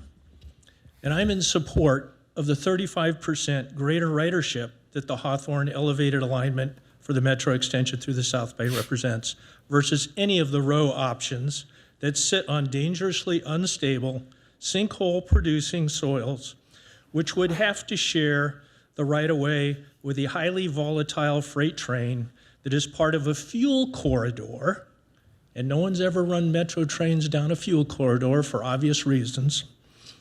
Adding 2 more rail lines in that very narrow row only ups the odds of a derailment and a deadly explosion. The decision to inflict neighborhoods of over 1,100 homes with 6 years of 24/7 construction is abhorrent. 24/7, not for a year, for 6 years. Just the negative health impacts from the noise, dust, fumes, and apparently the contaminated soils could be Metro's legacy. Not that they seem to care. The cost should not be the deciding factor on choosing the best route. And it's really, when it comes down to it, it's not that much more expensive, especially when you amortize it over the 100-year period that this project is in effect, according to Metro. Ridership, public safety, community improvement should be the main determinants. And that is on the Hawthorne elevated alignment. Let me also, in this last minute, talk about land use. Lawndale is park poor, and the row is basically their green space for the entire city. If it's not in a school, they don't have a park. And they're fully built out, just like Hermosa, pretty much like Redondo. They're not getting any parks. This is their park. They use it. They maintain it. They take care of it because Metro doesn't. And they should not have that taken away from them. So if Metro puts 2 more tracks down there, pushes the freight train over closer to the homes, they are never going to be able to use that as their green space. But if Metro uses the Hawthorne elevated option, then the only thing we have to do for the next 20 years is work on getting that fuel corridor all underground and eliminate that train. And they can have a green belt just like you have. Now, I lived in Hermosa when that was happening. I lived on Longfellow, and just up the street, there were railroad tracks. And when those came out, everything changed. Lawndale deserves the same. And I encourage you with all my heart, in the community spirit of the South Bay, to write that letter and tell Metro that they should not be using the row for a lot of reasons. They should use the Hawthorne elevated alignment. Thank you. Thank you.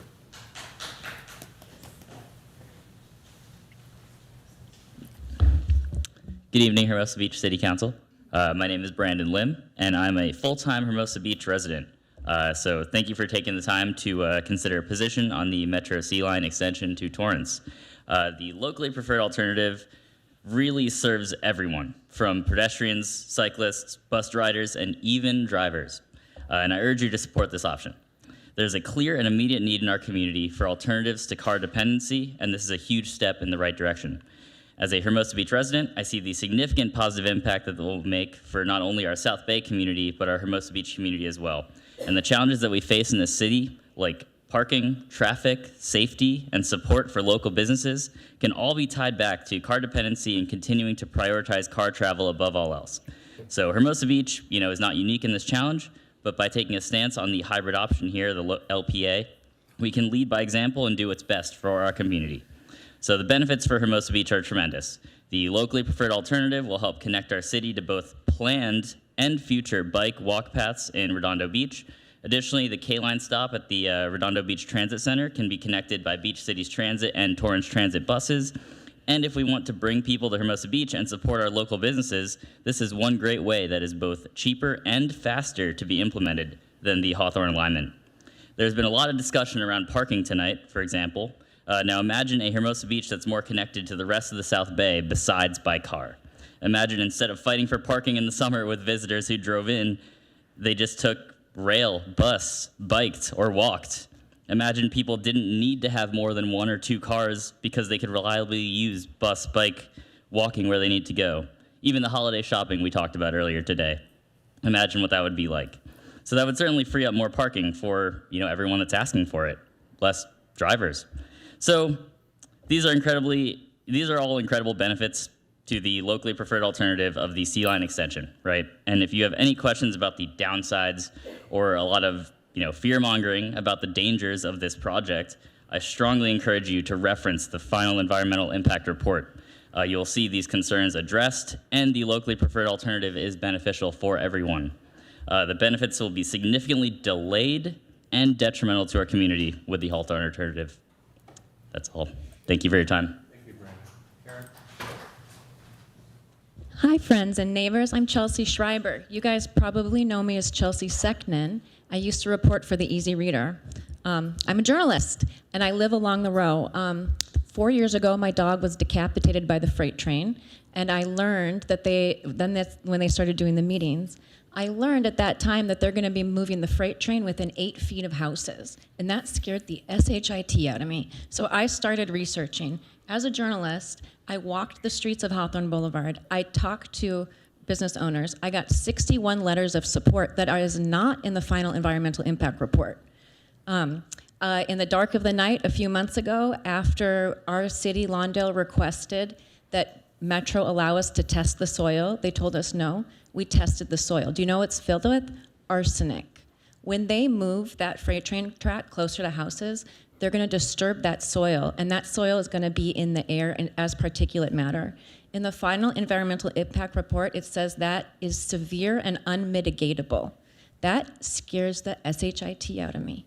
I researched all of this. I have walked it. I have talked to people. I walk it every day with my dog. And every single time there's a Metro meeting, I say to them, we need more outreach. People still don't know what's going on.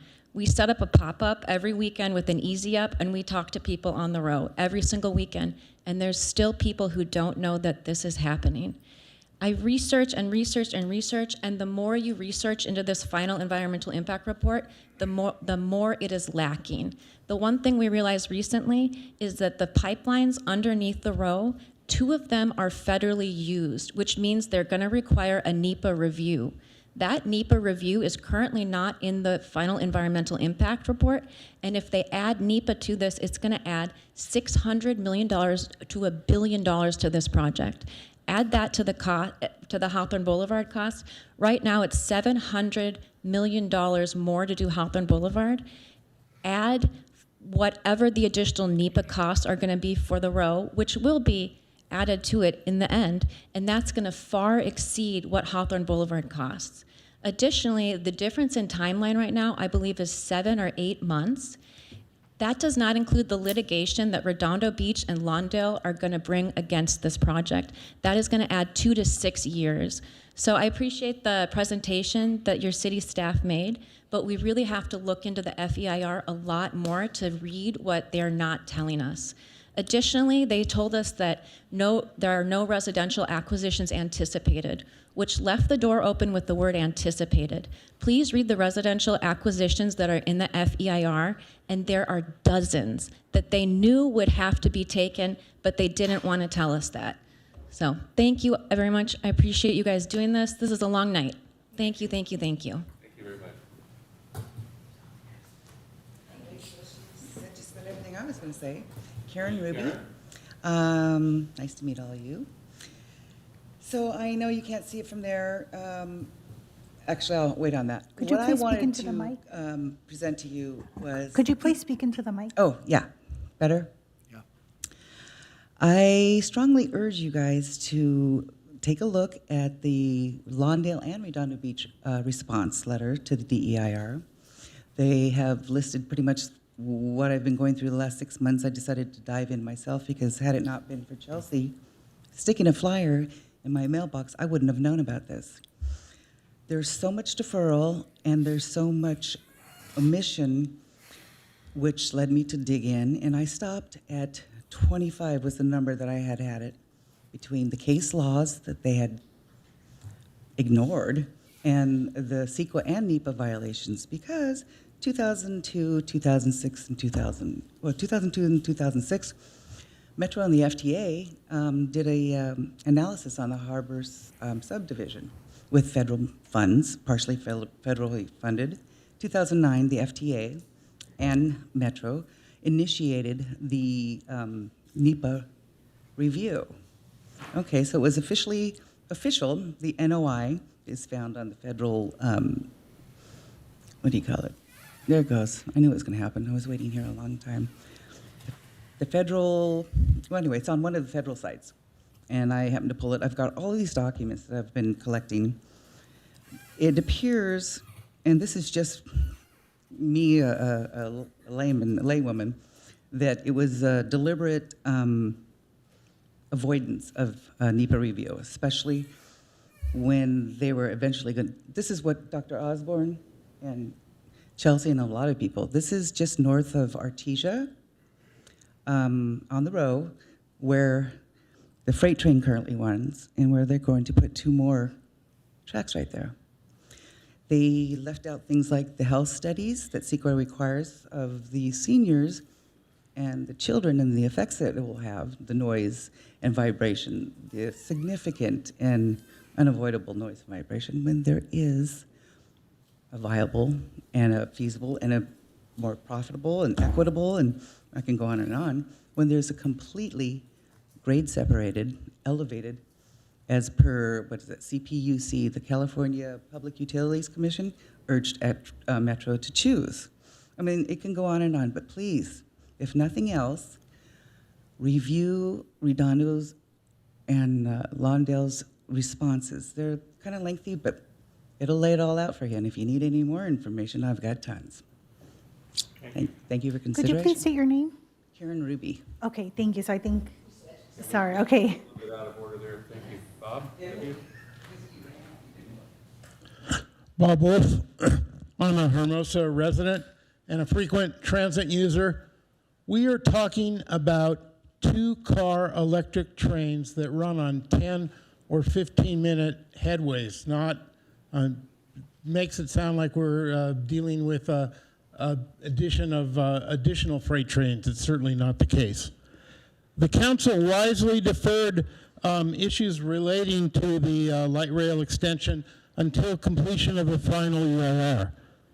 I have read the EIR, including the appendices, which respond comment by comment to each of the 2,000 comments that were made to the draft EIR. And none of the stuff that we've heard tonight about NEPA on the right-of-way were raised and then not addressed in the final EIR. These are just brand new issues.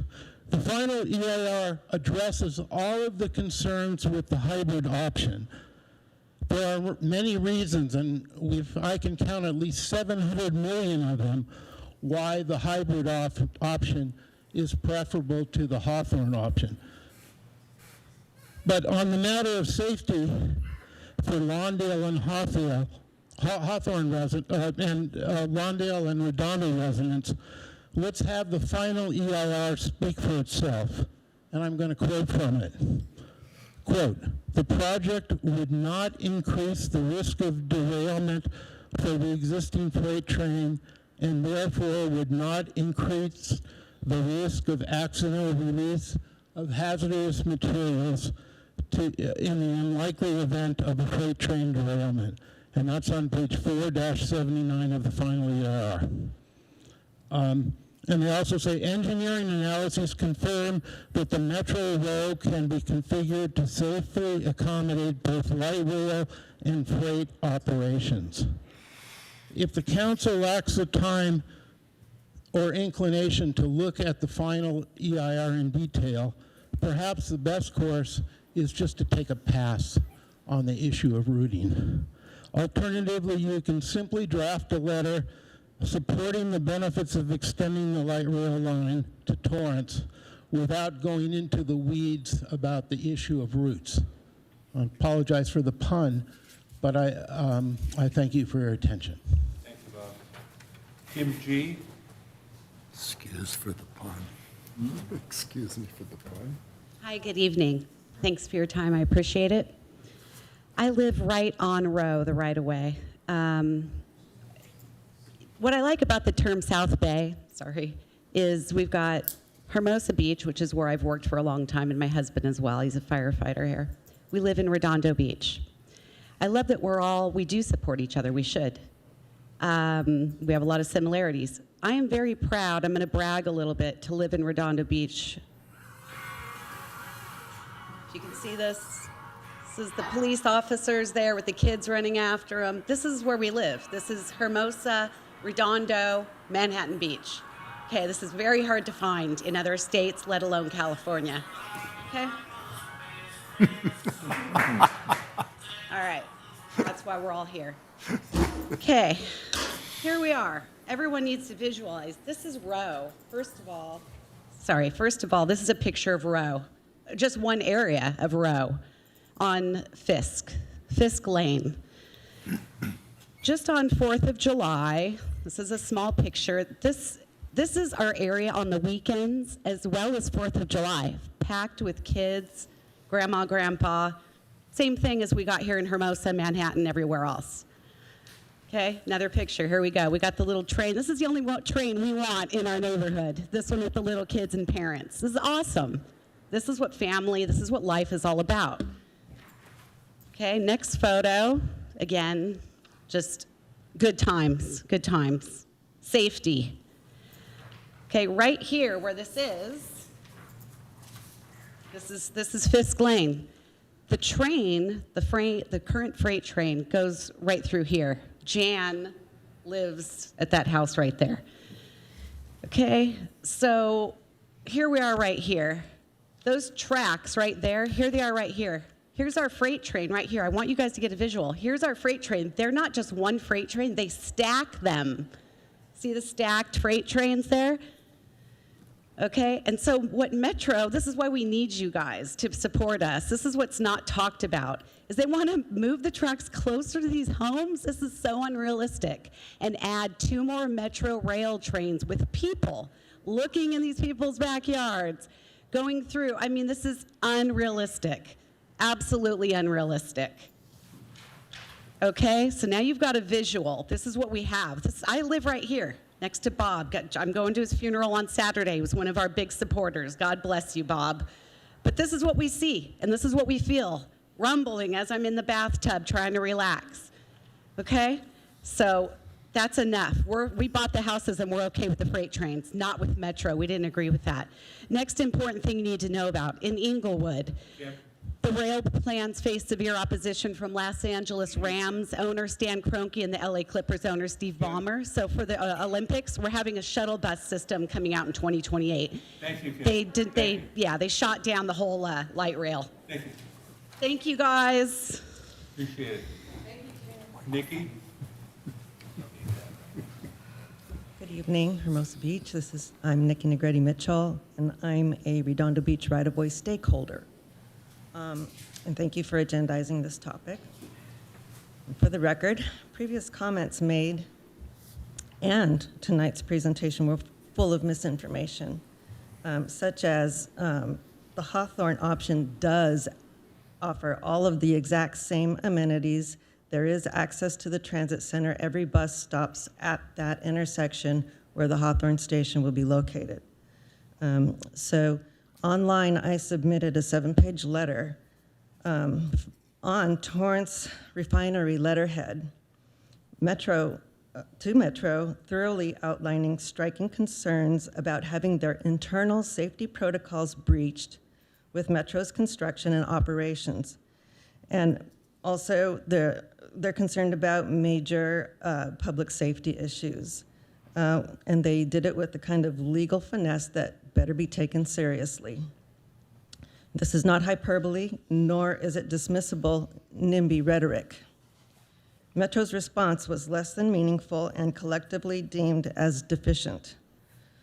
Gas pipeline officials also weighed in with their concerns, one being that the jet fuel is essential to operations at LAX and can't be interrupted during the lengthy construction period. There are 7 pipelines behind my house. With everything we've learned over the years, after 30 years ago, oh, this would be a great idea, we'll just buy up all the freight lines, and they didn't take into consideration the fuel that runs on this one. 30 years later, we know better.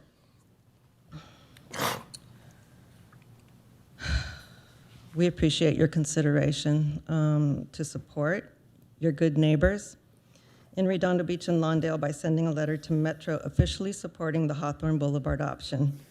We love Hermosa Beach. We patronize your businesses. And I even once had a brick and mortar at 1403 Hermosa Avenue. It's for 5 years. It was a great time. So,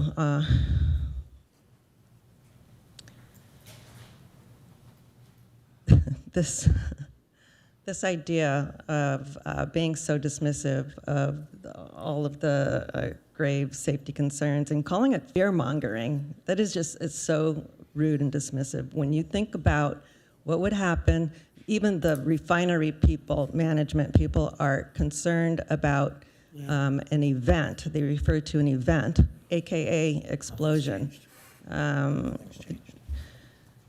You guys really need to think about this.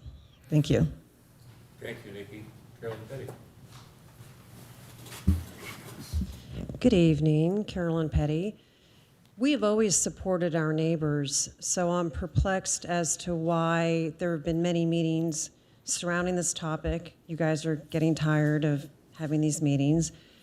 It would have been remedied if you had supported Redondo, Hawthorne, Lawndale, but the decision was made by a few to wait for the EIR. So then my question is, did you read it? Because if you're waiting to read it, then I hope you read it. My understanding is that the impacts cannot be mitigated to the surrounding residents. And if they cannot be mitigated, then what more do you need? 4,000 fewer riders a day will be on the row option. So do the math, 20 years, 30 million fewer riders. Do the math on the extra cost associated with it being in the row. It is negligible. By the way, just going to editorialize, when has a project in California ever been done on time within budget? Never. So I'm just going to ask that you support our neighbors. Council members from Redondo were here when I was here, and you guys punted on this issue. It was really disappointing to me. They're asking you to support them, just as when somebody pointed out, when we had something that was important to us, we went to our neighboring communities and asked for support. So listen to what these people are saying. They're pretty emotional. I don't blame them. This is their lives. This is their livelihood. These are their assets that are going to basically be highly devalued if they choose the row option. So please take to heart what everybody is saying and support our neighbors. Thank you. Thank you, Carolyn. Vince. Hello again, Vince Bussum. I'm a Hermosa Beach resident. And as other people talked about, the increase in transportation at Hermosa Beach will really benefit us. Extending the train further to Redondo, south into Redondo and Torrance would help me personally. My family members who cannot drive and need to take public transportation everywhere, this would open up opportunities for them. It'll open up opportunities for me when I need to travel downtown. The station and the new station Redondo Beach would be much better connected to Hermosa Beach through the bike lanes and the buses than the further away stations right now. Now, one thing we haven't heard is that recently I had the opportunity to have dinner with a friend of mine who has a condo right on the A line in Long Beach. Like the dining room window, and then boom, there's the train going by. Everyone's looking into the window. Trains are coming by all the time. It was so much quieter and less impactful than the street of cars in front of my house. I was blown away at how little of an impact it had compared on my experience there compared to car traffic. Like, it's such an improvement. I would trade the street in front of my house for one of those lines any day of the week. So I think it is also important to understand what the actual experience is going to be on near the right of way. And you know, if they don't want it, hey, let's put it on our streets, because it's going to be a lot better and it'll help out. So if Hermosa Beach does decide to take a position on this, I hope you do decide to take a position on extending the train south and hopefully finding the way that's going to be getting it here the cheapest and soonest. Thank you. 200 or 300 trains a day. Thank you. Next public speaker. Public speaker. Brianna. Brianna? Brianna's not here. Pat? Nicole? I believe those are speakers that are on Zoom, but we do not have any other speaker cards. So we'll go ahead and move over on Zoom. Brianna, your 3 minutes will begin once you begin speaking.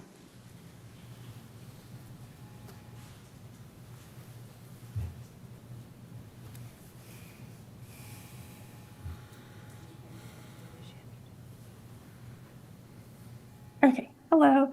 Thank you, City Council and Mayor. My name is Brianna Eakin. I am a resident of Redondo Beach, and I've also been following this project closely as part of South Bay Forward. We are a housing, transit, and mobility advocacy organization within the South Bay. Our organization has been very supportive of this project and extending the C line and now the K line further into the South Bay. I really just want to emphasize for you all that this is a once-in-a-lifetime project, and it's really critical that we move this project forward and make it happen for the benefit of the region. This project is made possible by Measure M tax dollars, which we all voted for and we all pay into as part of our county sales tax. And as a rider of Metro Transit, familiar with many of the projects throughout the county, and passionate advocate in Redondo Beach, I really feel that this project will be a game changer, connecting us to high quality transit, reducing local traffic, reducing pressure on parking and that sort of thing, and providing really viable alternatives to driving and commuting within LA County. And to speak to the question of Hawthorne versus hybrid. So as staff shared, the locally preferred alternative was selected by the Metro Board in May of 2024 for the hybrid alternative.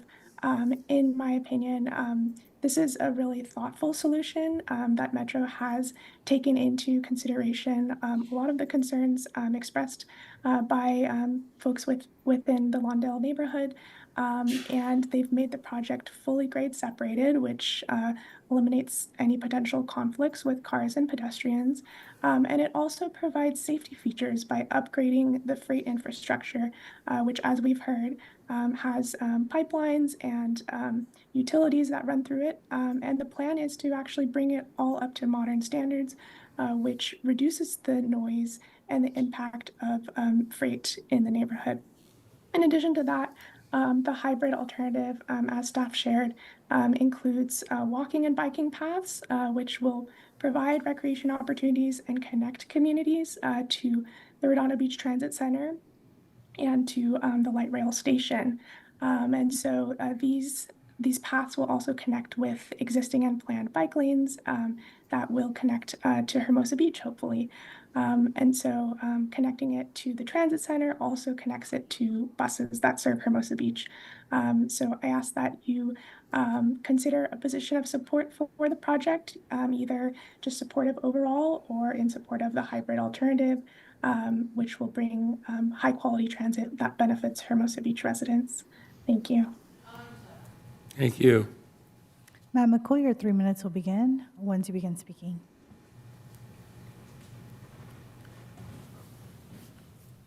Thank you, Madam City Clerk. Hello again, City Council staff, Matt McCool.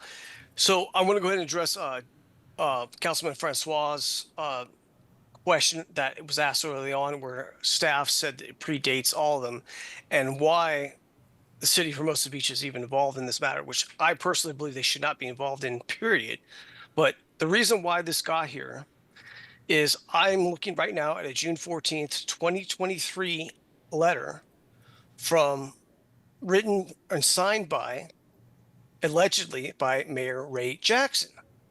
And he quotes in the letter 1, 2, 3, 4, 5 times he mentions reference to we as the city of Hermosa Beach, that he's taken a position on the entire city of Hermosa Beach.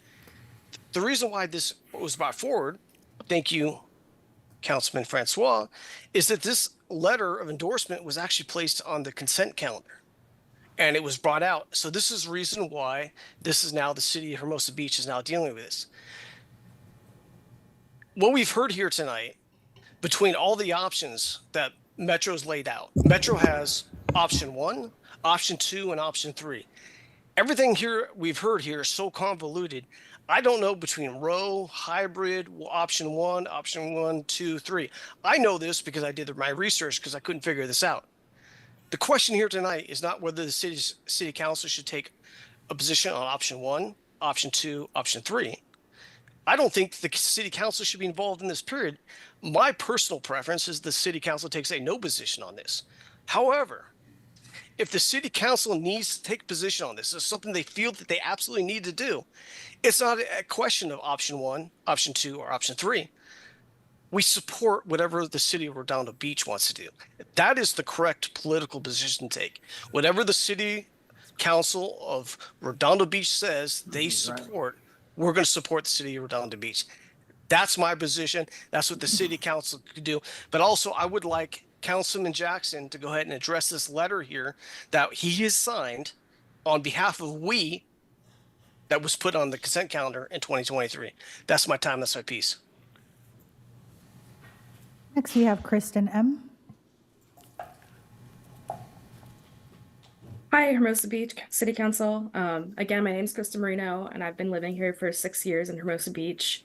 I'm again asking you to support the locally preferred alternative hybrid option, if anything.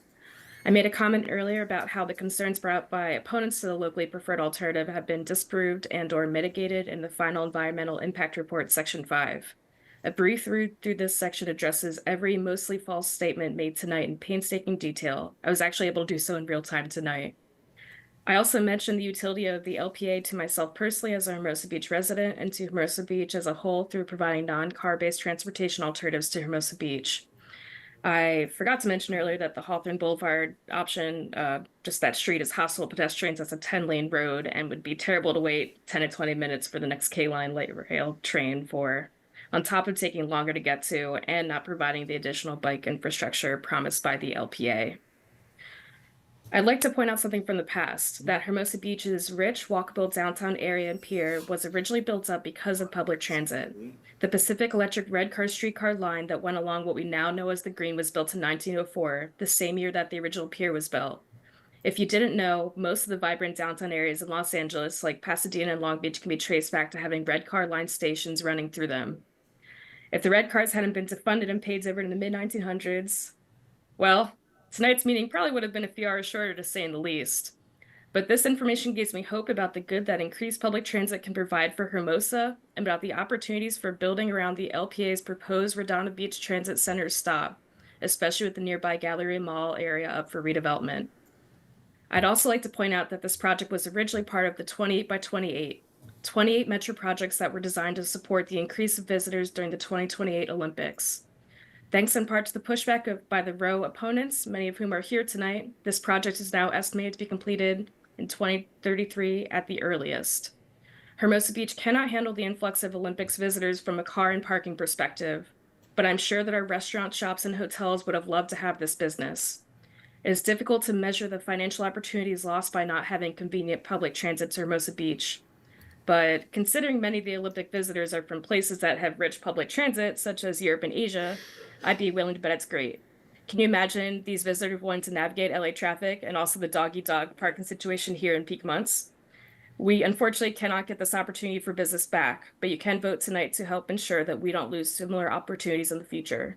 So in honor of Hermosa Beach past and for the good of Hermosa Beach future, I ask that you support the LPA hybrid option for the Sea Line extension to Torrance. Thank you. Thank you. Next, we have Patrick. Your 3 minutes will begin once you begin speaking. And a reminder to the public that if you already spoke on this item at the general public comment opportunity earlier, you cannot speak on the same item again.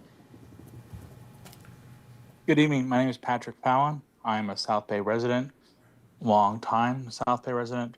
I've worked in Hermosa, Manhattan, Redondo, Torrance, and I live now in Lawndale. Again, I just want to reiterate that the locally preferred option, the alternative for the residents and the community of Lawndale, is the Hawthorne Boulevard option. We do not want the row option. We want public transit in this community, but we do not want the option to go through our homes.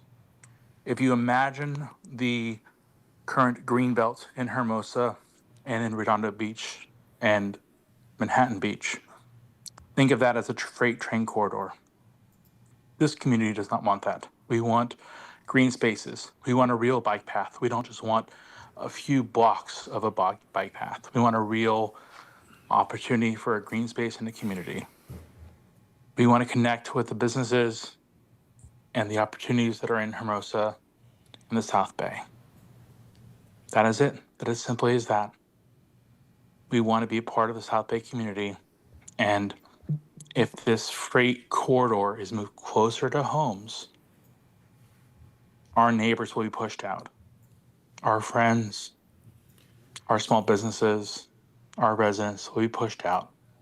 It'll be less safe for our residents. We want transit. We just want it done right. That is it. We want good quality transit. We want a train that is going to have higher ridership and be closer to El Camino College with greater opportunities for SB 79 development of homes and condos and apartments along Hawthorne Boulevard. That is it. So please, Hermosa Beach, support Lawndale, support the South Bay, support us in building good quality transit along Hawthorne Boulevard, and then give us the opportunity to have a future greenbelt in Lawndale.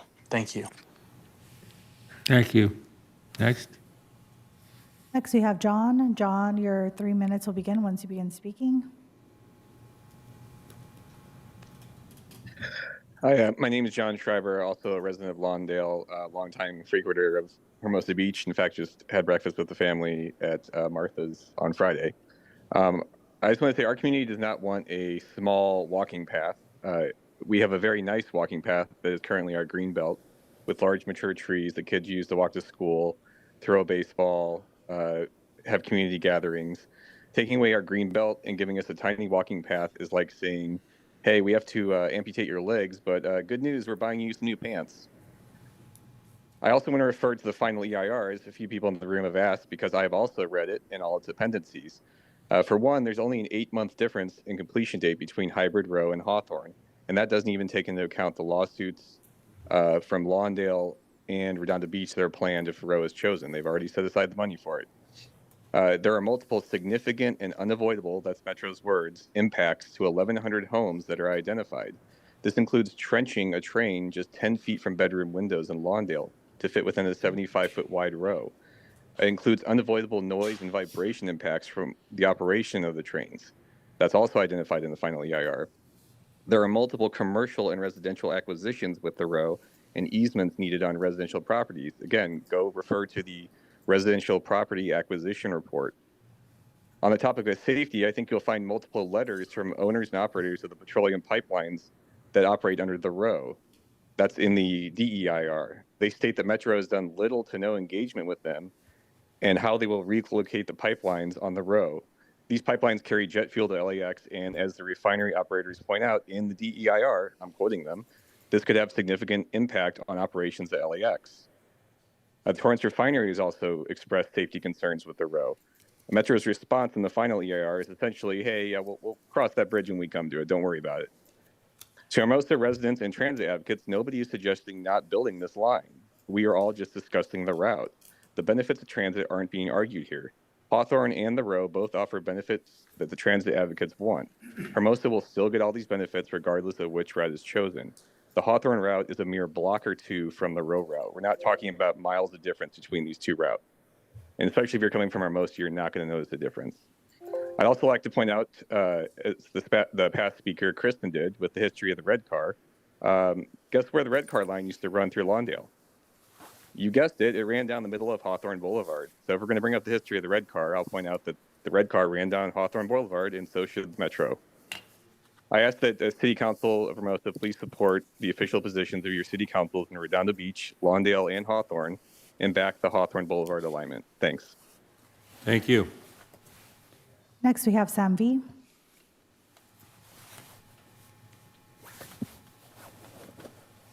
Thank you. Just wanted to point out that light rail is smaller, lighter, and quieter than the heavy rail that is currently there.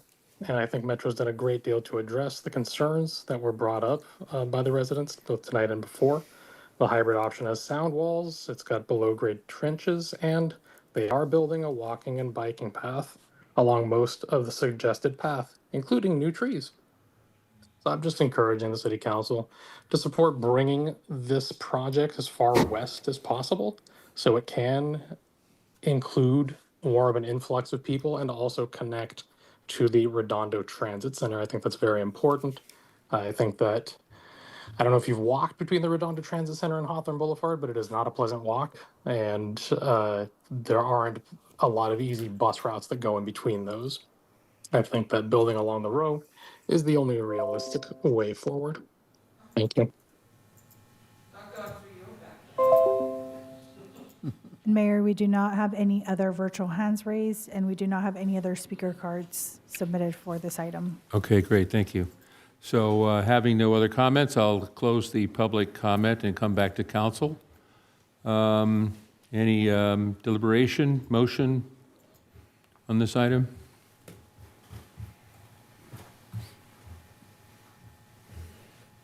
Yes, Councilman Francois. Thank you. We've had several meetings regarding this. It's demystifying that we haven't been able to get to a conclusion sooner. We've supported one and been rescinded, but I think it's time that we support our neighbors. The safety and health concerns are valid. The impact on schools and neighborhoods, the cities of Hawthorne, Lawndale, and Redondo Beach have supported the Hawthorne route. It will increase greater ridership and only cost $700,000 more. And I say only because we're talking about a $15 billion project. That's not much. And you know how overruns go anyway. The 6 years of construction, and the South Bay Environmental Justice Alliance sent their recommendation in to do that. So I'm going to make the motion that, that we support the Hawthorne route. Thank you. I'll second that. Mayor? Yes. Just wanted to point out that years ago when we were fighting an oil project, we went to both the cities of Manhattan Beach and the cities of Redondo Beach for support for taking a position against the oil drilling project with EMB that they were putting forward. And I went to both city council meetings where we attempted to get those. And from the city of Redondo Beach, we got complete support with a letter, endorsing our plan to defeat the oil project. And in Manhattan Beach, we didn't quite do as well. We got basically a vote that said that they would oppose any oil drilling in the area. They wouldn't be specific to our project. So we had two types of support from either side of us. And so I spoke to Jim Light at the South Bay Association chamber mixer up at the South Bay Botanical Garden about a week ago. And, he's looking for our support on this. And he was hoping, that we could grow closer together as they look at giving us a bid for our fire services, and they provide our attorney services for prosecutions. And so they're asking us to give a letter of support. And I think that when a neighbor asks, you should listen. And I've reviewed the information, listened to the testimony, read several articles, read portions of the EIR. I did not read the whole EIR, I will admit, but I read portions of it, and I think that we need to support our neighbors. So I'll leave it at that. Thank you. Okay, so we have a motion on the floor, then moved and Mr. Mayor. seconded. Mr. Mayor. Yes, I'm sorry. Yes, go ahead. Thank you, Mr. Mayor. Thank you to all the speakers who showed up this evening for gutting it out till 10:45. Your comments are appreciated, and for the previous meetings, I think from a process perspective, it was important to see the process play out until we received the final EIR. Good to see Dr. O. I've seen her at, I think, every COG meeting over the last 2 years, as well as Craig and so many of you others who have been very passionate about this.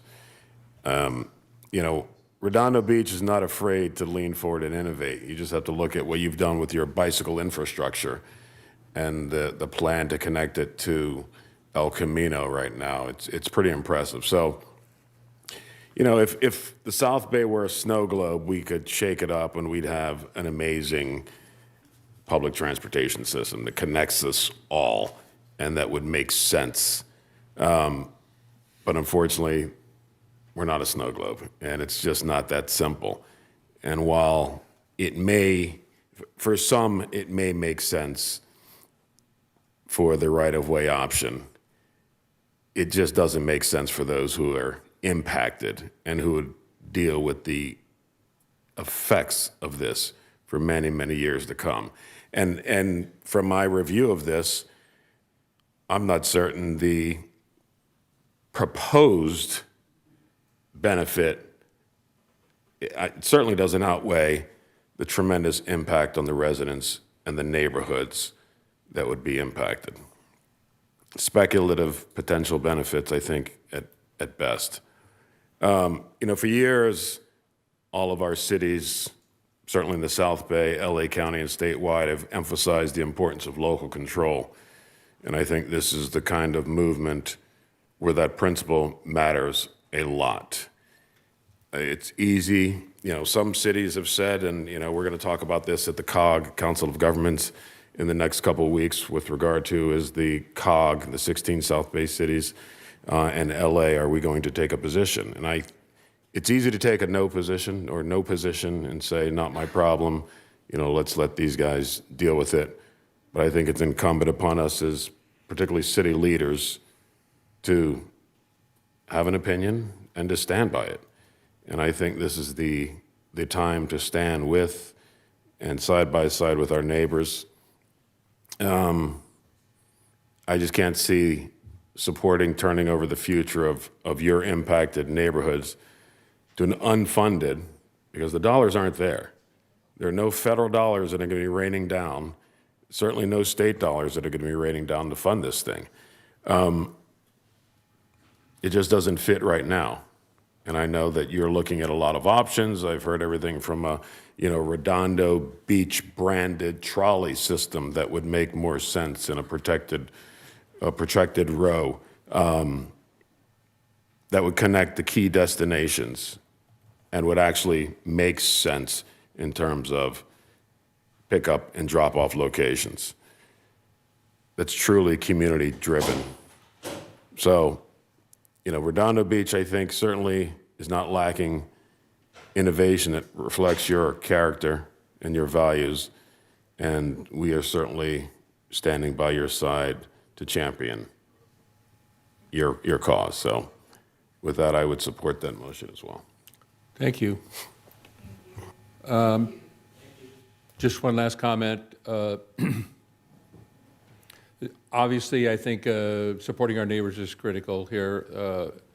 It's important for us to band together on certain times. It's been mentioned here about when we were facing oil and Redondo stood behind us and alongside of us. And so I think we should do the same. But I mean, overriding over all of that I just look at these two routes, and to me, it seems so much more logical, so much better to go down Hawthorne Boulevard, to have these people that are coming and going to work to have a route that goes along the commercial corridor so they can stop and do some shopping and get back on the train and come home. I mean, it just makes perfect sense to do that instead of literally ram it down in between buildings in a narrow area that should be green and not have a train on it.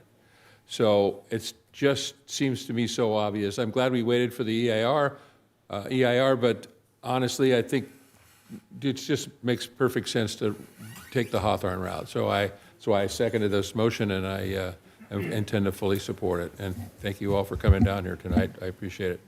All right, so Madam City Clerk, can we have the roll call vote? Voting is now open.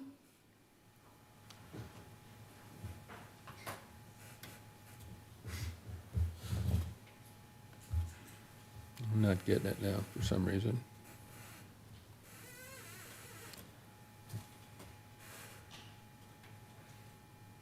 Hit that one twice because you restarted your computer, didn't you? I can take a roll call vote. Councilmember Francois? Yes. Councilmember Keegan? Yes. Councilmember Jackson? Aye. Mayor Pro Tem Detoy? No. Mayor Seaman? Yes. Motion carries.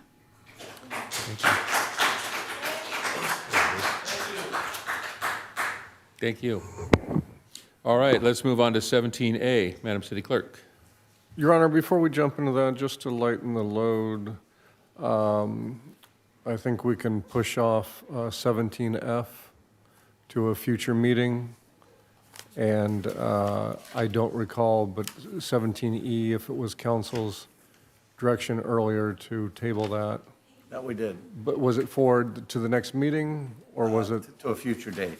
future date? Yeah, 17E we were going to table to a future date. And we can push 17F off as well. Very good. So it's a tabled matter until a future date. We'll bring that back. Okay, thank you.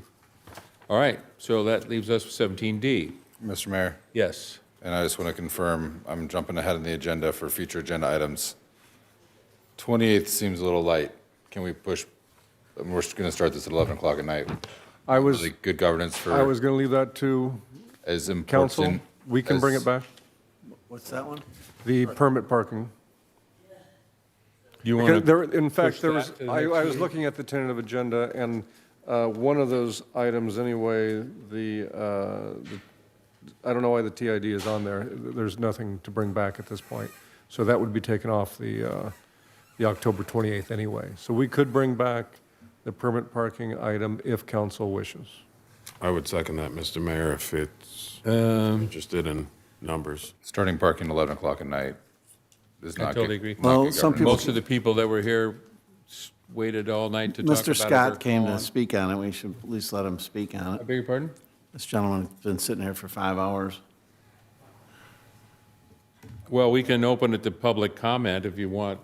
I don't see any reason not to do that. These people waited a long time and go ahead. But if we move this item to the next meeting, the 28th, is that correct? Yeah, but we still should give They'll him still have time. another opportunity to comment then too. So if you, So we're going to take public comment and then just. let's table just it for take the public next meeting? comment on it, Okay. yes, because these folks have waited a long time. So if, We allowed to do that?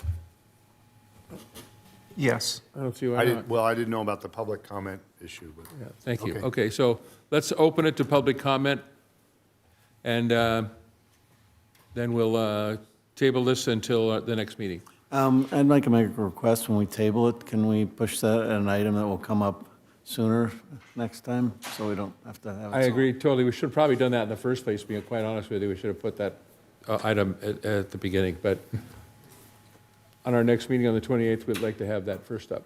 Happy to do that. Okay, great. Any comment from the public on parking permits? Thank you for allowing us to speak this evening, since I know I was waiting for a bit. I know. By the way, sir, you will get an opportunity again at the next meeting if you want to. Yeah. Pull your mic Bring the closer. mic down. Thank you. Good evening, Mayor, Mayor Pro Tem, council members, and city staff. Thank you for the opportunity to speak. My name is Brad Scott. I've lived in the coastal zone of Hermosa Beach for nearly 30 years now. I've seen how the parking has changed over time, and I can tell you that the restrictions that went into effect about 2 years ago have made daily life very difficult for residents like us without delivering any measurable improvement in the parking. Our household, like many and others in the area, has multiple vehicles. My wife and I have 4 driving-age children who at times live with us and frequently visit. We use our garage every night, but we've always purchased permits for all of our vehicles, even the ones parked in the garage, simply so we could park briefly on the street when coming and going and allow the shifting of our vehicles between the street and the garage. With the current limit of just 2 permits and 1 guest pass per household, managing our vehicles has become unnecessarily complicated.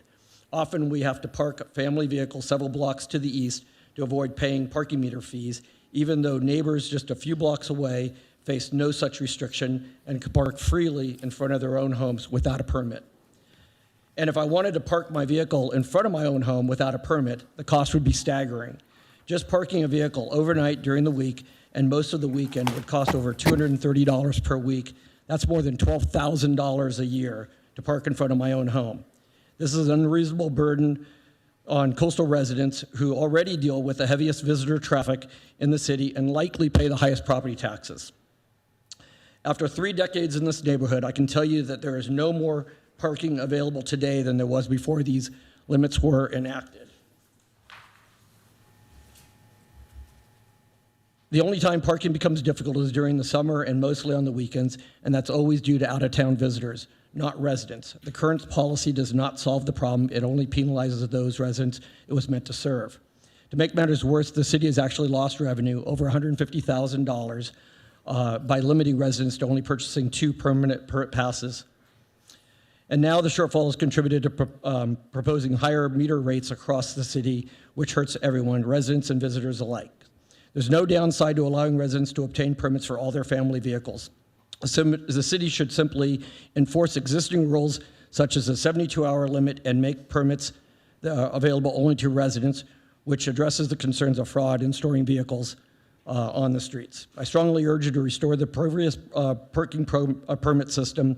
That one that worked for 40 years. It was fair, simple, and revenue positive. It allowed residents to register all their vehicles, household vehicles, and offered affordable one-day guest passes when needed. Thank you. Thank you.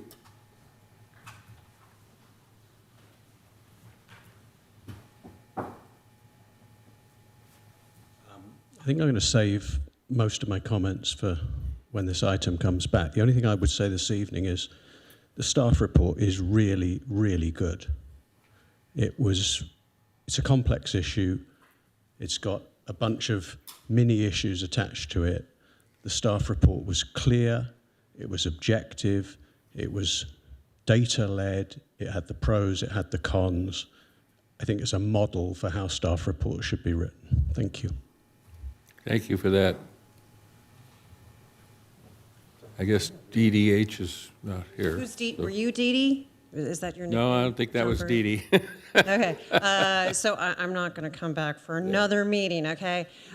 Carolyn Petty, I'm going to echo what John said. This is one of the best staff reports I have read in years, okay? The fact that he laid everything out, he gave the pros and the cons, it was written in a way that everybody could understand. It was fantastic. So I'm just going to make some points. Is that the number of parking permits that have been sold dropped by a third. So for a city that's asking for money all the time and trying to raise revenue, why do you leave money on the table? It's crazy. Just some points I want to make here. In terms of, thinking in terms of renters, the issue 3, I think it was the owner guest permits. Or one of them deals with guest permits. If somebody is a renter and they move out and there's turnover, they need to be able to get guest passes. The fact that it would be limited makes no sense and it's totally not fair. The one about 4th residential permit, it having to be registered to a different driver, if your kids have cars, you can't title a car in their name.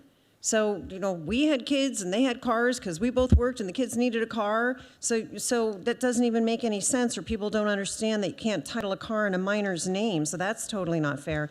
The concept was, when Justin Massey was here, was everything was punitive. It was this, like somebody had said in one of the other comments, it was so adversarial. Our town was never like this until things changed a few years ago. The council worked for the community and everything became adversarial, punitive. Oh, somebody dares have 4 cars, we're gonna have to make sure this is punitive. We've never been like this for all the decades I've lived here. It's time to kind of get us back to the way that we were and work with our community and not leave money on the table. I want to talk also about the whole thing with landlords, whatever one of those points were. Okay, I'm a landlord. And so a few times a year when there's turnover in our unit, I need different tradesmen to come down there, and they're coming down at the same time. And there might be things in the garage, so even though there's a 2-car garage, they're putting wood in there, they're putting paint in there, they have a really big truck, and so my handyman has to go on the street. Well, guess what? I don't have a pass for him, so then he gets a ticket. The $50 matters to him. It actually does matter to people. So then I've got nothing for him. I can't buy a daily pass. I would rather just give him a hanger. But it's not, like, this is the crazy thing. I didn't get those parking permits because I was so excited that occasionally when I don't Uber or walk down to downtown that I can use my hanger. I really don't care. But basically, I stopped giving the city $120 or whatever it was. Twice a year, perhaps, my guy would use the hanger. So who's the loser in the end? It's the city. I no longer pay the city $120. Like, what's the math? Maybe twice a year, maybe I use the hanger, so maybe I didn't pay $6 in the meter. It just defies logic. So let's get back to logic. Let's work with our community. Let's embrace our community, be nice to our community, and really reconsider these changes. So thanks. Thanks for staying here so late, you guys. Now, Dee Dee.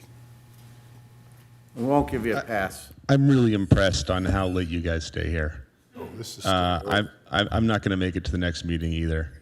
I am a part owner of all those parking spots, so I do not appreciate being locked out of them. In our last election cycle, we talked about how important it is to manage the city resources properly, specifically money. A more scarce and more important resource is space, since we need to use our space as efficiently as possible. And turning a lot of it into long-term personal vehicle storage is not an efficient use of our space. We need to make sure that people who need those spaces for shorter amounts of time can get them. Someone who needs to do a quick drop-off should be able to find a space and do a drop-off. Someone who needs to come in and do some work or provide some services for a couple hours should have a space. Guests should come to be able to have dinner and have a space. And after those have been taken care of, then the people who just want to use the space for long-term storage can go. So we need to move towards a system that accommodates that better, and that'll work better for everyone. So the things to do here are, number one is the price needs to reflect the actual market value that we're providing here. It's a lot more than $60 a year. Like I would be happy to pay you way more than $60 a year for my one little permit that I'm not allowed to get. I looked around for private parking in Hermosa Beach, and I found private parking for Hermosa Beach for $150 a month. I don't know if these permits are worth $150 a month, but they're probably worth half that. So people are getting a tremendous value here. And when you have the discrepancy between the actual value and people are paying for it, so you have the problem of, people turning their garages into gyms and, buying more cars than they can possibly drive at once and buying cars that don't fit in their garage. So the solution to get this to be a better program is, number one, is the price needs to very slowly creep towards to reflect the actual market value here. So I would suggest raising the price again, $10 more. For the third permits and fourth permits, let's make those even a little more expensive. If people really need more permits, that's something we could definitely consider, but like the price really needs to reflect. That's not a 60, if they need a 5th or 6th permit, that's gotta cost. And then the other thing we got to do is look at the options for turning those 1-hour spots into spots that can accommodate more flexible visits. That's probably through Park Mobile. And again, you shouldn't just be able to pull up there and park for free for 5 hours. The price needs to reflect reality. So hopefully when we get the dynamic pricing in, we can put that in there and really take the most effective use of our space. Thank you guys, and good night. Thank you. No more public comment? All right, close public comment, and this item will be extended until our next meeting on the 20th, excuse me. Also, 17A and 17F will also be moved to another meeting, same meeting. That brings us to item number 18, future agenda items. Are there any future agenda items that anyone would like to bring up? Yes, Councilman Keegan. I'd like to see if I can get support for adding a future agenda item for off-street encroachment fee structures for retail food establishments not located near Pear Avenue. An example would be the Green Store and Mickey's. I'd like to agendize that to look at the price structure we have currently and maybe making some changes to that. I was wondering if I could get a second for that. You're talking about dining deck? Outdoor encroachments on city property. That would be a dining deck. A dining deck or sidewalk or, Well, Mickey's and the Green Store both have those already. Correct. And what do you want to look at, the pricing structure? Or? Correct. Right now, they're paying the same as downtown, and it's not worth as much. I'm a professional real estate broker of 40 years, and it ain't worth the same. Is there any support for that? Do you want to look at everything? No. And not just those two areas, those two businesses? No, Shouldn't we be not just more those fair two to look at business. everything as a whole? I said outside of the Pier Avenue corridor. Which would include Mickey's, the Green Store, I guess the North End also? Yes. Anywhere else? I would leave that up to staff if I missed something. We'll take a look. Martha's. Well, Martha's isn't retail necessarily, right? Retail food sales is not sitting down at a table with a dining experience. It's, chips and sandwiches and things like that to go. Any support for that? I guess not.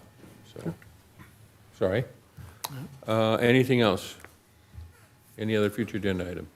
Yes, Mr. Jackson. I'm sorry?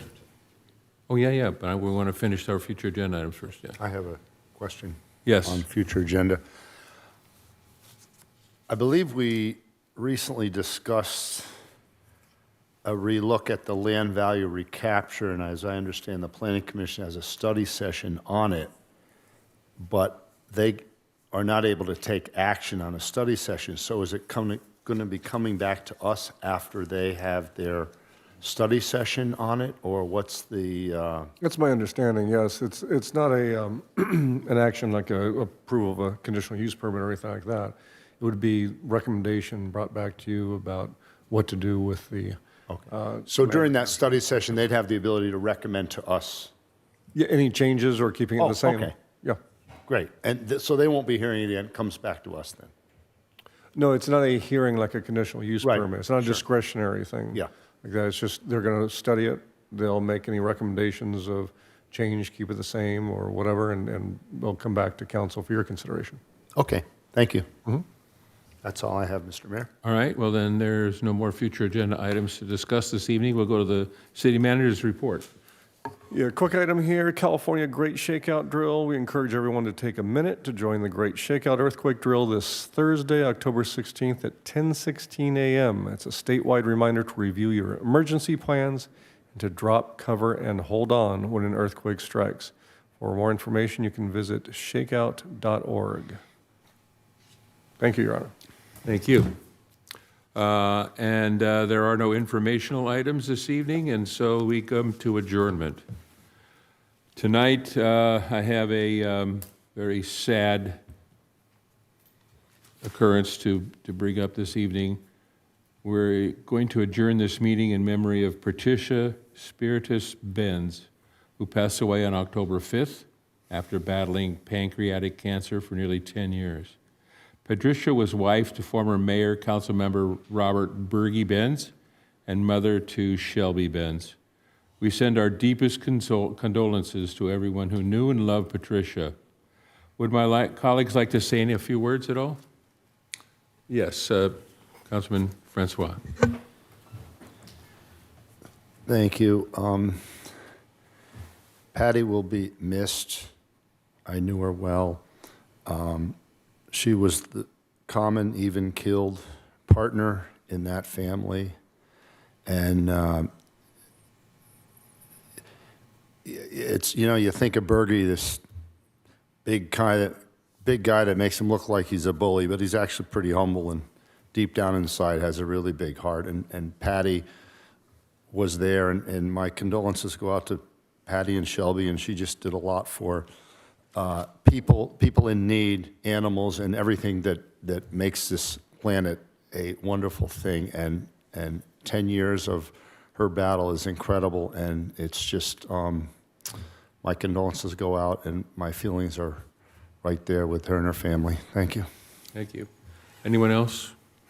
I just want to extend my condolences to the family, and, you know, I remember when her and Bergie Robert, Bob Benz got married on the beach. It was quite a controversy. They wanted to bring alcohol down to the beach and wanted a special permit for it, and didn't get it, but still had the alcohol. So